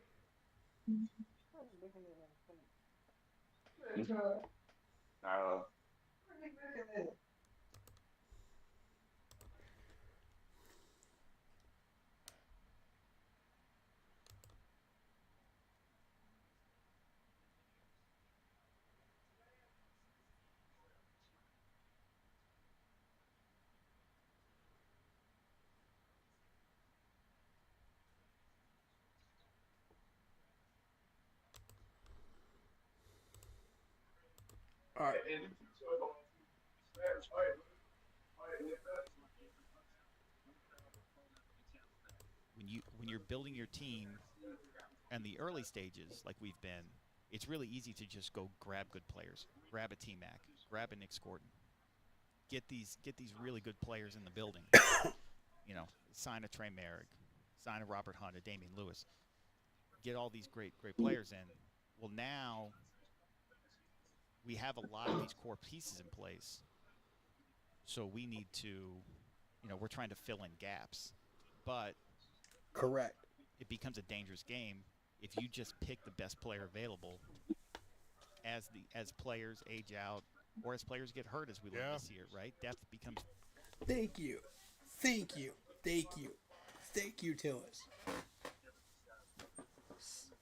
Let me run that back. Let me run that back for y'all. This man said it's easy to pick this player, and this player, and this player, you know, when you're building your foundation. We've already built our foundation. Now we're filling in gaps. This man said, hold up now. Y'all gotta hear this part again. These people that think it's this easy. Nope, it ain't. You know, we're trying to fill in gaps, but it becomes a dangerous game if you just pick the best player available. It becomes a dangerous game when you just pick the best player available. When you're trying to fill in gaps. Thank you. Preach it, Brant. God, these people don't want to hear that, though. These people don't want to hear that, though. All they want to do is, oh, let's sign X big player, you know, with $100 million contract, you know. Sign this player with $100 million contract. Y'all think this is Madden? Stop it. This junk gets on my nerves, bro. It seriously does. I'm trying to respect y'all, man, but and I'm trying to respect your opinions, but some of y'all's opinions just get so outlandish, though. Like, all these people that think, oh, yeah, let's go get Deshaun Watson, or let's go get, you know, with like $250 million. Where's that supposed to come out of? Our butthole? Where is that supposed to come from? Donald Trump's freaking reserve fund? Like, really? Where do y'all think this money is coming from? We can't sign these types of people. Y'all do this every single year. Every year. The man's literally trying to tell you, you cannot do that. It does not work.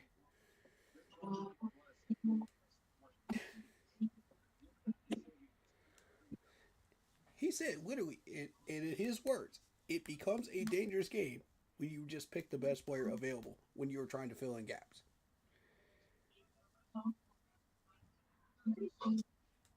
Dead on correct. I want other people's takes on this. Please. Please go ahead.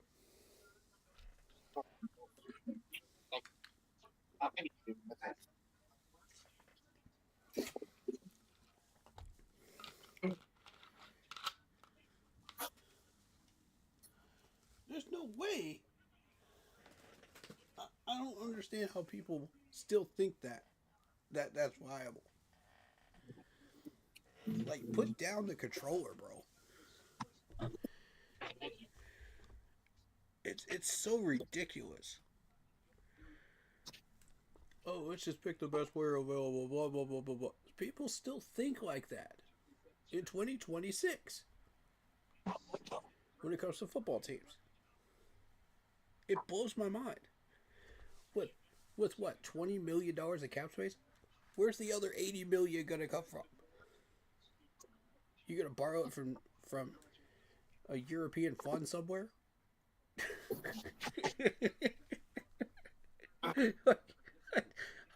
I don't get it. Even with Tilla saving our butts, that's still not even close to enough money to go after people like that.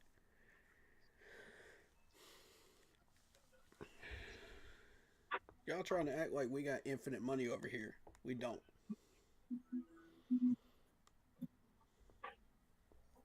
It's so ridiculous, bro. And I know Brent gets those type of comments all the time on social media. And he's just like, really? I feel you, though. I feel you on that one.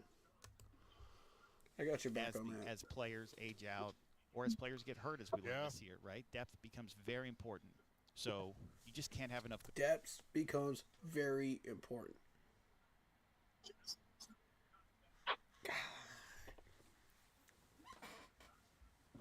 I love this dude. He understands football. He just straight up understands football from every aspect. That's crazy. Dude, y'all don't realize how blessed we are to have this man in our organization and running our money. Y'all don't realize how blessed we are.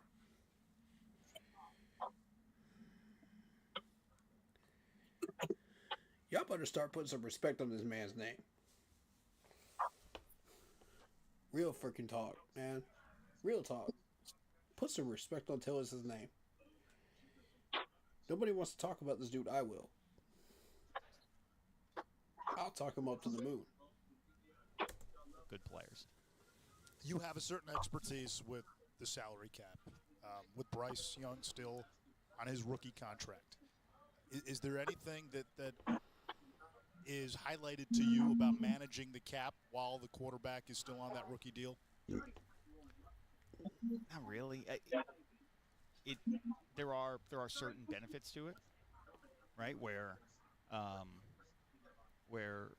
like Bryce or any rookie quarterback for that matter has their contract and they're under contract for 4, maybe 5 years, and so that's a known thing, and so we're able to fit a lot of good players in around that contract. But at the same time, like a big part of my job, and I'm lucky to work with great people like Justin Davidoff, and we spend so much time on what does the future look like, right? So we're in 2026 now. What does 2027 look like? What does 2028 look like? Right. And So like our window for Bryce's contract and our minds ended 2 years ago. You know, because like while we were playing a season in 2025, Justin and I are constantly talking about what does 26 and 27 look like. So you're on 28 and 29 now. We'll get there, yeah. Yeah. In regards to Bryce, right, you guys said you're going to pick up your fifth-year extension. How does that work in terms of deciding, okay, fifth-year extension versus an extension now, a fifth-year option versus an extension now or versus an extension down the road? Yeah, we haven't had those conversations with Bryce and his agent yet, so there's a lot. I think he understands what he wants to ask, but he just doesn't know how to ask it. That's a good question, though. Of evaluation Fair that goes question, into whether or not to extend any player's contract. Fair. And so, you know, we got to look at performance, at what the likely cost is going to be, how that fits into our plan. You know, and then all the little things. What the length of the contract is going to be. All of these things really come into play, and it's just making sure that all the pieces fit.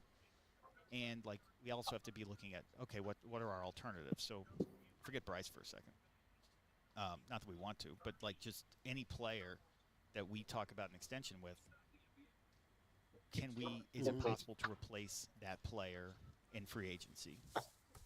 Boom! Right there. Right there. Y'all hear what he just said? He said when you're talking contract extensions, you have to consider, can you replace that player in free agency? And I'll add on to that sentence, and the draft too. You heard it from Brett himself. That's the process. That's what I've been trying to get people to understand. So when you suggest that we make a move, who is the replacement? Who is the alternative? What are you looking to accomplish here? Are you looking to upgrade, or are you just looking to get somebody that is totally different than who you already have? If you do want to upgrade, and it's not just, oh, I'm not sold on said player, who's your alternative? Why do you think I already had somebody in mind when I was talking about I didn't want Nick Scott gone? I wanted Nick Scott out of here. I already got a safety in mind in the draft when I started saying it. I was already looking at him, even back then. See, that's what I'm talking about. Like, I'm not going to say that on stream. I'm not going to tell you who I'm looking at because we got too many scouts. But if y'all want to think I don't have somebody in mind already, when I start saying I don't want a certain player on this team anymore because they're pissing me off during regular season, y'all don't think I ever already considered the idea that there's somebody else out there that I need, that I'm going to vouch for when it comes combine time and free agency time? Yeah. I don't play that game, bro. I've already got somebody in replacement. Like, and that's exactly the game, man. You got to replace these people. You can't just say, "Oh, I want this player gone," and then just hit a brick wall and not go any further with the thought process. Yeah, you don't like that player being there. Okay, fine. You might have valid reasons for that. But who is replacing said player? See, you don't think that far ahead, do y'all? Y'all don't think that far ahead. Y'all blockhead people, man. With all due respect, man, you're stuck in that box. And you're not looking outside of it. I'm trying to help y'all, man. Some of y'all are hard-headed, bro. For real, some of y'all are straight hard headed. You just will not think past a certain point. I'm trying to get you to open your mind. Go look at the safeties. If you don't like Nick Scott, go look at the safeties. If you don't like XL, go look at the wide receivers. Who you got? So for the people that have named people, thank you. See, that's what I want. Because y'all are looking ahead. Y'all are understanding this concept. Y'all understand this. Thank you. It's crazy to me, man. It's crazy to me how many times I've gone into streams and I've seen that, and I'm just like, who is your replacement? And they just go dead silent. They don't even reply to me in the chats. I'm like, okay. We got another one of these guys, huh? Like, I love y'all. I love every person in this fan base. I do. You know, clown or not, but I love all y'all because it's one big family. But some of y'all, man, y'all are hard to deal with sometimes, man. I'm just being real. But you heard it out of Tillis' mouth right there. Who are you replacing him with?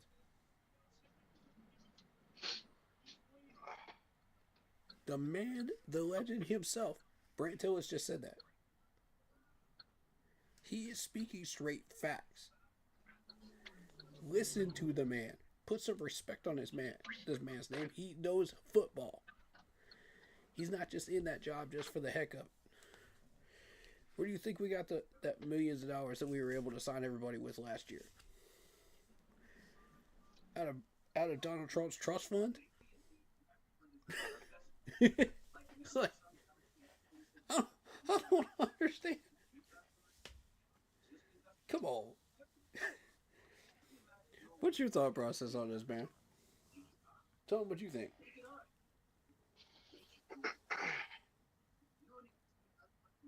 Tell them what you thinking, David. Come on, man. What's up? Sorry, I missed a little bit what you were saying. I was eating. Sorry about that. He's talking about replacing players with free agency or the draft, you know, and he's also talking about just understanding the process of, you know, building a team. You don't just willy-nilly pick a best player available, you know, because that's a dangerous game.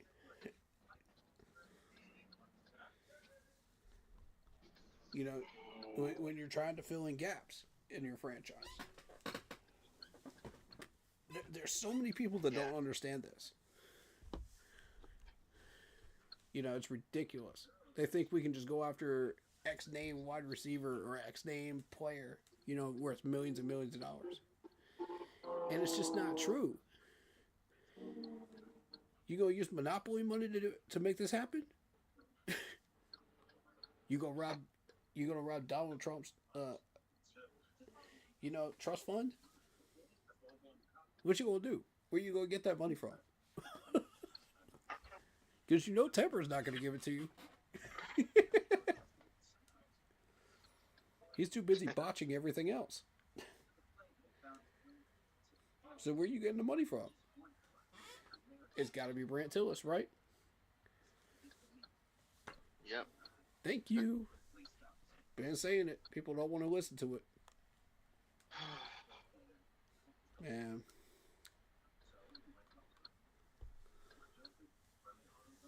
This fan base is great, but we got some hard-headed people out there, man.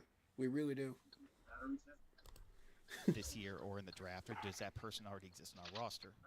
What's your take on it? Those are the questions I that don't really know. we ask ourselves constantly about every player. Yeah, it goes back to, again, thinking further down the road than just in the moment.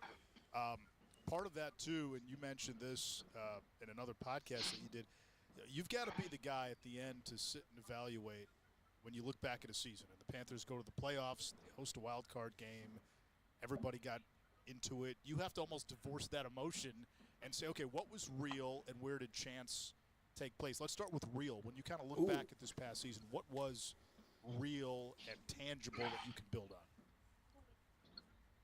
Well, the realest thing and the whole of everything you just said was that atmosphere at our playoff game.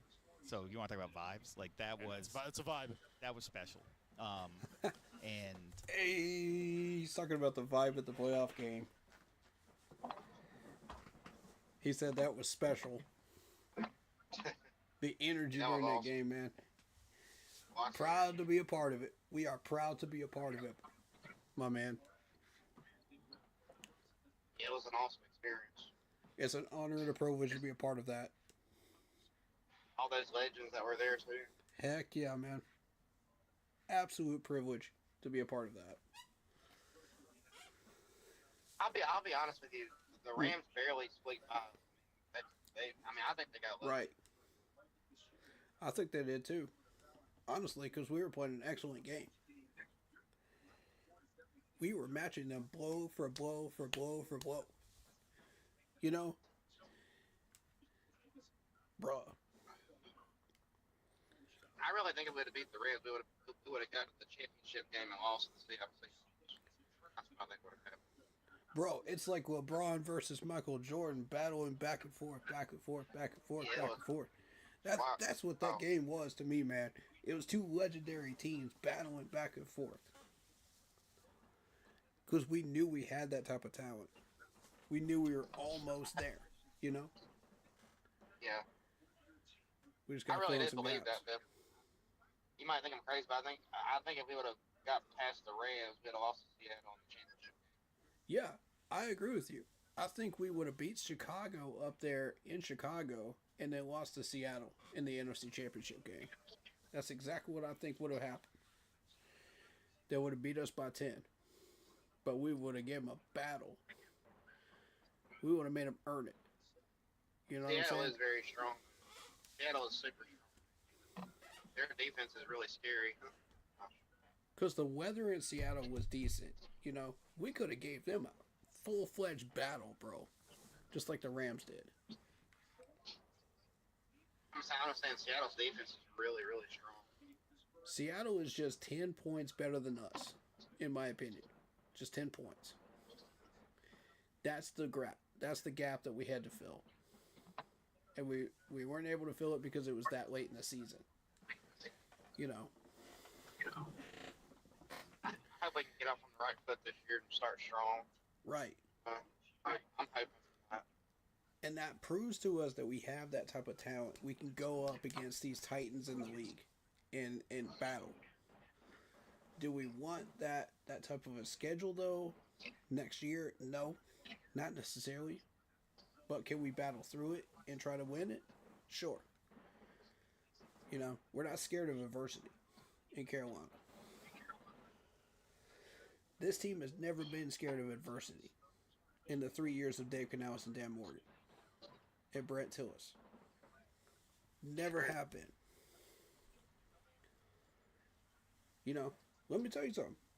We came within 3 points of Philadelphia and Kansas City in the first year.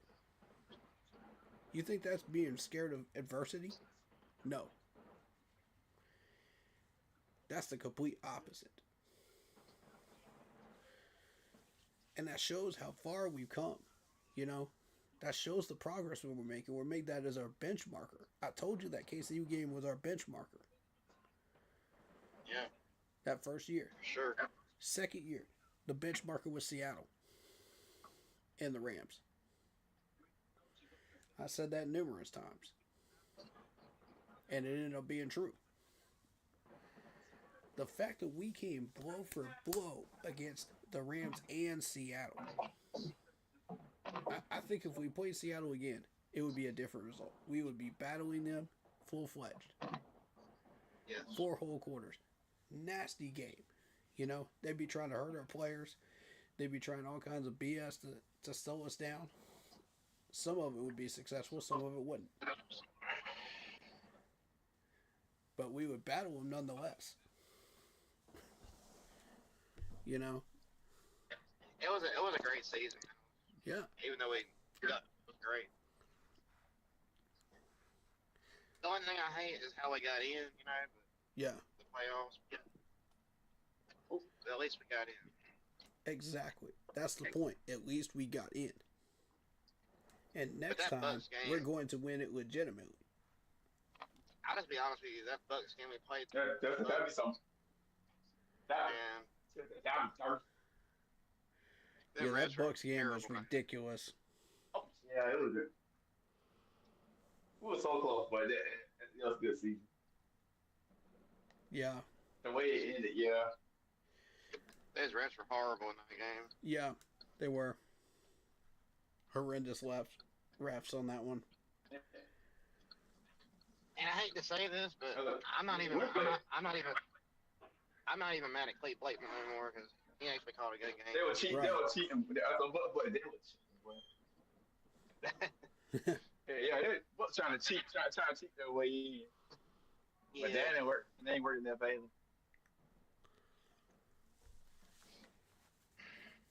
And all that to say, you know, You're like, right. Brant Tillis was saying Somebody that must wild card game. Somebody must have been paying them.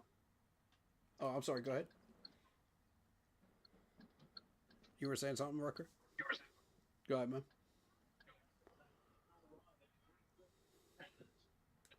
What were you saying, buddy? Right, for real. They're horrible. Oh, okay. You're catching up. It threw our game off completely. But yeah, all this to say, you know, Brant Tillis was talking about the environment of that Rams game, wild card game, and I was super loud. I'm so happy. It made my heart so happy, man. I told you that thing it threw our game off. But look, yeah, but it didn't go in their favor at the end. I'll tell you this though.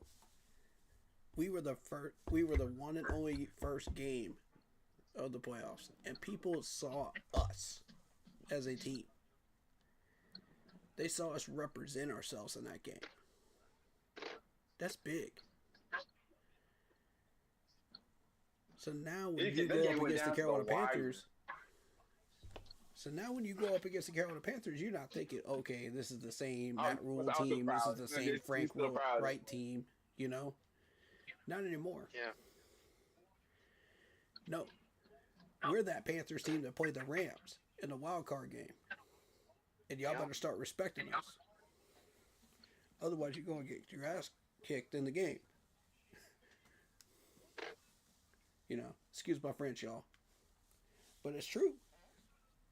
You don't start respecting this team, you're going to get your butt kicked. We don't play that no more. This team can win. And we proved it. The funniest part? Yeah, the funniest part about is the funny part about the experience. The Ram fans the Ram fans that was nervous. Oh my God, they were raging, dude. Through that whole game, they're like, "How we let this pitiful Panthers beat us? How we let this terrible Panthers team beat us?" Get a clue, Rams fans. We're not that terrible anymore. We just showed y'all exactly how not terrible we are. What did y'all learn today?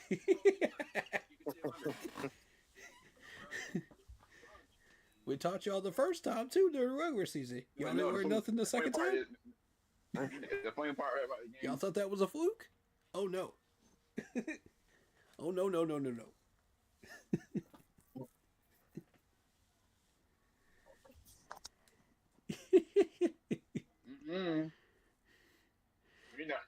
This team is anything but a fluke. Hey, no, the funny part is the Rams. We battled four NFC championship teams. Four. On the Rams, that couple that we sat with, they were nervous. We beat one Super Bowl team. Oh no, buddy! In the regular season this year, We battled a second NFC Championship team. Hey, the funny part, one of the ring fans that sat behind us, the couple, they were nervous. But they were nervous. Right. We beat a former Super Bowl champion in the Rams. Think about this. We beat a former Super Bowl champion in the Rams. We lost to the Super Bowl champions, the Seahawks. You know, but we battled them nonetheless. And we battled the Chiefs and the Eagles to within 6 points. Both teams. Both of them were in the Super Bowl the previous year. Think about that. Does that look like a team that's pitiful in the NFL anymore? The Seahawks. Nope. We're here, bro. We're here, guys. We're here. We made it this far, and I'm proud of this freaking team. God, I'm so proud of this team. We have gone through so much adversity as a franchise. Seriously. And persevered through all of it. We made so many people eat crow. And we're not even remotely done yet. We're just getting started.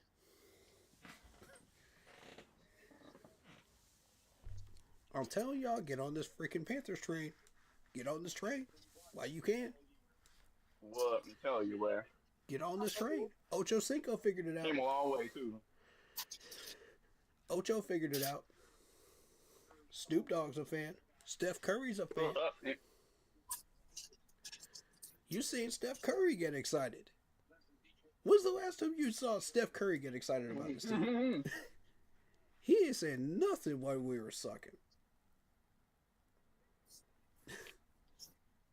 I'm like, dog, when you got Snoop Dogg, who is the ambassador for the Olympics, wearing our jersey and rooting for us, come on, bro. What more do you want? What more do you want?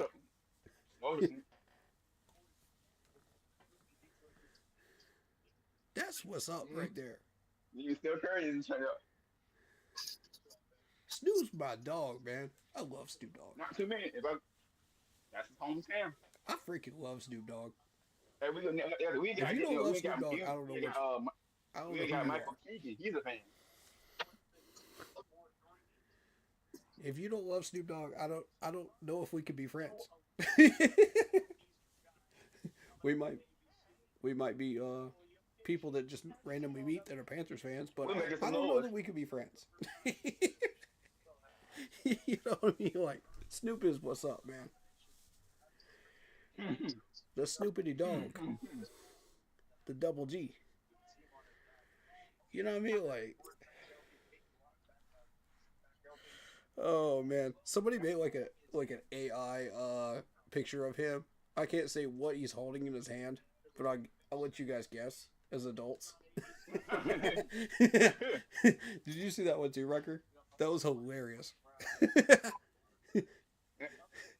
That thing was humongous. Yeah. I'm trying to be associated. Like, hey, how you doing? Oh, well. I can't say what it is because it's YouTube. You know what I mean? But Double G. You get the idea. You know his reputation. That was hilarious. Oh man, some of y'all making AIs are going way too far. I'm dead, bro. Oh man. Oh yeah, boy. Oh, that was great. But anyway, yeah. So we're talking about Brant Tillis and what he thought about the wild card game. So there you go. Like, that's something that we need to hold on to and and make a point of pride for us and something to work back towards. Yes, Brant. He's saying we need to make that a point of pride and a place to work towards again. All right. Yes. Dude, this dude knows what he's talking about, man. It just he knows ball. Like, if you're not putting respect on this man's name, I don't know what you're doing as a football fan. If you're not paying attention to him, listen to him. Man, speaking straight facts. But as far as the on We don't know how stuff blessed goes, we are to have this man in the building. We really don't. One piece that we talk about a lot and that you hear Coach Canal say a lot about is staying balanced. So the more we can keep ourselves in low. Can we stay balanced? Ooh, that's a good point right there. That's a good point. Dave Canal said that too.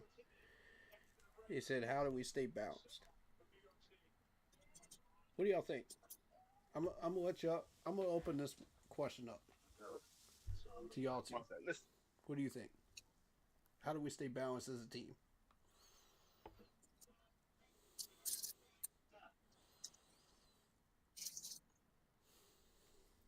Don't everybody speak at once now.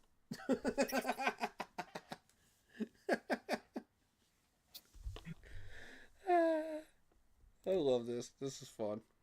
That's good balance. Can we stay back? That's a good question. It is. It is. What do you think?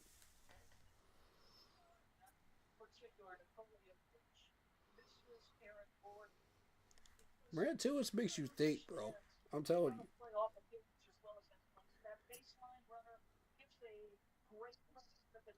What you think, man?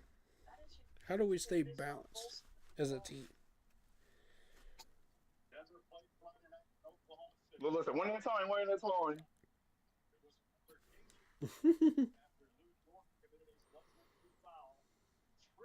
It's like actually doing a trivia.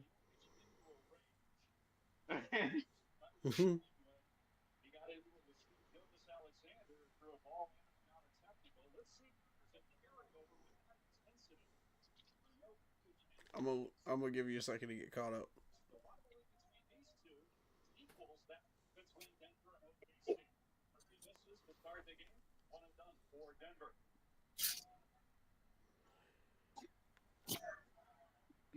Because how we stay back. Yeah. What you got for me, man?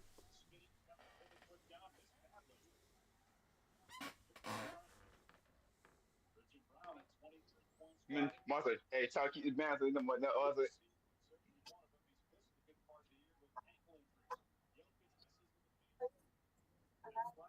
No, but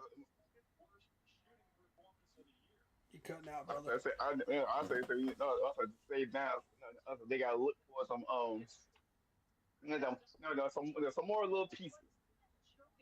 Okay. So we need to look for some more pieces. Okay. How else would you stay balanced as a team?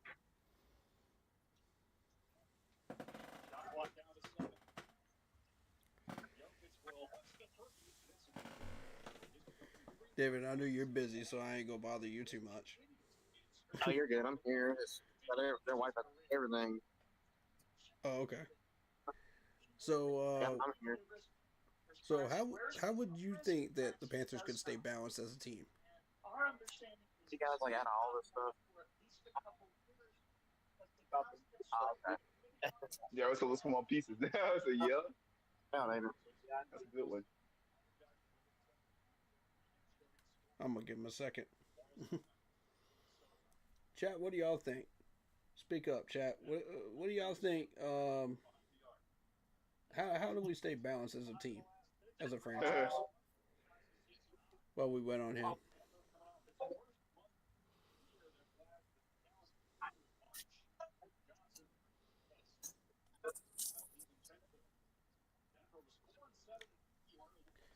I'll say this. I think the way to stay balanced as a team is to understand that we have to be balanced on both sides of the ball. We have to be balanced in the coaching staff, and in constant communication in the coaching staff. We have to be on the same goal, of winning and getting to. That's what don't believe me. And winning the division every year. whatever that means, as far as like picking up people. What's the y'all thing? And transaction moves, you know. So I think that staying balanced for us is understanding that yes, we are trying to achieve that stuff, but we're not trying to go and say, "Oh yeah, we're the greatest team ever," you know, and get ahead of ourselves. And say, "Yeah, we have a Super Bowl caliber team," when we don't. We know we don't. You know, we can't get egotistical, but we got to understand that yes, we're still building, but it's not done yet. We can still add on to it every year. We can still upgrade every year. We can still do certain things every year to improve ourselves. It's constant improvement, you know. And I think that's how I think we stay balanced, is understanding that we should not be going egotistical. Yeah. You know, when we and trying to act like we have more than we have, you know. Because it's so easy to say that, you know, and have that mentality right now. And for others, they're like, "Oh yeah, we have what we need right now already," you know. And say, "Yeah, let's run it back. Let's try to get a Super Bowl next time." You do realize the cap exists. You do realize contracts exist. You do realize that free agency exists. So I mean, like, we can't get too far ahead of ourselves here and say, let's just run it back with everything we have, you know, and not get anything. But at the same time, like, we can't just like load up and buy the store when we don't have the money. Because what happens when you try to buy like food at a store and you don't have the money? Like, the cashier is going to say, you're $10 short, you're $15 short, whatever amount you're short, right? But that's exactly what we are right now. We're short on players right now that are capable of taking us there. That's not to say we don't have money. We had money when we walked up to the cashier, right? Like, say we threw in 10 when, you know, the full amount was 20. That's not to say we didn't throw in 10. You know what I'm saying? But we're just not there yet. Right. That's the point, you know, that I'm trying to make. So you can't just like walk up to a cashier and say, "Oh yeah, we want all of this stuff. You know, we want all of this," and not have the money for it. Where are you getting the money from? You got to work for it. You got to get it from somewhere. You got to come back a second time with the amount. Otherwise, you can't get what you want. Say it's like a flat screen TV and you're getting it on sale. How about that sale isn't there when you come back with the actual amount that the sale was for? You're still short. Sale ain't there no more. You can't buy that TV for the same amount no more. Yeah. That's what I'm trying to say, man. Like, that's what these people don't understand. Is they think that we can get people like a doggone Myles Garrett or somebody like that. We ain't got that kind of cash. Some good deals. You gonna steal it from Donald Trump?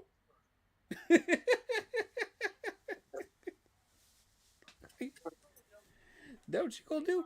You gonna go rob David Tepper's house? What you gonna do? Where you getting that money from, homie? That's what I'm saying, man. You can't just do that, man. So, put down your mind and control. You know, actions have consequences when it comes to cap. I don't even understand that much about contracts, and I understand that. Oh my goodness! Oh no, hitting the plus he won't get paid, boy. So that oh no.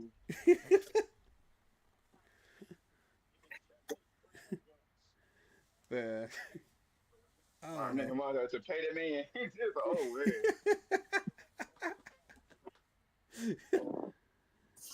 Man, see, you gotta, with all due respect to everybody I just mentioned, though, you know what I mean? You can't just go robbing people like that, man. Don't work like that. But, you know, like, I know I'm going to turn some people off when I mention that man's name, but I don't care. And no, I'm not talking about Tepper. But anyway, point being, I'm going to keep making that joke whether you guys like it or not. By the way, you can't stop me. Free country. But y'all get my point, man. Low leverage situations in second and medium, third and short, the more stable we are going to be as a team. If we start getting ourselves into high leverage situations where we're relying on third and longs, we're relying on touchdown returns, we're relying on like missed field goals, things like that. Now we're getting into more of the unstable, lucky stuff, and we got to stay out of there. Mm-hmm. I'm not entirely sure what he's referencing there, but we'll go with it.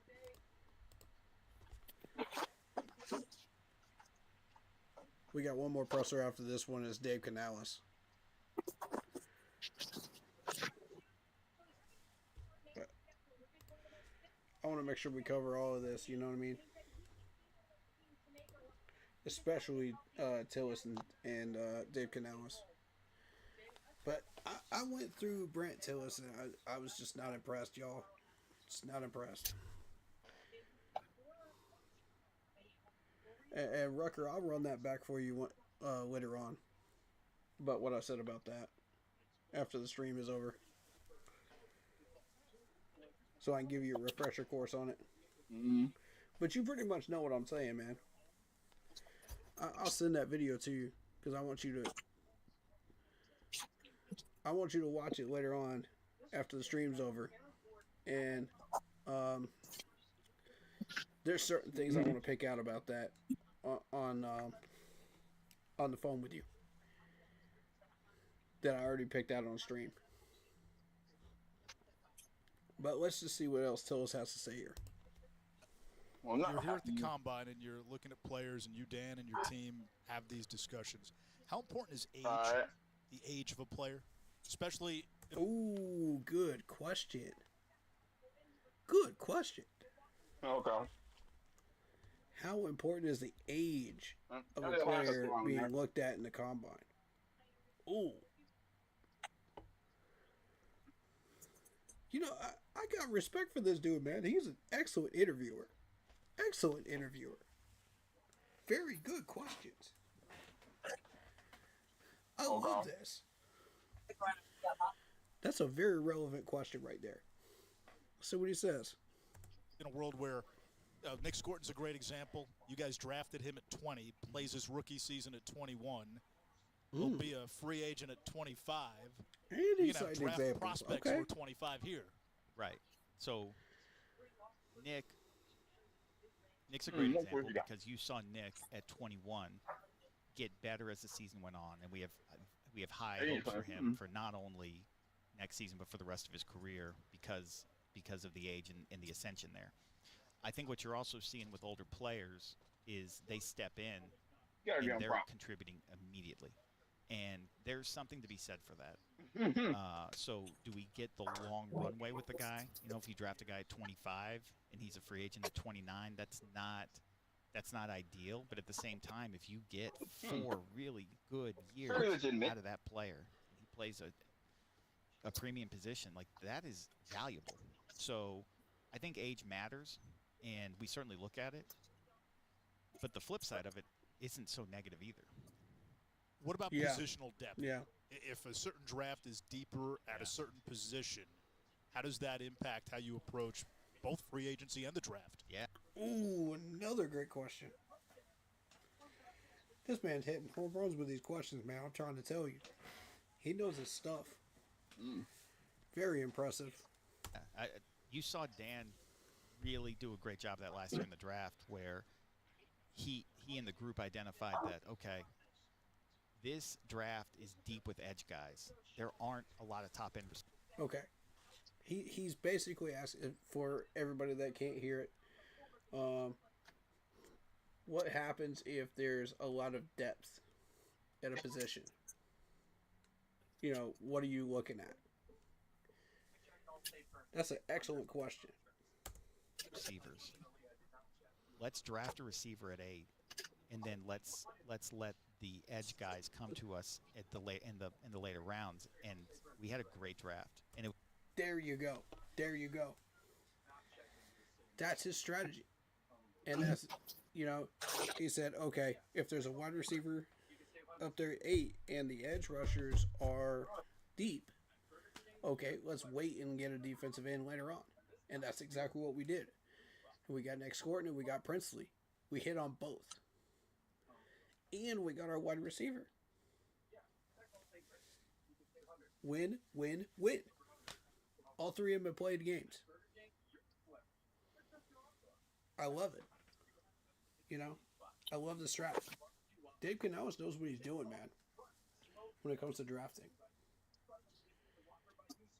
I love this. We've never had a GM before Dan Morgan and a head coach before Dave Canales and a guy like Tillis that truly understood how to draft like that properly with depth in the draft. We've never had that before. Now we're starting to really, really dig into that and draft properly, which is beautiful. You know, when it comes to positional drafting. And that's exactly what we're doing. People can say, oh, yeah, we're drafting best player available. No, we're not. We're drafting depth. We're drafting positionally. We're drafting correctly in order to make sure that we have these players for the future and active players that can play either now or later on during the season. You will see every single one of these players play. And it's brilliant. It's absolutely brilliant. I love it. Yeah, really. You could argue maybe Dave Gettleman was a drafter like that, but Scott was to a degree, but he just didn't draft the right people. But he understood that concept too. But Dan and Dave fully understand this concept. So does Brant Tillis. Fully understand it. And this is why this is working as well as it is.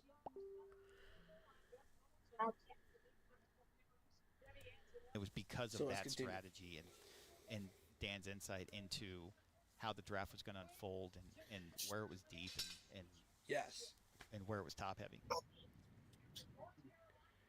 I'll end on this. You just said the words "great draft," right? How did the front office? How do you guys evaluate a draft? We got an A in that draft too, as I recall. I know you're not doing the grades like USA Today the day after. No, we're not doing that. But it's it's all right. Are the guys fitting into the culture? Are they enhancing us? Are they enhancing us on the field? I think. Yeah, on the interviews, I think all the players contributed meaningfully this year. So I think all the players contributed. Yeah. We don't sit there and say like, oh, we got an A in this draft. Right. Like that. We don't use a grading system. I agree with that. It doesn't take a genius to know that we had a great draft though, because we drafted the offensive rookie of the year. We drafted a starting edge rusher in Nick. We drafted a lot of other really interesting players who contributed for us, like Princely and Trevor and Cam Jackson listening to this man talk. Mitchell Evans and Lathan and Jimmy Horn. And then we also had a great undrafted free agent class, right? We had our kicker, Ryan Fitzgerald, and we had Bam Martin Scott, and we had Corey Thornton, who we're really excited about. So that part, there's just so much into that. it doesn't take a genius to know that we did great there. Yes. Yeah. But how do we look at it? I don't know. You'll have to ask me in like 3 years. So yeah, that's what I was 3 waiting years? for. We just gotta wait. while. We just Fair. need a little patience, Fair. right? It took me a while to get there. but No, yeah, it was good. I was Brant there. Tillis, Panthers Executive VP, Football Ops. Thanks, Brant. Cool. Thanks, Anish. Why after 3 years? Because of rookie contracts. That's exactly why. Brilliant interview right there. Loved it. Y'all come over to the Panthers YouTube channel and give that a thumbs up later on. For real. Go find that video and give them a thumbs up. Excellent interview. Can we just give credit to the guy that was interviewing him? I forget his name. But we've seen him in quite a few situations where he's interviewing players and everything else. And I've just been super impressed with his questions. They've been super amazing. Very impressive. Before I get into the Dave Canales one, Rucker, you weren't here for this. So I'm going to run down the Brad Isaac one for you. And David, I don't think you were either. Yeah, thumbs up. You were for a minute, though. Yeah, I think I ran through it with you, David. I didn't run through it with you, though, Rucker. So, basically, Brad Isaac said, and if you didn't hear about the Madden comment, did you hear about the Madden comment? Where he was joking about playing Madden? That's some good questions, too. Hey, catch up with the stream, man.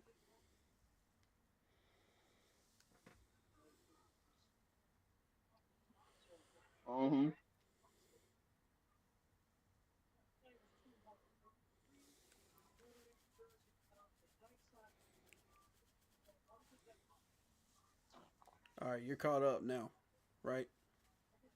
All right, good. All right, so basically, Brad Isaac said, "Yeah, run that, Luke." I wasn't in the room. I was in a dark room with Dave Canales during the combine, trying to figure out our offense. On Madden? Yeah. Oh, so like a Madden game? Yeah, Brad Isaac basically said, jokingly, I'm treating this like a Madden game. I've been playing a lot of Madden in the offseason.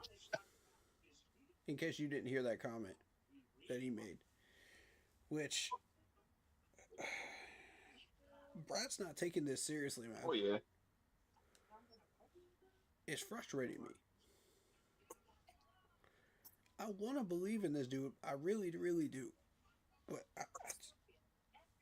when it comes to comments like that, I can't. And he says, I need to connect with Bryce Young more this year. Okay. Oh, I see you there. Meanwhile, he says, I was connecting with the wide receivers. Okay. First of all, you should have been connecting with both from year one. You're an offensive coordinator. Why were you not connecting with both? Secondly,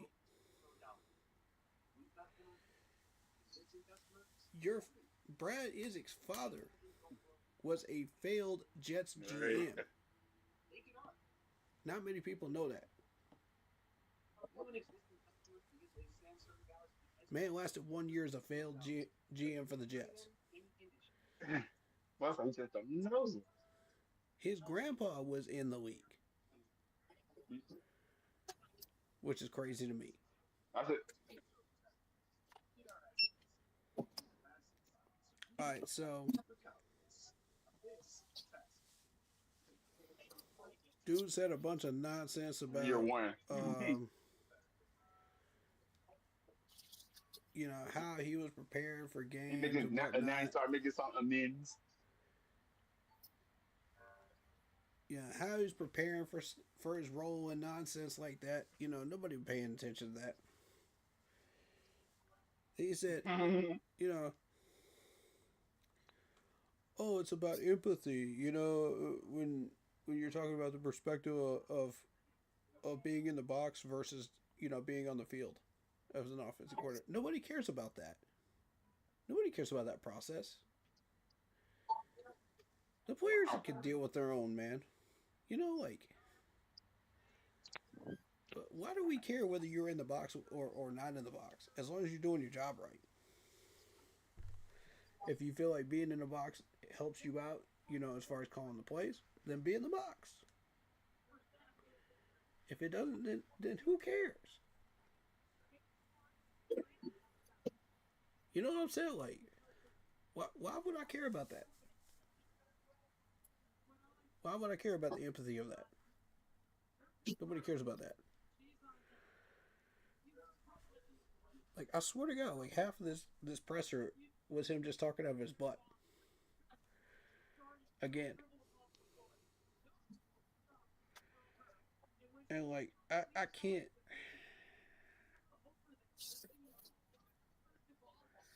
Y'all, I want the best for these players. I want the best for these people in these positions, man. I really, really do. It breaks my heart when I start listening to that dribble. You know what I mean? Like, because I want an offensive coordinator that wants to win, man. That wants to take this seriously. If you're not taking it seriously, what are you doing here? Like, you feel me on that? I'm going to let you catch up with the stream so you can comment on that. His stream's a little delayed.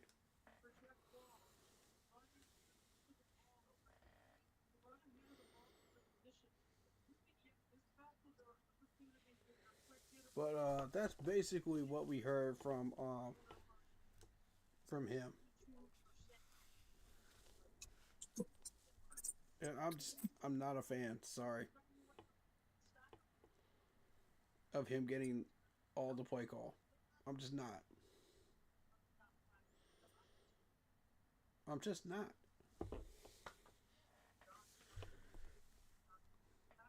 If I felt like we were yielding results out of it, fine. If I felt like during the regular season he was actually putting up points with this system, okay, fine. But I would have no objections. But as of right now, I got all the objections. I don't hate the dude. I just want him to succeed. If you want to give him 3 games, okay, fine. Pass or fail on your own merit. But it is what it is, man. But yeah, Rucker, I'll give you a chance to respond, man. What do you think about it? Speak your mind, brother.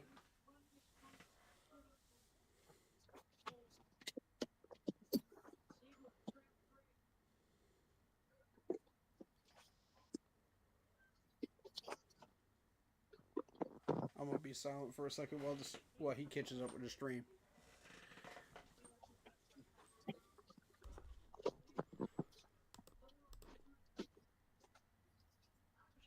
Yo, Ruck, you there?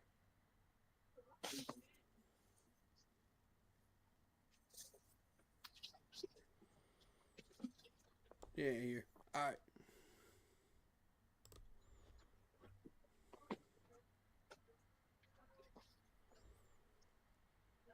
Man, bump it. Davey, you still here, right?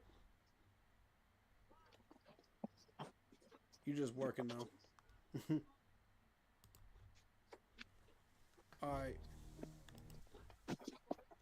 Let me get this queued up then.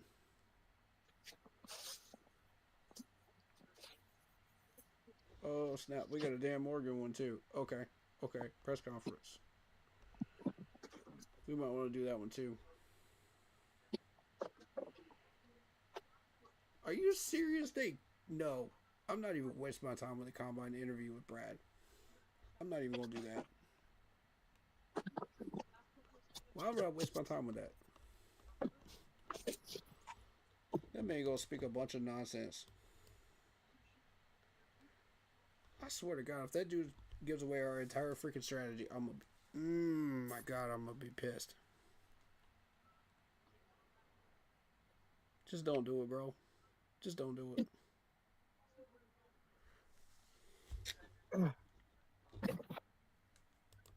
All right, Dave Canales, let's go. Opening statement. First of all, congrats to Luke Kuechly. How about that? Really amazing and a privilege for me to be around him. You know, as he covers us on radio, but then just being around the building, supporting myself, Dan, supporting the players. Now that's how you open a presser right there. Saluting the great Luke Kuechly. Yes, sir. Yes, sir. That's what's up, Dave Canales. That's my coach right there. That's my coach. It's always available. Really anybody can help. You know, sometimes you'll see him with equipment doing things. Just a class act guy. And really cool story. My last college football game I was a part of at USC, Emerald Bowl. Luke Kuechly was the inside linebacker for Boston College at that game, so it was pretty cool just to see his career unfold like that. And then, of course, congrats to T-Mac, Offensive Rookie of the Year. What a tremendous honor, a lot of hard work, a lot of patience by Shout the out whole T-Mac. group, and really by T-Mac being able to grow rapidly as a rookie and assimilate to the professional game. So really proud of him and the progress and where he's headed. That is how you start a presser, good sir. Saluting the great Hall of Famers, man. Of Luke Kuechly and your award winner, T-Mac. Beautiful. That's what's up. See, Dave, you got me hyped now. You got me hyped. Let's go. No, we can go ahead. You can go ahead. You guys hired Daryl Bevel. Yeah. How does that change up the offense and possibly yours and Brad's responsibilities? Yeah, I mean that's a great segue. So Daryl comes in at a really special time. This year, going into the season, Brad Idzik will be calling plays for the Panthers, and this is something that all of us collectively have talked about as an organization. It was my idea to come up with this, and just kind of looking back and reflecting on it, thinking about how we've grown this offense and really wanting to be able to advance our football on the offensive side primarily by letting Brad, who's completely engulfed and entrenched in what we're doing offensively speaking, his continuity with the system, his continuity with our players, being able to do that, I believe, will be the best thing for us going forward. And really, our continuity. Hey, remember I see here that he won Rookie of the Year. Our continuity. Okay, please tell me where our continuity was when we played New England, when we played Atlanta, when we played Seattle. I was hyping you one day. I'm like, let's go. When we played Seattle. When we watched the NFL Honors. And a couple other teams this year. Where was the continuity? Those were the ones where you and Brad Idzik were calling the plays, sir. Where was the continuity? I'm not trying to be mean. I'm just holding you accountable, sir. Where was it? And for myself, just thinking about the big picture of it and the cultural growth that we've seen happen over these 2 years, all across the board, really on every level of our building, from strength and conditioning to athletic training, the coaching staff development, player development. This is a great opportunity for me to be more involved as each. Okay, fair enough. Man's calling out all the training camp crew and everything else, strength and conditioning coach. What other coach would do this? You know what I'm saying? Like, no other coach does this. Right. That's what's up. Props to you for that. Because all these people working behind the scenes do an excellent job. Each year has gone by. The first year, as you can imagine, I want to see more really coaches do throwing that. myself fully into the offensive side of it and having conversations with, the different parts of our team The second year, starting to broaden my perspective more to be involved with special teams and defense, and now this step allows me to do that in a greater way from a cultural standpoint, and specifically, you know, as we're in games, you know, my ability to be able to. Just so you know, Malega is being compared to Penei Sewell, offensive line wise. Francis Malega, Miami Hurricanes. Just so you know. That's where to Greg interact Olsen with the came from, officials right? on an offensive Yep. series, you know, where, you know, in the past 2 seasons, I got to go to the next play. You know, there's another one coming, but Brad is someone I have full confidence in, a guy, man that worked together with to really build what we're doing here.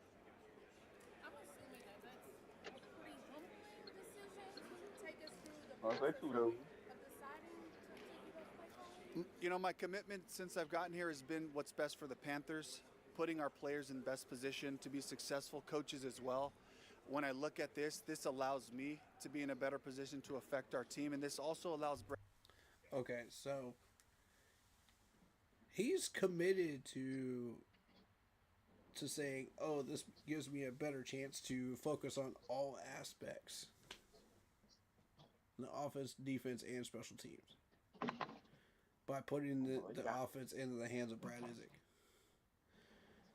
Now, if Brad Isaac was doing his job right, I would, you know, calling the plays, not creating the plays, but calling the plays, I would feel a lot more confident in your decision, my man. But sorry, my dyslexia is kicking my butt right now. But, you know, he's not. When you put him in charge, he didn't Brad get to the affect points. the offense in a You know, so and Brad, when he was given a chance to explain, you know, what he's doing and blah blah blah blah blah, his preparation process, the man could not speak properly. He was talking out of his butt, and it concerns me. If you want a winning team, you got to have continuity in offensive coordinator role, defensive coordinator role, and head coaching role. And then it goes down the ladder from there. Positive way. He's my primary architect for what we do offensively with the run game, the pass game, and the connection of it. And I saw this as an opportunity to streamline the work that goes in during the pass game and the connection of it. And the run game and the connection of it. Okay. Of it, and I saw this as an opportunity to streamline the work that goes in during the week, and then to have that come alive on game day for the play caller who has a vision for what we're doing. And while this is a shared vision and a shared philosophy for how we play football, stylistically speaking, we're not changing any of the words. We're not changing our approach, but I want all of our processes to improve, and I believe this is an opportunity to do that.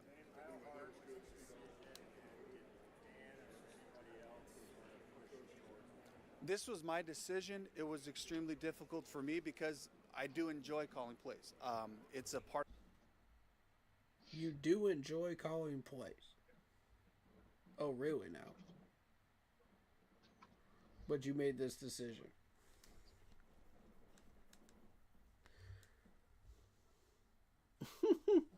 Okay.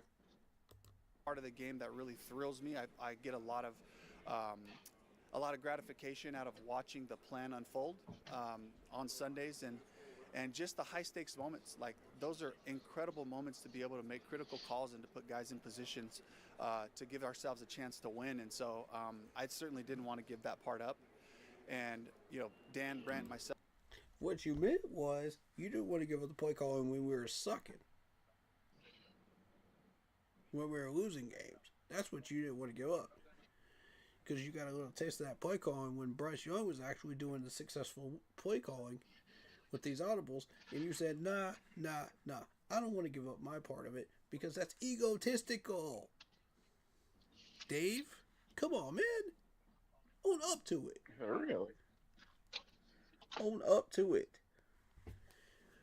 We see through the curtain, bro. Own up to it. Nobody's buying that BS. own up to it. Mr. Tepper, I have their full support. This was a plan that, as we thought about it and went through the process afterwards, I saw this as an opportunity to make the Panthers better and had a plan for that. Daryl's a big part of that, bringing his experience from a play caller standpoint, building our systems, helping us grow all of those things, you know, and really having that, just kind of like that having Brad, allowing Brad to have somebody with that type of experience to lean on. You know, with my humbling 3 experiences that I have, you know, he's lived all of those, but I want him to be able to see more of that. And, you know, certainly humbling to have to kind of swallow that and say, okay, like, am I the best guy for this job? You know, that was definitely what I wrestled with, but I believe this is the right thing for the Panthers. No, what you should have been asking was, is Brad the right man for that job? That's what you should have been asking. Not are you the right man for the job, because we already know you're the right man for the job, for the head coaching role. Is Brad the right man for the job? You're asking the wrong question, buddy.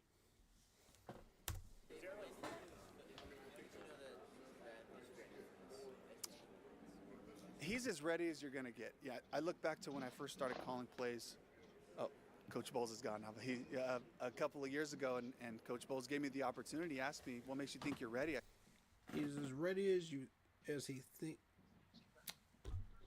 I'm stumbling over words. Hold up. He as ready as you're going to get. Speaking about Brad, is it? Okay. All right. Yeah, I said, I'm just as ready as I'm going to get without having actually done it. And that's how I feel about Brad. I feel that his grasp of our system and our schemes, the mastery of it, those things, and his camaraderie with knowing who our players are, knowing Bryce. That's a big piece of this thing. Had a conversation with Bryce. You know, Bryce is a... Hold up. Knowing Bryce. All right. Brad does not know Bryce. The communication between those two is not great. Brad ready for it. Brad literally said in his presser, not even 2 days ago, that he's saying, I got to get better chemistry with Bryce Young. Now, which is it? Do you know Bryce Young, or do you need more chemistry with him?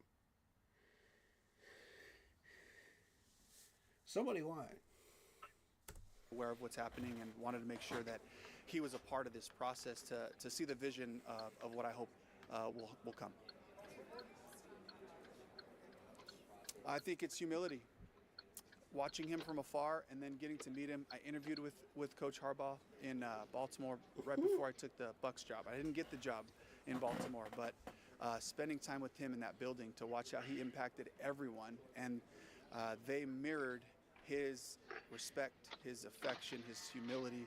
Everybody was so accommodating. It felt like home, and it felt like he was at the head of this household. And I got a quick short story in my time there. We had lunch together, and you know, I turn around, he's busting my tray, and I'm like, Coach, no, please, like, I'm gonna get killed for this if people find out. But it was just, he was serving, you know, and it's that servanthood, that heart of being able to just give your best to those around you that I really respect and try to emulate in what I do as well. Yeah, he's emulating Harbaugh's coaching techniques, which is awesome. I love that. Somebody Happy to see that, because that's a good man to follow right there. That's the right man to follow and to emulate. And he's exactly right. You know, it felt like he was the head of the household and in the town that he's in, and you know, everybody followed him and respected him. Yeah, he's exactly right, man. That's a good man to follow. Good job, Dave. One of the most respected men in the league. Sean was incredible. I go back to, you know, he was our third quarterback at the time, and we went through, my job, you know, was to make sure all of our quarterbacks were prepared, and I call it the bullpen, but, you know, you don't get all the throws that the first quarterback does, but Sean wanted to make sure he got all the throws, and then he wanted to make sure he put himself in the most impossible physical positions to try to get the throw done. I learned so much in our times, different progressions, different types of drills he forced himself into were things that I took with me as I continue to coach quarterbacks over the last couple of years. But brilliant, asks the right questions, catches the loopholes in protections and different things like that. A really sharp guy and a great human, and I really enjoyed my time with him. There you go. And he's a Absolutely. really great human. That There was you something go. that I knew was going to be in his future. It was just a matter of if he was dumb enough to get into the profession. So, but I guess he is. So here he is.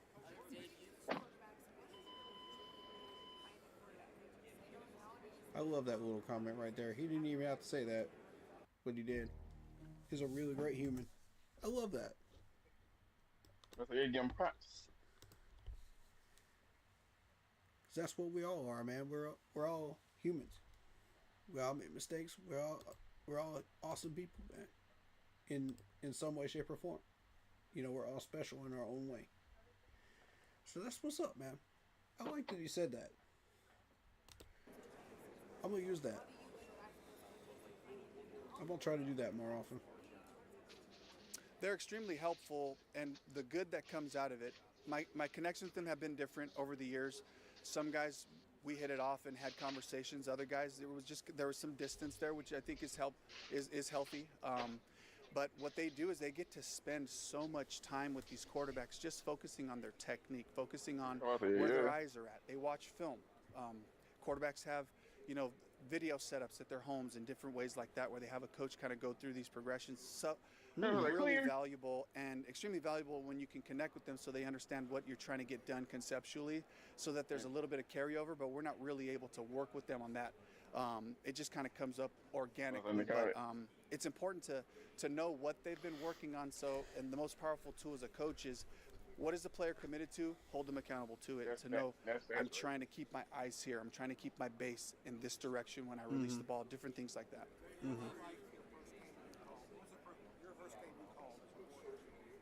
Definitely do that.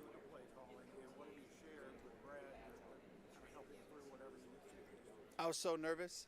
Well, beyond the preseason, but it was regular season 1 at Minnesota when I was coaching for the Bucks, and I had my game plan. I knew what my calls were. Felt like I was ready to go, and I think Todd could sense that I was pretty nervous, and he came over and he just said, "Let it rip," and gave me the confidence to just trust what I studied, trust what I saw, and just call the game. He's like, "I didn't come here to run any type of offense. Came here for you to make yards and score points. Let's find a way to do that." And that was so relieving to me in that. Baby, let it rip. You know what I mean? Love it.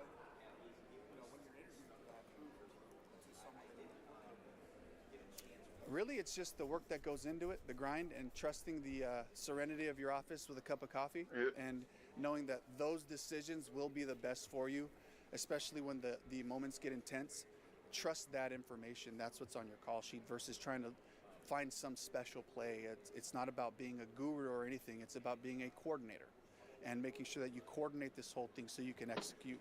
And that's always connected to what the players can execute.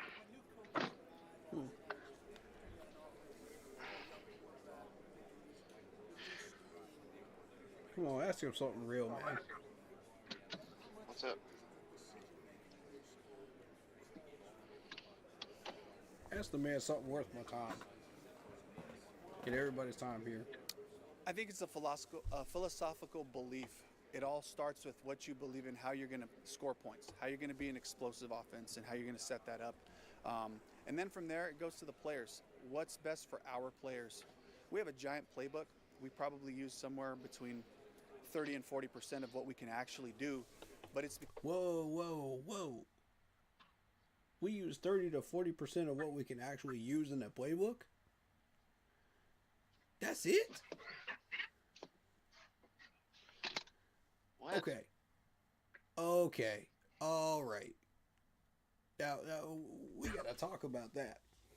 We got to talk about that, y'all. 30 to 40%. Say what? That's it? Yo. We gotta do better than that. That's true. Yeah. Exactly. What? What? I don't believe I just heard that. I cannot believe I just heard that. Let me run that back. I gotta make sure I heard that right. It's best for our players. We have a giant playbook. We probably use somewhere between 30 and 40% of what we can actually do, but it ain't no freaking way. Ain't no freaking way he just said that.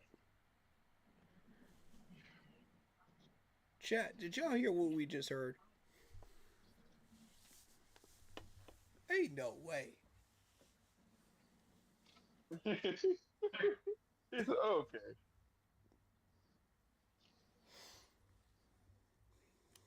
Uh-oh.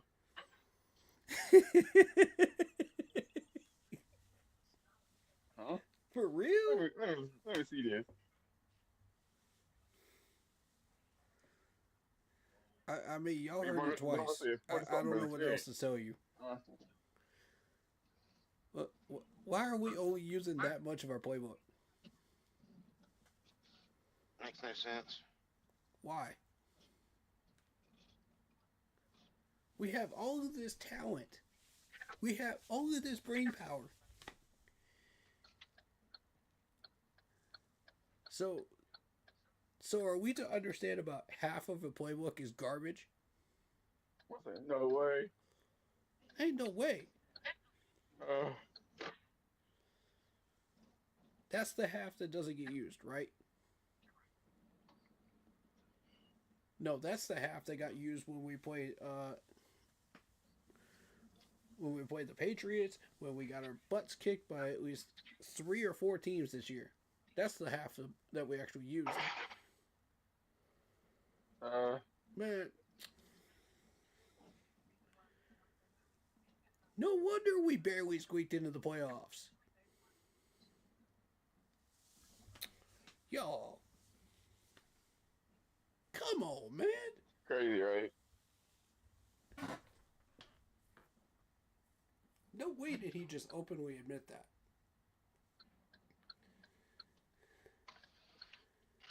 Oh, these other podcasters are going to have a field day with this one.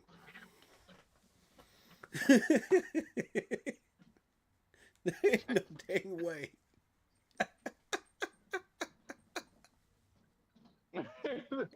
So, huh? They're going to have a field day with this. I can't believe that. Why would you openly admit that in front of everybody in a combine presser, bro? Even if that is the truth and that is the case, why would you do that?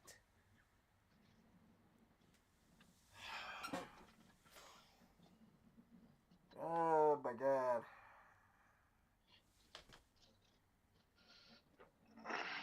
Open mouth, insert foot. That is unreal.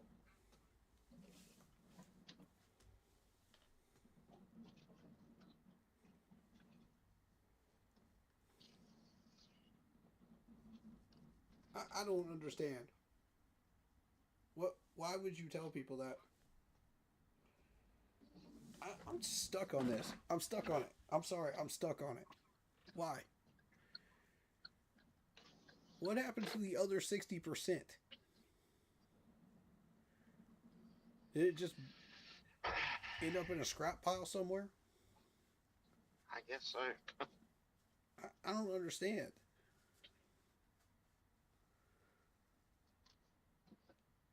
That's wild. That's wild.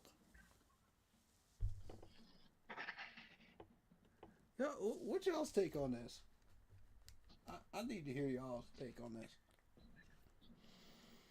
I need to understand. Because I got no words right now.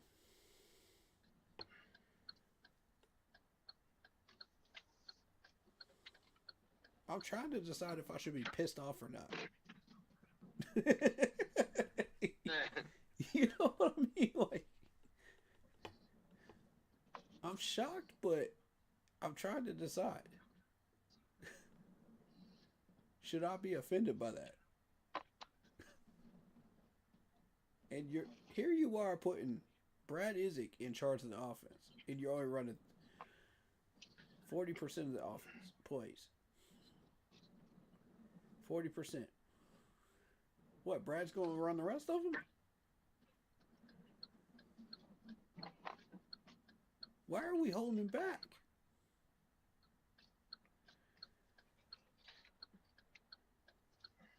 If we hadn't held back, guess what? We might have actually beat the Rams in the wild card. We might have ran a trick play. That's the time to run it. That's the time to open that playbook up, that other 60%, and say, okay, what's in there? Maybe we can find something that might fool. That's not even half. We didn't even run half our playbook. That's crazy. That's insane to me.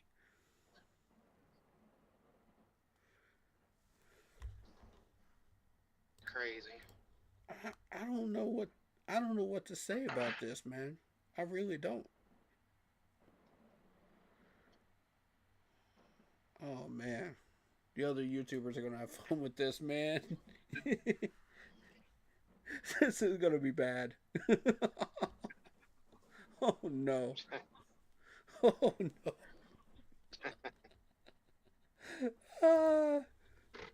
I can already see it already. Q's gonna go on an entire rant about this garbage. Him and Unk both. Unk especially would go on a rant about that. And Goat too. Y'all already know. I already know how y'all think, man. I already know how y'all are. With all due respect, man. Much love to y'all, man. I know how y'all think sometimes. I know y'all about to go off on this one. Sheesh. Oh, Team Chat ain't gonna like that. They ain't gonna like that at all. It's because our players showed us what we can do and showed us what we need to improve upon and see if there's something we can dust off to add value to add a wrinkle to. But it all starts with the players, especially with Bryce. And what is Bryce confident in? What can he do well? What does he see? And you can see it by his demeanor.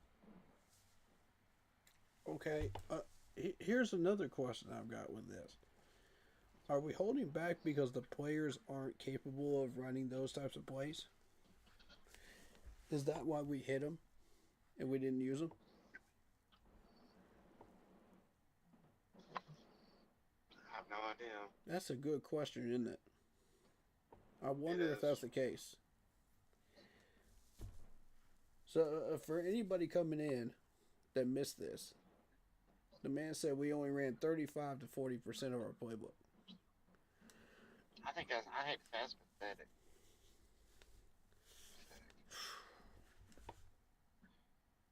Lord help me, man. That's worth an entire 30-minute rant right there. I ain't gonna do it, though. I don't understand it. Y'all want me to. Y'all tempted me to. I ain't gonna do it, though. That jump pissed me off right there. Heck nah.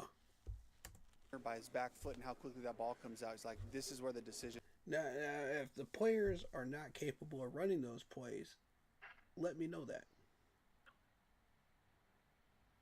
Let me know that. That way I can say, okay, this is a viable excuse.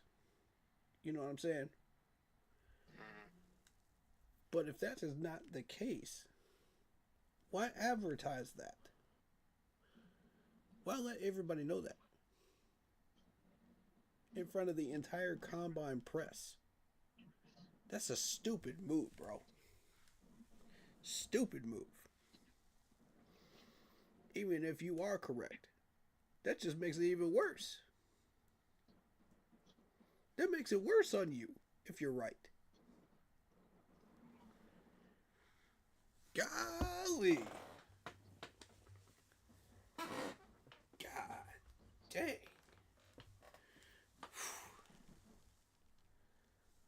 Oh, man. This is going to start an entire freaking debate in chat, man. I could just see it.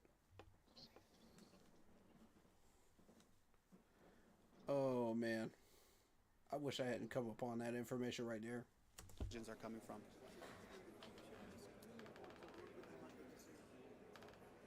I would say definitely teaching the scheme, and the decision making and all that part of it comes with time and gets where once you're starting to groove those different concepts and you have full understanding, that's when the mastery piece comes into play, and that's what we're after in everything we're doing.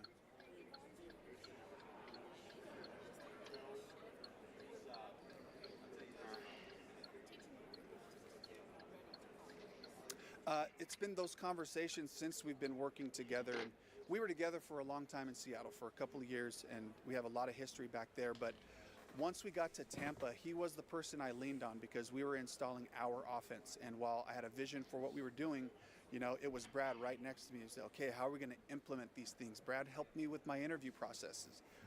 You know, it was, you know, at first it was interviewing it for Vanderbilt, you know, way back a couple years ago, and then it was interviewing for the Ravens, and it was interviewing for the Bucks, and he was always a sounding board for me. So he's been through this process with me this whole time, and as we've built offenses and learned our players, we start to fine-tune what we really want to do, and he's been a part of that every step of the way. Back in December, you basically said you couldn't do this without him on a personal level to give him this opportunity. Yeah, really just means the world. It allows me to be the head coach, and that's what he's. When I was a coordinator, it allows you to be a head coach by putting the role into Brad Isaac's hands. Now, I'm gonna say this: if Brad was actually doing what he was supposed to do, I would have zero problem with this. But he's not.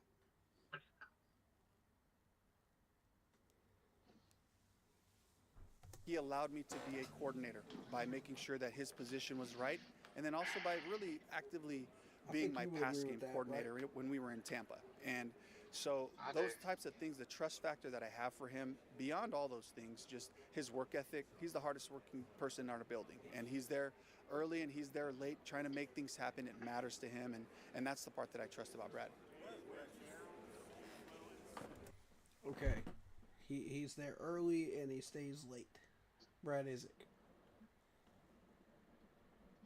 Okay. Hardest working person in the building. That's a great quality. You know, but is he yielding results? That's the question I got. Is it yielding results? Because if it isn't yielding results, okay. What are we doing? Who knows, man? Like he might surprise us. He might. Maybe. You know what these tight ends are so relaxed about? Prostate.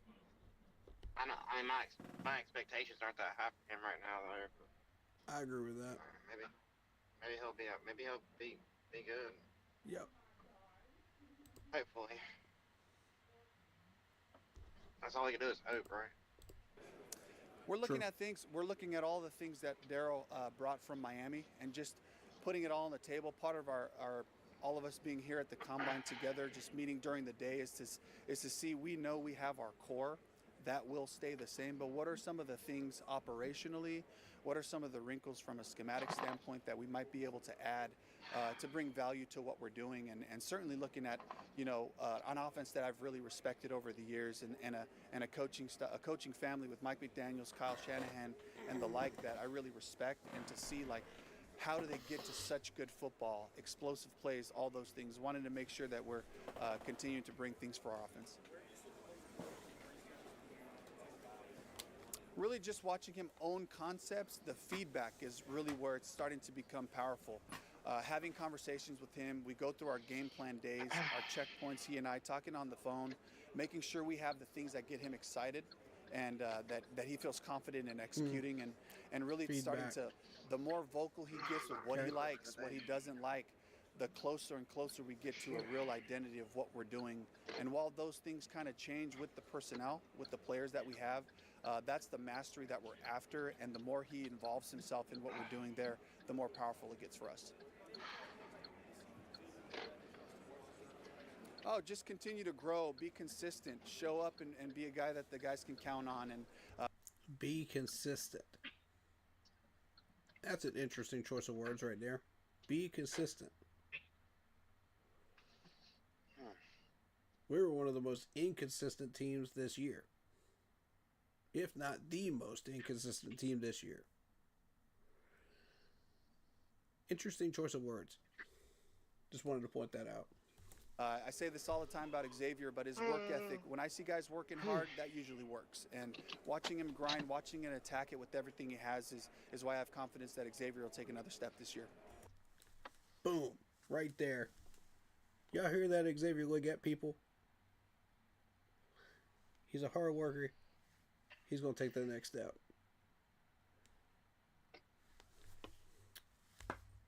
All the people that are doubting XL right now, hope y'all heard that.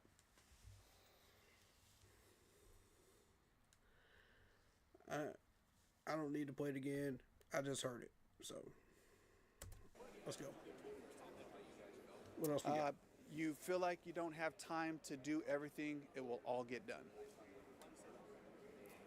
Personal experience. I really quickly just wanted to talk about Coach Capers. So Coach Dom's going to be going to Cleveland, to the Browns.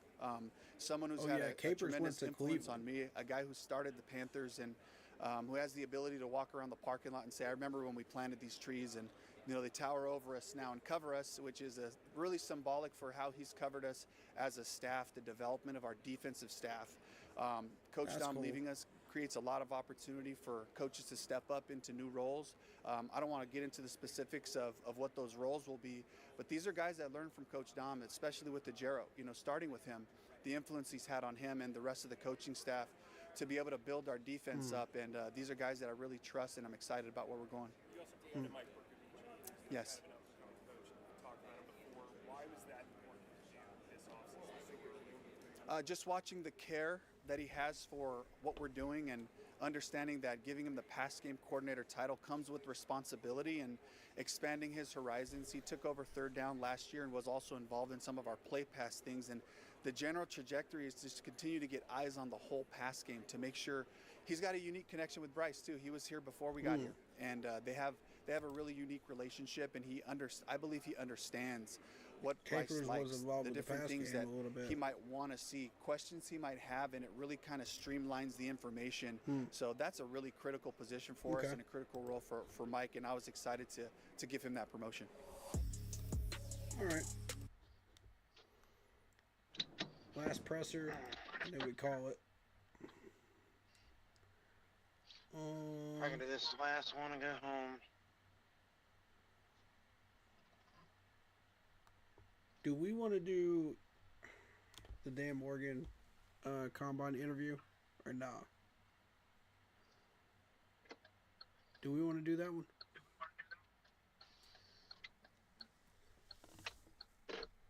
I'm considering it.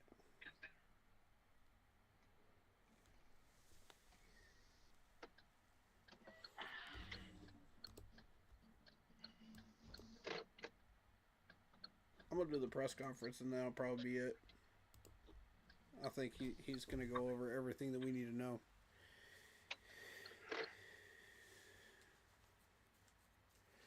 Let me take a restroom break, y'all, and I'll be right back, and I'll do the Dan Morgan press conferences, and we'll call it. BRB, y'all. Dave, if you want to talk to the stream, you're welcome to. Talk about anything you want, man.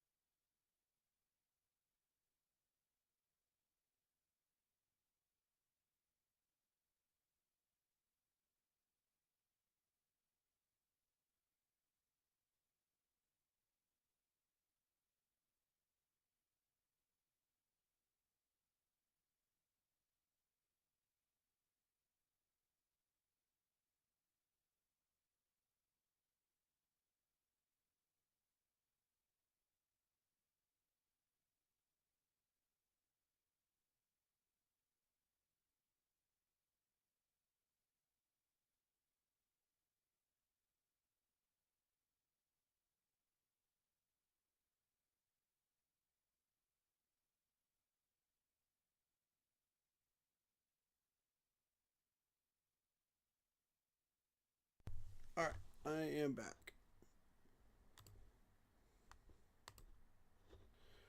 Cool. Let's do this. How we doing? It's been a little while. I guess I'll open it up for questions. Actually, first and foremost, I wanted to congratulate Luke Kuechly on the Hall of Fame. Couldn't go to a more deserving guy. The competitor, the instincts, the playmaking ability, and then the person he is off the field. It couldn't have happened to a better person. So, really happy for Luke. I guess that's the perfect way to segue. You guys, former linebacker, you've got the success, Thomas, all those guys. You guys are known as linebacker, defense. What's next in that position? Yeah, I think, in terms of free agency and the draft, I think that's a position that we'll, try to attack. We're looking for guys that are leaders, that are playmakers, and that are culture fits for us. So we're excited about attacking that and putting the work in. Dan, speaking of, I guess, segue, NFL has seen undervalued that position of linebackers, off-the-ball linebackers being drafted high. How do you kind of speak to that position value that matches? Yeah, I think the linebacker position is super valuable. That's the guy that's standing in front of your huddle every single play.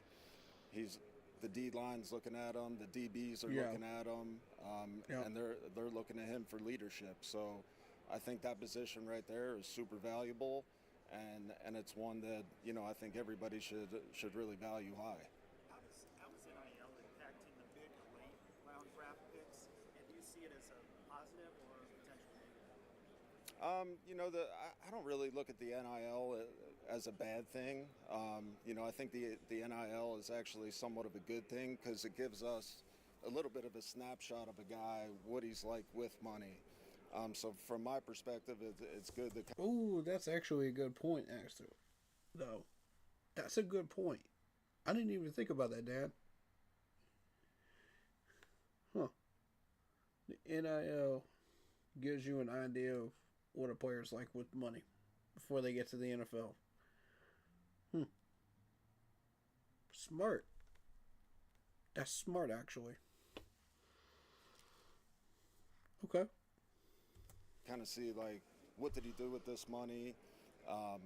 Did he spend it recklessly? Did he go out and, get in trouble with it? So it tells you a lot about somebody. So if anything, I think it's really valuable for us. That's a good point. I think we still need to put a cap on the NIL, though, because it's gotten out of control, though. Because you got people turning out like $2 million contracts for 1 year. You know what I mean? You can't have that. Because that's the amount of a rookie contract in the NFL. You just turn that down. That's ridiculous. For us.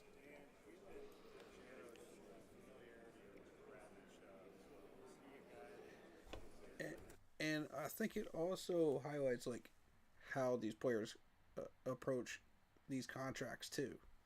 If they handle themselves well with the contracts in the NIL, and they don't ask for a bunch of money, that's how they're going to be like in the NFL too. So you know what? Dan's got a point. Dan, you got a point, man. I don't think anything's going to be off the table. We'll explore that. We'll talk to his agent. But I wouldn't say anything's upcoming, but we'll definitely stay in that, and we'll see where that goes. Know a lot about him. Obviously, when guys get cut, I watch every guy that gets cut. So do the pro scouts. They do a great job as well. So still playing at a really good level. Has had a lot of sack production throughout his career. Just a really good player, and that's something that we'll stay in and we'll explore. As far as NIL with draft availability, the numbers continue to fall when it comes to underclassmen enrollees. Do you see it as a positive or a negative? With each draft, that you may have fewer underclassmen because they are staying in school.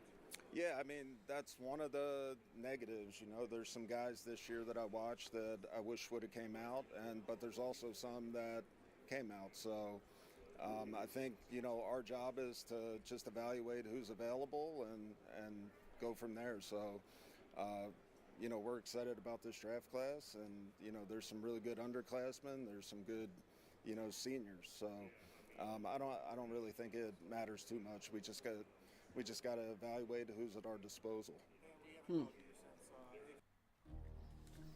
Yeah. You know what? These tight ends are so relaxed. Okay. Yeah. How did that go? What's the timeline? And how does that change the way you're approaching this offseason? First of all, the surgery went really well. Icky's doing really good. He's recovering. Good. Feeling good. I just talked to him the other day. So Glad to he's hear in good that. spirits. Unfortunate what happened. Obviously, timeline-wise, I don't really have a timeline. You know, we'll see how it progresses. We'll see how it goes. But so far, it's looking good. And, you know, as far as the timeline, I don't have that right now. In terms of it impacting the draft, free agency, you know, offensive line is a position that we're always going to be looking at, always trying to upgrade and have as much depth as possible there. Excellent. Excellent. That's what I want to hear. That's what I want to hear, Dan. Thank you. Finally, we got a GM that actually is constantly caring about that offensive line. Took us a decade, y'all. Took us a decade. But we finally got a GM that cares. Thank you. Thank you, Dan Morgan. So we're just, you know, going to attack that like we usually do. Good. We're getting an offensive lineman, y'all. It's confirmed.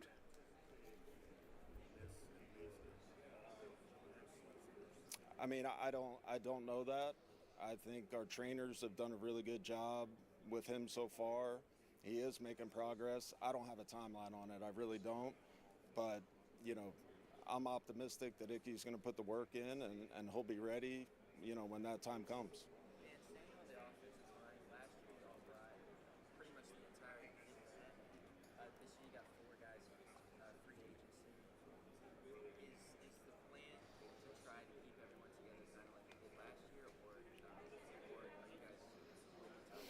I mean, we're talking to all of our free agents, and that includes the offensive line. We're going to stay in contact with the agents, and, you know, we'll see where it goes. But, you know, again, we're going to try to create as much depth and competition as possible there, and, you know, that's with every position on the roster.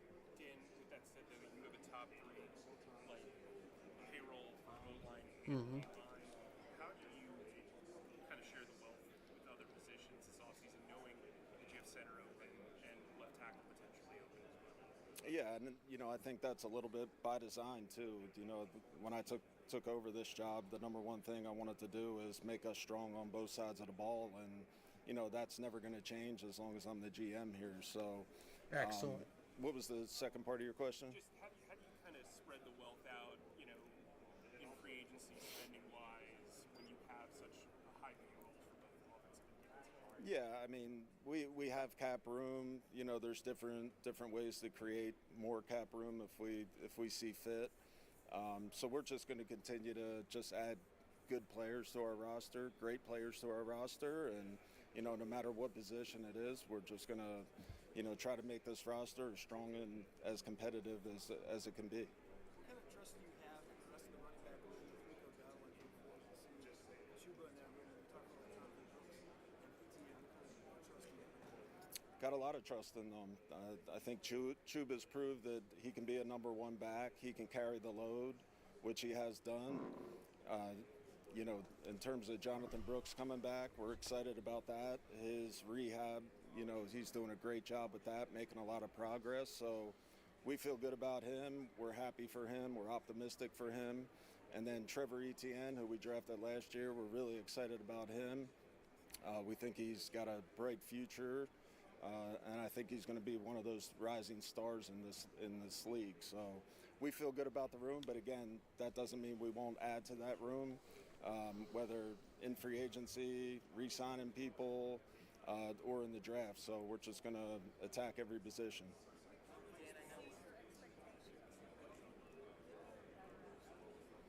I wouldn't say he exceeded my expectations. He was everything that we thought he was going to be. Just a big, talented receiver that can run the route tree. He's got great hands.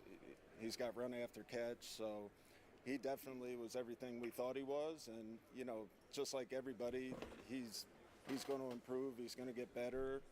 The more experience he gets in our scheme, the more continuity he creates with Bryce. So he's just going to keep getting better and better, and I think the future is bright for him and for our team. Who's that? Yeah. Did they ask him about TET or T-Mac or XL? Which one did they ask him about? I feel like they just asked him about TET, but I'm not entirely sure.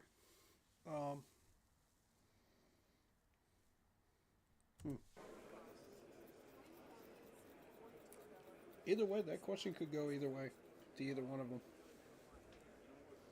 Yeah, you know, I think a veteran, obviously you bring a veteran in who's played a lot of football. That's obviously going to help your team, but we're really excited about our young guys. You know, Scorton and Princely, we drafted them for a reason. We drafted them high for a reason. We think they're super talented guys that can be impact players in this league, and they're going to keep developing. They're going to keep getting better, and again, I think the future is really, really bright for those two guys, and they're going to help us out a lot. John Schneider gave you a lot of credit for your recommendation of Mike McDonald. What do you see there, and does he owe you a couple of beers or something? How do you settle that for you? No, you know, just helping a friend out. You know, I think, you know, John asked me about him, and obviously I gave him a really good recommendation. Mike's a great guy, great coach, and just really happy for them.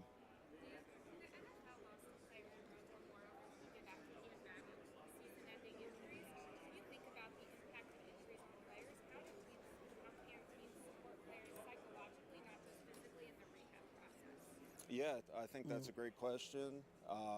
First off, you know, condolences go out to him and his family, friends, loved ones. It's just super tragic. And me being a former player, you know, I'm always trying to help our players out and guide them. I know what they're going through on a day-to-day basis. I went through that myself. I went through a lot of injuries as a player. It's not easy. You feel alone at times. You feel like, you know, people kind of abandon you a little bit. But at the same time, you know, that's the advantage I have being the GM of the Panthers, to where I can help these guys out. I understand what they're going through. I'm here for them. Yeah. And then obviously there's always going to be resources. You know, we have a great psychologist on our staff. Yeah, for sure. Who players can talk to at any time. And we're just always here to support them. They know we're here for them, and that'll never change. Mm-hmm. What's that? Yeah, I think with Rico, obviously I love Rico, great guy, great player, had a great year for us this year. I think, you know, in terms of he's earned the ability to go out there and see what's out there for him. There's always the potential that he could come back. The door's open for that, and, you know, we'll see what happens. I don't think so. You know, I think, you know, it's a case-by-case basis thing. You know, I think Javonte's separate from Rico. It's a pretty deep free agent running back class. So we'll see what happens. And, you know, again, I wish the best for Rico. You know, if he does go out and find something, find a big deal. But there is always that potential. Maybe we could bring him back. He said maybe we could bring him back. Would y'all want Rico back? What do you think? What do you think, chat? What y'all think? Anything else? Where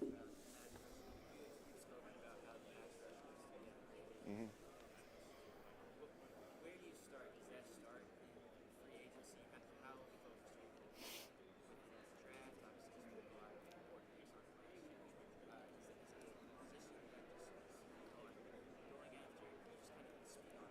Yeah, I don't think you can have too many really good pass rushers. So, you know, the combination of free agency, the combination of draft, there's some good players in both that we're excited about. So we'll see how it shakes out. We're obviously evaluating them. We're putting the work in, and, you know, we'll see what happens.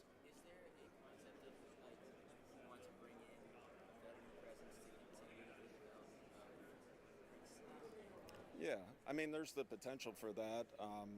Obviously, I don't have a crystal ball, and, you know, you never know who you're going to sign or who may want to come here, but all options are on the table right now. I think it's a good point to bring a vet in. All options are on the table, y'all. Who do you want to come here? Who do y'all want to come here? That's within our cap room budget range. That can never hurt, but at the same time, you can't go chase guys either. He said, y'all can't just go chase guys in free agency. Ooh, that's a big, big point right there he just made. Very true. Which means you can't just go after all these big name players, you know, that are worth God knows how much abundance of money that we don't have.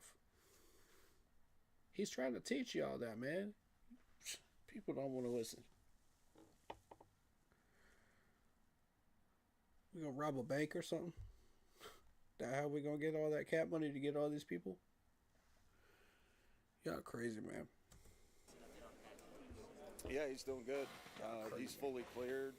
He'll be ready to go next year, and yeah, he's doing great. He did a great job in rehab, putting the work in and getting himself back, and he looks great, and we're excited to get him back. You've now done this 3 times as a GM. How is this different for you now than it was first, second time you did it? You know, I think like the first time you do it, everything's new, right? So everybody's in your face at the podium. It's kind of overwhelming a little bit.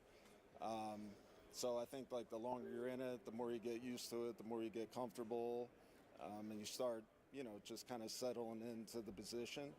So yeah, I think, you know, I'm always going to be trying to learn, always trying to get better with everything I do, with processes, with evaluations, just always trying to get better, always trying to help my staff, and, you know, and them doing to me likewise. So just kind of being that servant leader. Yeah. And last year, you basically got subtracted at the spot during training camp against Johnson. You guys did Jonathan Brooks in the season. Yeah. Up list, there's some confusion there. Have you talked to the league at all about that whole procedural element? You had 89 guys. Yeah, I actually did bring that up. You know, we're still working through all that type of stuff, but that is something I brought up. Having 89 guys when, you know you're going to put a guy down on IR. So I think, you know, from a player safety and, you know, just keeping guys healthy, I think it would be a good idea to definitely change that. Do you think you'll propose that potentially as a rule change? Yeah, I think it's definitely the potential of that. Last round, the 2 young pass rushers last year, second and third round. Is there anybody, and I think the Brady got drafted, their level, or what do you see that class? Yeah, I think it's a really good group of edge rushers, you know. He's not going to answer that. Come on. Y'all fishing now. Come on now. First round, second round, third round. I think it's a pretty deep edge class that we're excited about. And again, you know, if the possibility of one of those guys is there at our picks, we'll definitely consider it. But again, we're always going to draft best available players. So if that's the best available player, then so be it. Okay. Last one. A couple times about edge and off-ball linebacker. Is there a sense that there might be more bang for the buck at 19 for one of those positions more than the other? Maybe. You know, I think there'll be a linebacker there we like. There'll be an edge that we probably like there too. So we just really got to weigh that with free agency and just kind of see like how it goes in free agency. And then, I think you always adjust your plan based off, what you did in free agency. But that's not to say that we wouldn't double dip at a certain position, whether edge or linebacker or both. Noah, did you? I think you gave away a little bit too much there, Dan.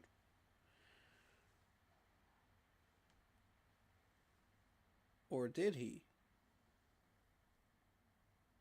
Is this a false flag? And is he after something else in the first round?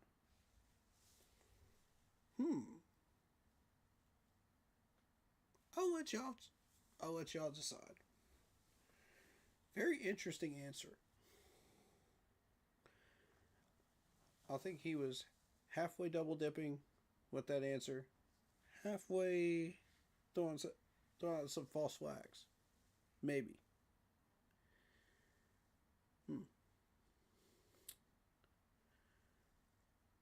That's an interesting answer, man. I hope you're not trying to give away too much, man. I hope people are not trying to read into that too much and think and take that at face value, because GMs can fool you when it comes to the draft.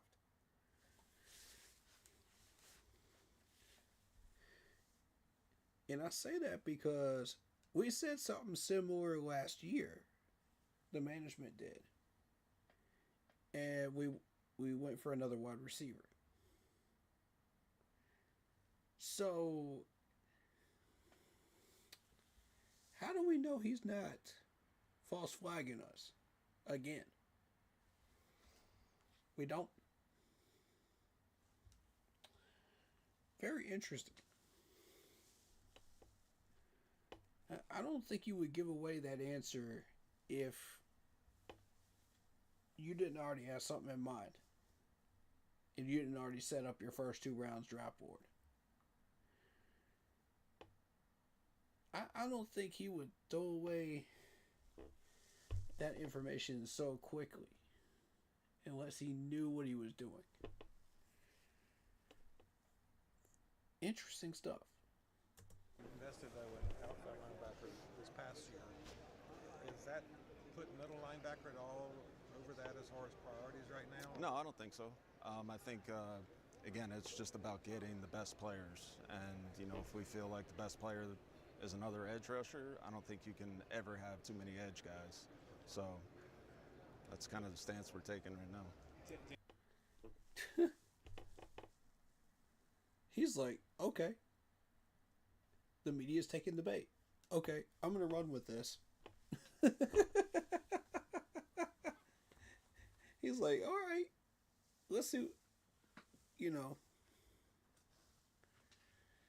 It seems to me the media is taking the bait. Well then. Dan, you've been so measured in the last 2 years in terms of this rebuild. As you get closer to where you want to be, how do you stay patient and sort of maintain that approach? Yeah, I mean, we're aligned in the building. We have a plan. We're going to stick to that plan. We're going to stay disciplined. That doesn't mean we're not going to be aggressive and take swings, but we're going to be smart. We're going to be calculated in what we do in our approach. I think between myself and Brant and Coach Canales, we're always talking about the roster and ways to get better. And, we do have to stay smart and disciplined, but again, that doesn't mean we're not going to be aggressive. When you say be aggressive, are you meaning in free agency or overall? Yeah, I think, free agency, Y'all are fishing now. Look, the media, you're fishing. You're not going to get anything. He's not going to give you anything, bro. Y'all haven't learned last year. He's not going to give you anything. He's dodging these questions like the Matrix. He's answering your question with the same question you just asked. With the same phrasing. Brilliant. Draft, like we did last year, we traded up in the draft when we felt like a player could help us out. And in free agency, same thing. I think you've seen in my 3 years that, in free agency, we're going to get the best players. We're going to try to get the best players and be aggressive when we see fit. You've been so outspoken about getting youth at quarterback behind Bryce. What are your conversations like with Andy? Where are you guys at from the standpoint of having Andy involved in the plan? Yeah, I think, I think with not just Andy, but with all the players, I try to stay, honest and transparent with, our plans, and no different with Andy. Andy knows he's going to have to compete. We are going to try to bring somebody in here. I don't know who that is, whether through free agency or the draft or, again, both. You never know. So I'm in constant communication with Andy. We've talked multiple times, and, he's aware of the plan, and we'll see what happens. And depending on who you were to bring in, could that end Andy's tenure with you? I think it's, really up to Andy. I think in terms of Andy competing, Andy's not afraid of competition. So we'll see what happens in free agency. We'll see what happens in the draft, and then, we'll see how it plays out. I'm talking about. So Andy's not afraid of competition. Am I reading into this too much? To where I think he's saying that we're bringing a veteran quarterback to battle with him for a second spot. Am I reading into that too much? What do y'all think? Maybe I am. I don't know. That specific phrasing got my attention, though. He's not afraid of competition. Okay. About those linebackers, what's the number one priority in terms of what that guy needs to have, needs to bring? I would say number one thing is, standing in front of that huddle, all those 10 other guys are looking at you. I think that guy has to be a really good leader, somebody that the guys are going to follow, somebody that the guys are going to respect. Yeah. And then obviously from a playing standpoint, you have to be instinctual, you have to be smart, you have to be tough, you have to be physical. Those are the type of guys we want to bring in here, and he's got to fit with our culture. He's got to be our type of guy. With Cade, he's kind of had like an up and down kind of tenure with you guys. He's hitting free agency. There's not really a lot of center options on the market. How much do you have to kind of weigh how much you've invested in the other 4 positions as you kind of evaluate his situation? Yeah, I think you definitely have to weigh that, in terms of the price. And, I think Cade, I'm sure his agent's meeting with people and figuring out what his market's looking like right now. And, Whoa, Cade? You're not talking about Cade Kubiniak, are you?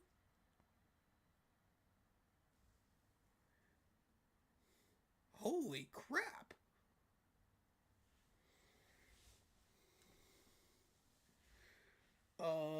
Okay. He didn't say he wasn't going into... He didn't say where we were getting the quarterback from.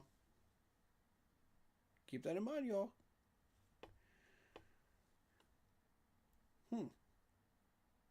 Interesting. Cade's name pops up. Okay.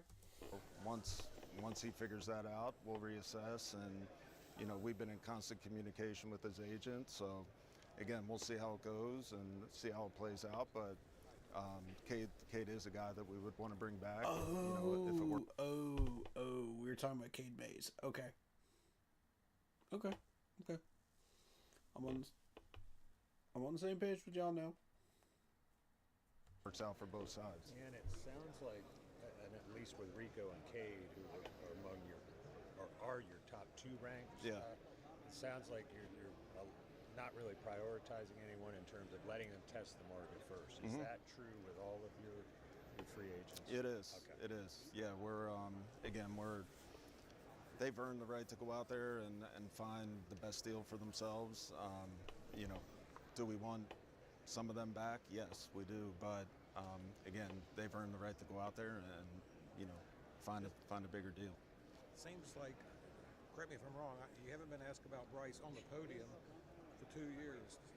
It's a good thing. I mean, I would say, what does that say to you, the fact that you're not being asked about that on the podium? Yeah, I think it speaks a lot about Bryce and his maturity, the way that he's matured and the way that he's grown as a quarterback throughout his tenure. And he was definitely put in some tough situations, and we're starting to surround him with some weapons, and we'll continue to add to the offensive line to protect him. And he's just getting better and better every year. I'm proud of him, and he's doing great, and I think the future is really bright for him. In your postseason press conference, you said y'all had like 600 players on your draft board. Yeah. I'm curious, how do you work through that? Has it grown, and then how do you work through that draft board as the weeks progress? It's actually shrunk now. So we've as you go through the process, you always start with a bunch of guys, and then you kind of whittle it down to your type of guys. Whether you take guys off the board for character reasons, or they're not a culture fit, or they're not a schematic fit. So yeah, like we've whittled our board down a little bit, and it'll keep kind of shrinking as we get closer to the draft. And it's a full process. It's a yearly process, and it's a lot of work, but it's a lot of fun, and we're excited about the draft. You said on a radio show, you didn't say it to us, but I think you said on a radio show you wanted to bring in potentially a yards after catch type receiver. Is that someone you could take in the first round and go 3 years in a row? I mean, I'm not ruling anything out. I think it's one of those things, like I've told you guys from the beginning, we're not going to pass up on good players, and if that best player that's on our board is a wideout that has run after catch, then so be it. Whoa. Could we actually get a wide receiver 3 years in a row in the first round? Y'all heard that response right. Y'all heard that response right. Oh, snap. Okay.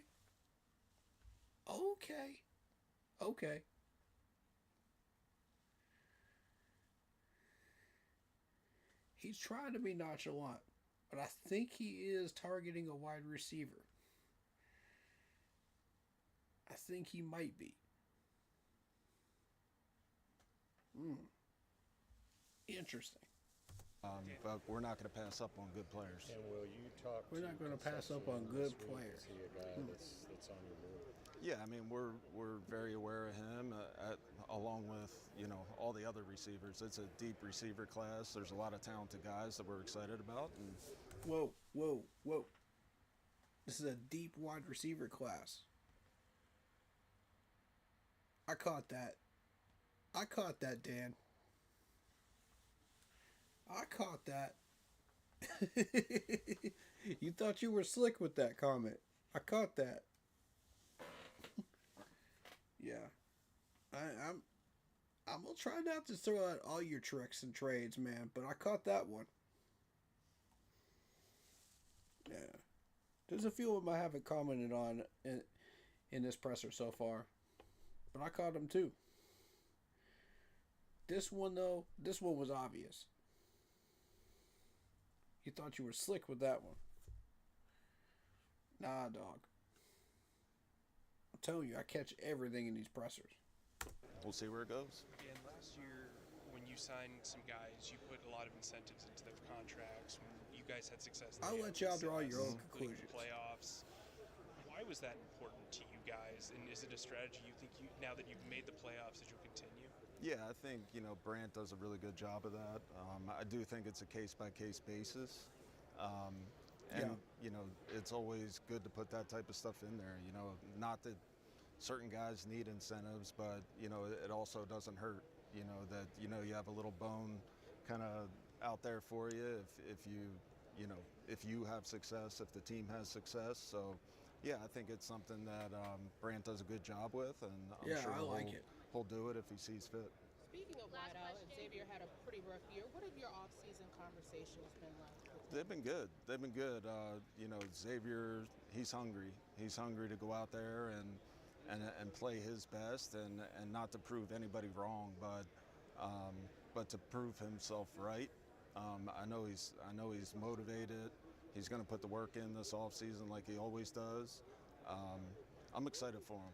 You know, I think he's definitely taken a beating, you know, from an outside perspective, but we have full belief in him, and I'm excited for him and his future. You, Yeah. you mentioned at the end of the season press conference that you were going to go ahead and do the fifth-year option on Bryce. I think we asked you if you were looking at an extension at all. Is that anywhere in the plans right now? Brant and I, you know, we're still going through that along with Coach Canales. Like, we're still talking through strategy-wise, but I really don't have anything on that right now. Can you talk to us about, obviously, the news, Brad Isaac calling plays now? Dave said that y'all had a conversation about that. Can Yeah. you take us through the process of making that change? Yeah, you know, I think Coach, through the whole evaluation process, I think, you know, Coach wanted to kind of take a step back and, you know, be a head coach, if you want to say, to where, you know, he's able to have his hand in both sides of the ball, and, you know, he feels like Brad's ready to roll, and I have complete confidence in you know, Coach's decision, and I'm excited for Brad, and I think he's going to do a great job. He said that you guys don't always agree, but everyone is heard. He also admitted, you know, his ego came into play a little bit in making this decision.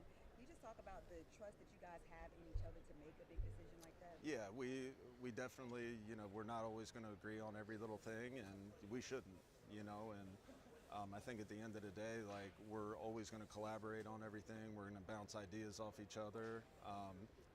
But at the end of the day, we're going to do what's best for the Carolina Panthers. And that's our motto in everything that we do. It's not That's the about goal. me. It's not about Coach Canales. It's about what's the best goal. for the organization. And, you know, Coach feels What's like best that's for the best Panthers, thing. right. And, you know, I fully support him. Dan, you've known Brad since he was like in grade school. Yeah. To see him be able to have this opportunity and have that perspective, Yeah. like, how cool is that for you guys? It's cool, you know. I've known Brad for a while now, and, you know, his dad, I work with his dad out in Seattle, and he's super smart. He loves the game. You know, he has a lot of good ideas, a lot of, you know, things that I'm excited to kind of see come about. And Yeah, and no one's saying that this dude's dad isn't smart. You know, like, you get up to the GM level, you got to have at least a lot of intelligence to get up to that point. So, I mean, football intelligence. So, respect to him, you know. And I mean, you get up to the offense coordinator role, you got to have a lot of intelligence as well.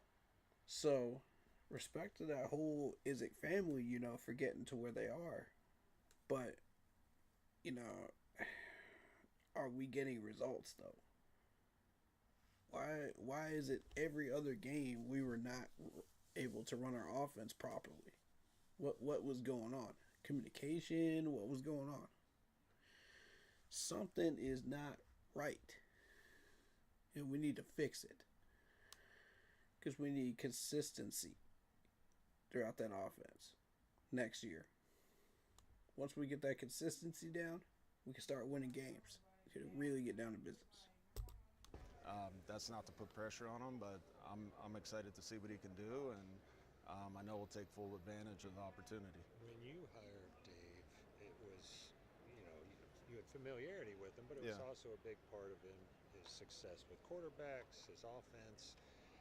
Will he be potentially able to impact Bryce in a different and or greater way in this role? Yeah, I think so. You know, when he's out on the practice field, he's usually, you know, in his mic, talking to the quarterback, and not necessarily like, you know, harping on every little detail with Bryce and the rest of the quarterback room. So I think it's a good opportunity for him to kind of take a step back, kind of see the big picture of things, and again, be a head coach. You know, I know he's excited about it, and I know he has full, you know, he has play calling history as well. So he's been in a lot of different offenses around the league, and yeah. So I think, yeah, there was times where he definitely could have been useful in that way, you kind of navigating the sideline and talking to the defense, talking to the offense. But, you know, when you're the play caller, you got to be in that play sheet, and, you know, you're fully focused on that, so it kind of takes you away from everything else. Just to be clear, you never like came up and said, Dave, would you? No, Okay. no, that is not me. That's not, like, his decisions are his. Obviously, we talk about it before he does it, but yeah, like. And another side Yeah. of that is with Dom leaving. I mean, he's obviously a guru in a 3-4. Yeah. And so is Evero. Is him leaving at all doing that maybe you guys want to be more versatile, like, or flexible and go into different defenses? No, I think it's about, you know, just EJ has a good staff and guys that he has a lot of confidence in. So I think it's going to allow, you know, some of his staff to just kind of like, you know, learn and like keep helping him out and you know, advance them, if you want to say. So I don't think it's so much about that as it is just like giving other people like opportunities to advance and you know, help him out. It sounded like you were saying that he will have more of a chance to impact players during games more so than working officials, timeouts, Both. game management. Yeah. Both? Okay. Yeah, both. Like, he'll be able to do all that. Yell at the officials and, you know, just. Was there a moment last year, I asked him this, where you were like, man, that would have been a good one to challenge, or if he weren't, you know. I'm not like, you know, we'll talk about things, but I'm not one that's going to be like, why didn't you challenge this or why didn't you challenge that? So, like, we just talk through things after the game, like where we could have been better or, you know, what we could have done differently. So, like, we're always talking about ways to get better. So that's just another example. Understanding that it was Dave's decision, what have you seen from Bradley that makes you feel confident that he's ready? Yeah, I mean, I talk to him all the time just about, you know, his the offense and like his philosophy, and like he's smart. He puts the work in. He's a grinder, and he gets along with all the players. Like, he knows our players and he knows their strengths and weaknesses. So yeah, I have confidence that him and his team are going to be able to like put great game plans together and do well. All right, great interviews, guys. And pressers. I think we learned a lot about these guys today. And that wraps up the combine. We'll be doing some gaming streams.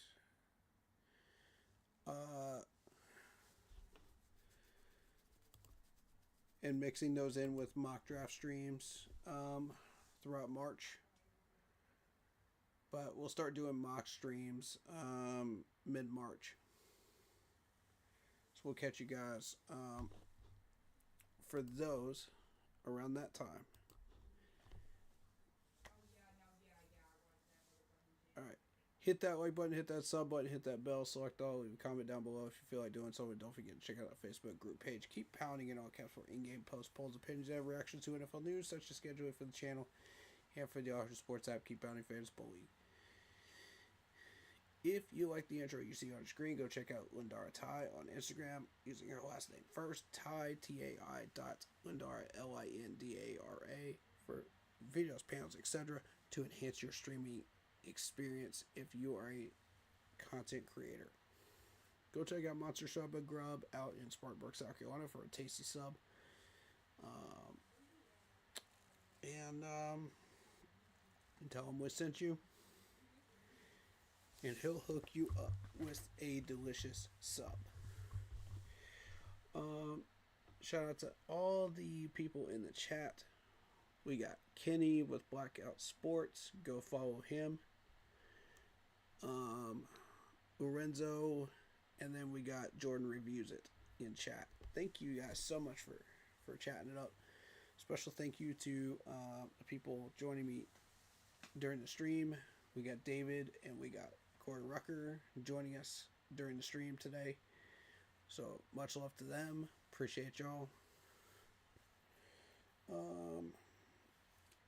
and to the entire team chat, working together, to review these players and working hard to figure out what we want our draft board to look like, compared to the Panthers draft board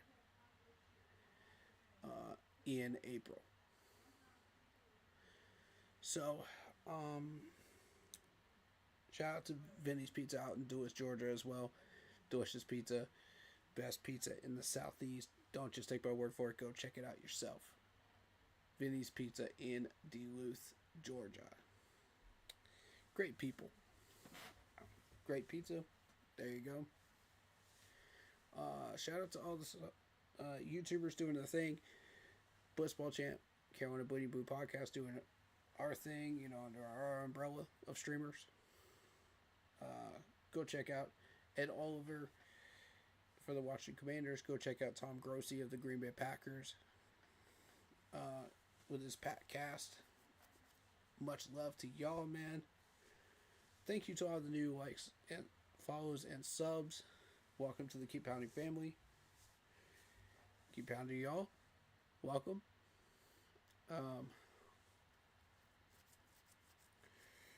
And also to the rest of the Panthers YouTubers out there.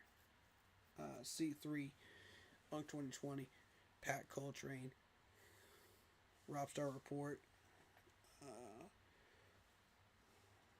Did I say Pat Coltrane already? I think I said Pat Coltrane already. And Black Cat Panther podcast out there doing their thing. Much love to them. Go give them a like. Go give them a sub. Go give them some support. Show them some love. Great people. Good podcasters. And just awesome in general. All right. That being said,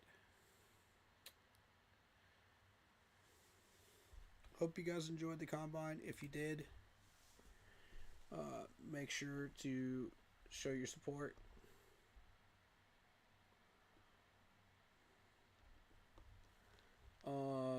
There is another video of him talking draft strategy with the Panthers, Dan Morgan, but I'm not going to click on that because I don't want to give away anything he throws in there. But that is public. And I'm also leaving the Brad Isaac interview alone too. I don't want to mess with that today. Anyway, thank you guys so much. And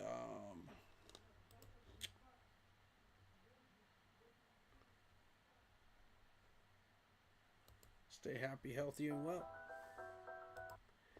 Until we meet again, Panthers family.